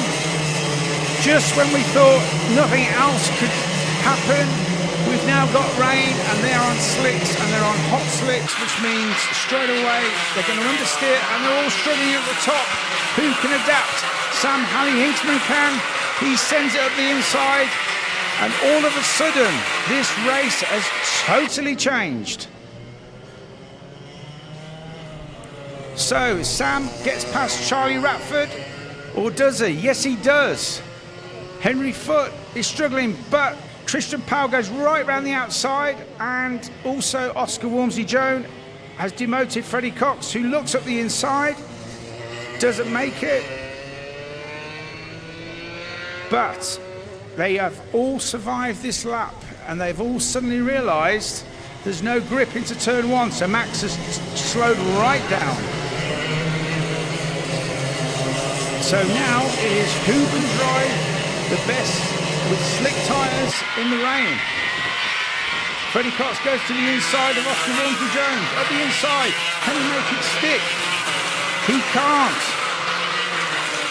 Oscar sticks to the inside.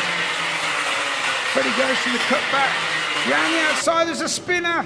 Who's that who spun off? It's championship leader Tristan Powell, and he can't get going because the karts are coming. He's furious.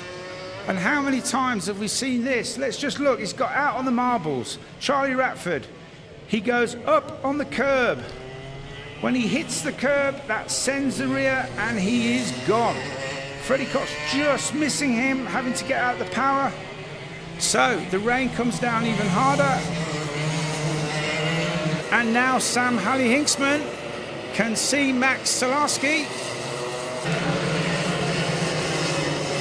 And Ratford now having a bit of a traffic jam coming up behind.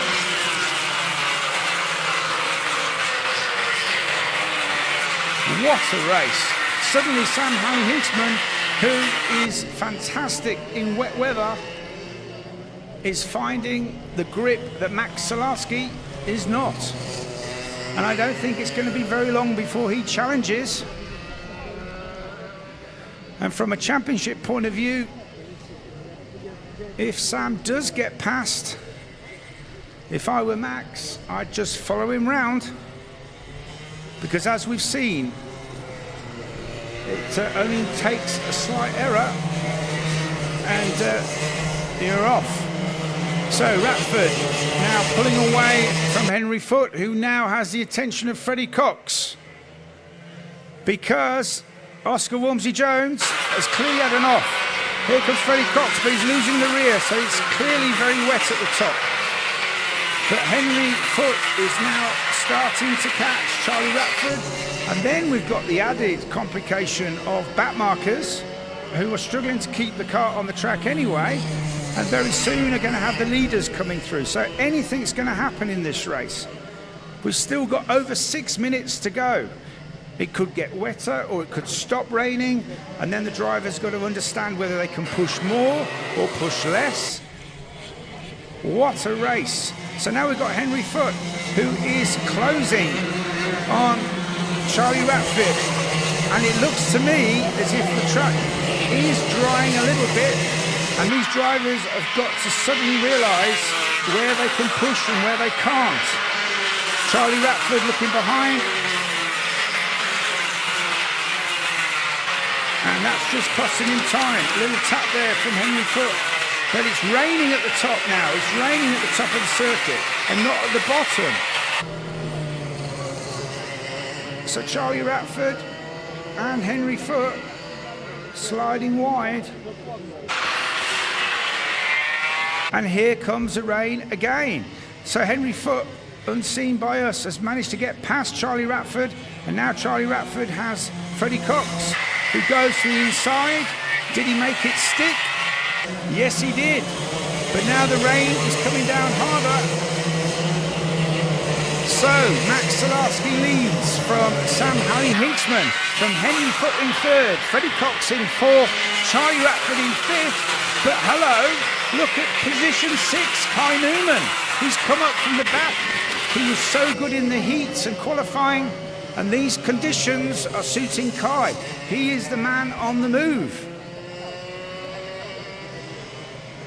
Freddie Cox now all over the back of Henry Foote. Max has managed to find his groove and has put a nice gap between himself and Sam. Sam was looking stronger a few laps earlier, but not now. Now Henry Foote looks like he's found some grip, as we now have just over 4 minutes left. What else is going to happen in this race as Kai Newman gets into 6th place? What a drive, as we still see rain at the top of the circuit. And a lot of understeer there from Kai Newman. Is Charlie Ratford going to send it at the inside to get it back? Yes, no, he's not. He thought about it, but obviously not enough confidence with the front grip of that car.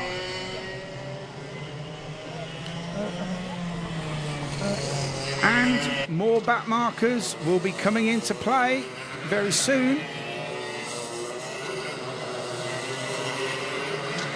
So with just over 3 minutes to go, Max Salarski, let's have a little bit of a time check as Kai Newman now clears Charlie Ratford.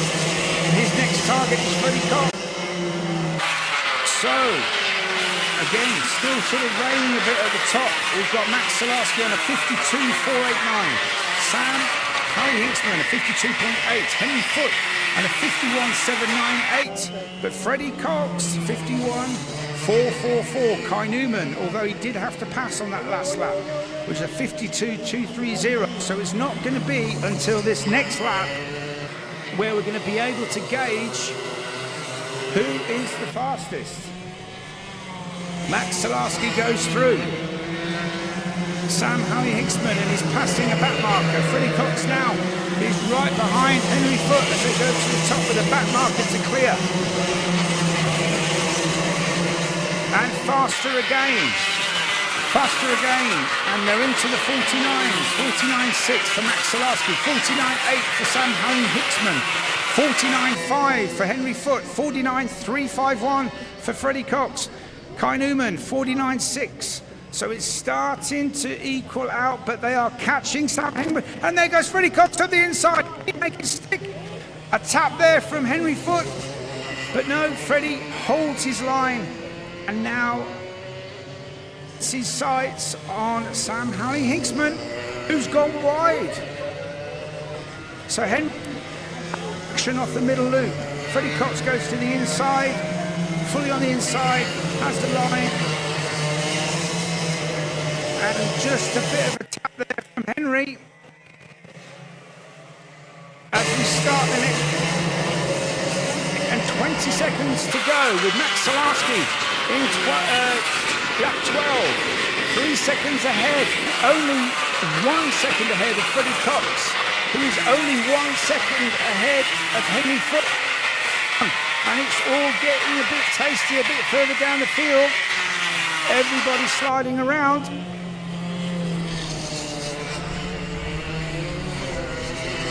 So 50 seconds to go. So he's got another 2 laps for sure.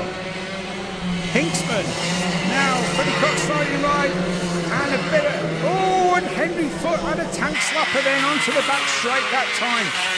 These boys are absolutely on the limit. And the track conditions are changing all the time. Sam goes wide. And then it's off, Ethan Critchley, he's off. Look at the sheen on the tyres, it's clearly getting wetter. And that caught Ethan out. And look, 1 ticket to the grass. So, Max Salarski coming through. And he does take it as the last lap, and Freddie Cox has lost that position to Henry Foote. It's the last lap. Henry goes wide. Freddie's retook the position, and they're going to be coming up to some back markers, but it's wetter. It's really wet at the top. So we're into the final lap. What is going to happen? Max Salarski from Sam Hinksman from Freddie Cox, but Henry Foote is looking close. That is, we don't want to be seeing that. We want to see the battle for second and third. Sam's got back markers. Freddie's catching, so is Henry. Oh, Sam's really going to get booked. Can he make it to the line? Yes, he can. Win for Max Salarski, and second for Sam Hinksman, and third position for Freddie Cox, fourth for Henry Foote, and fifth for Kai Newman, sixth for Daniel Weir. What a drive here from the back. Tristan Powell, seventh position. Oscar Ormsby-Jones unlucky to go off on the first lap. Eighth position, Charlie Ratford, ninth. And bringing up the top 10 is Sherry Ann Powell. Who could have written the script for that? And now I think I need to lie down. You never knew what was going to happen then. Next. Really difficult conditions, and these young drivers need applauding for keeping these karts on the track most of the time anyway, and also giving us a fantastic race. But there's your winner, Max Salarski, number 3, provisional, subject to scrutineering and any race direction checks. And that brings to a close a fabulous race day here at GYG for round 3 of the Daniel Ricciardo series.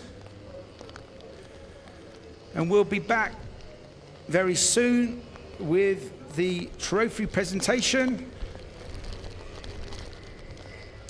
Thank you to all the officials and marshals today. Great job in really difficult conditions. And thank you to the owners of GYG, Tracy and Eddie. Thank you for the circuit, fabulous, more improvements every year to this fabulous circuit. But please, when we come next year, can we have some sun, please? We'll put that on the booking. So we'll be back very soon with the trophy presentation.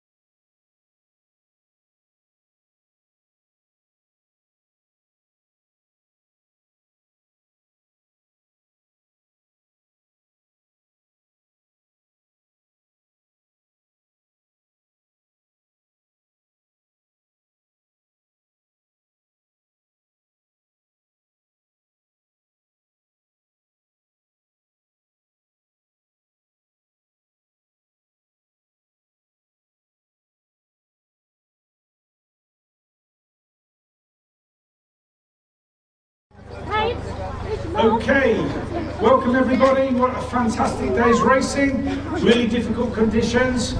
But now we're going to give the awards out for today, and we're going to be starting with the DRS 62s, the Academy category. In third place, number 124, Dorian Malik.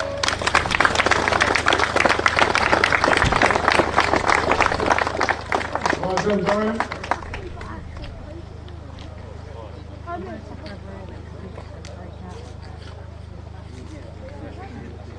In second place, in DRS 62 Academy, Ashton Redpath. Well done, Ashton. We've got to get the trophy first. Well, that's it, make Sam work for it. Well done.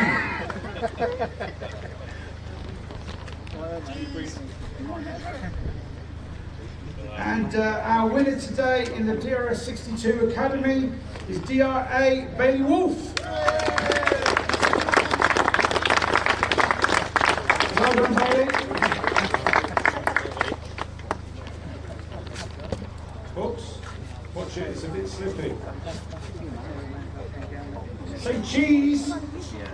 Well done, guys. Big round of applause.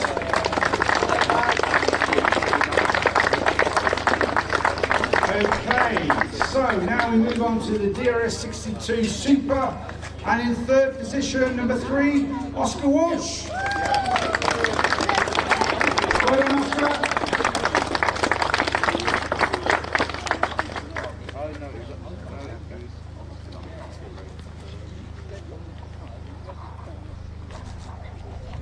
And in second place, number 7, Benjamin Baker.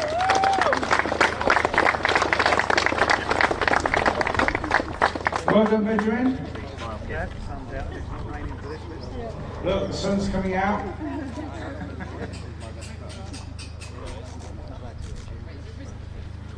And your winner today of the DRS 62 Super Grand Final is DRS Jack Robinson. Well done, Jack. Come on, boys. Get a picture.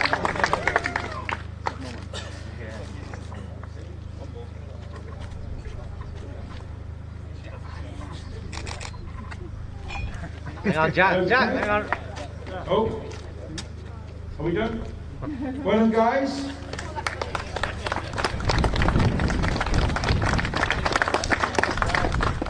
So now we move on to the DRS 100B final. Your winner today, number 143, Daniela Sutton.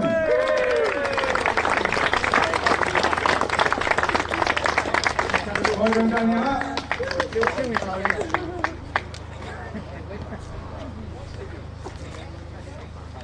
Well done. So now we're going to move on to the DRS 125 Grand Final. The Masters winner today is DRS Firaz Bill Basie. Firaz?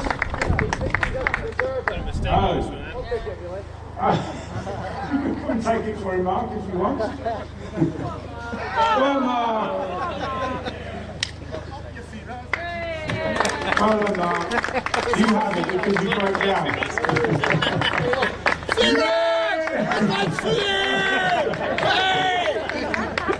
Well done, Mark. So, your top 3. In third place today, number 4, Tom Snake.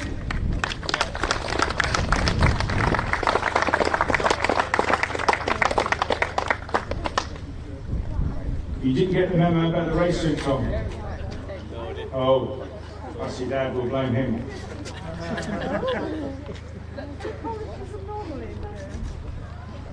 And your second place today is number 183, Ben Gartside. Well done, Ben.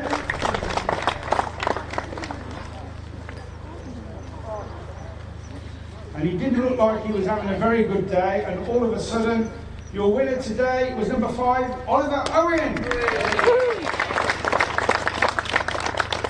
Well done, Ollie.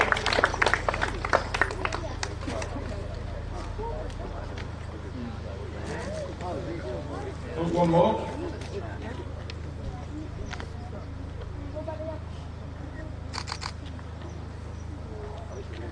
Well done, guys.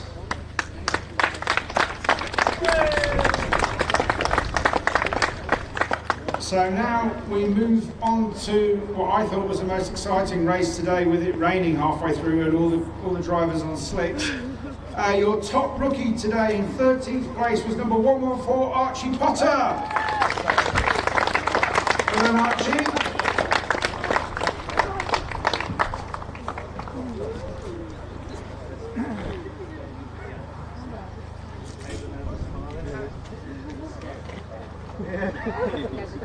Well done, Archie. So, into your top three. In third place, DRS Freddie Cox.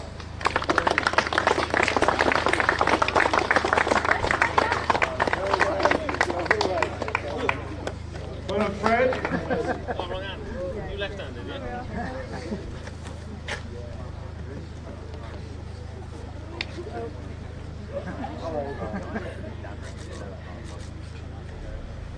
And your second place today, number 140, Sam Hully Hicksberg.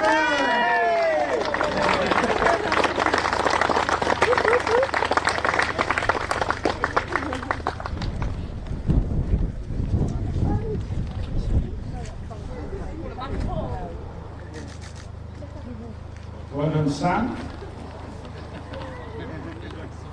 And your winner today, number 3, Max Selaski.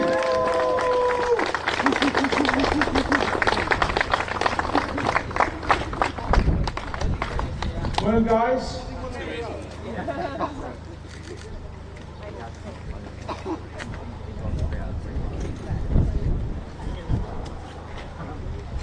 Brilliant. Well done, everybody.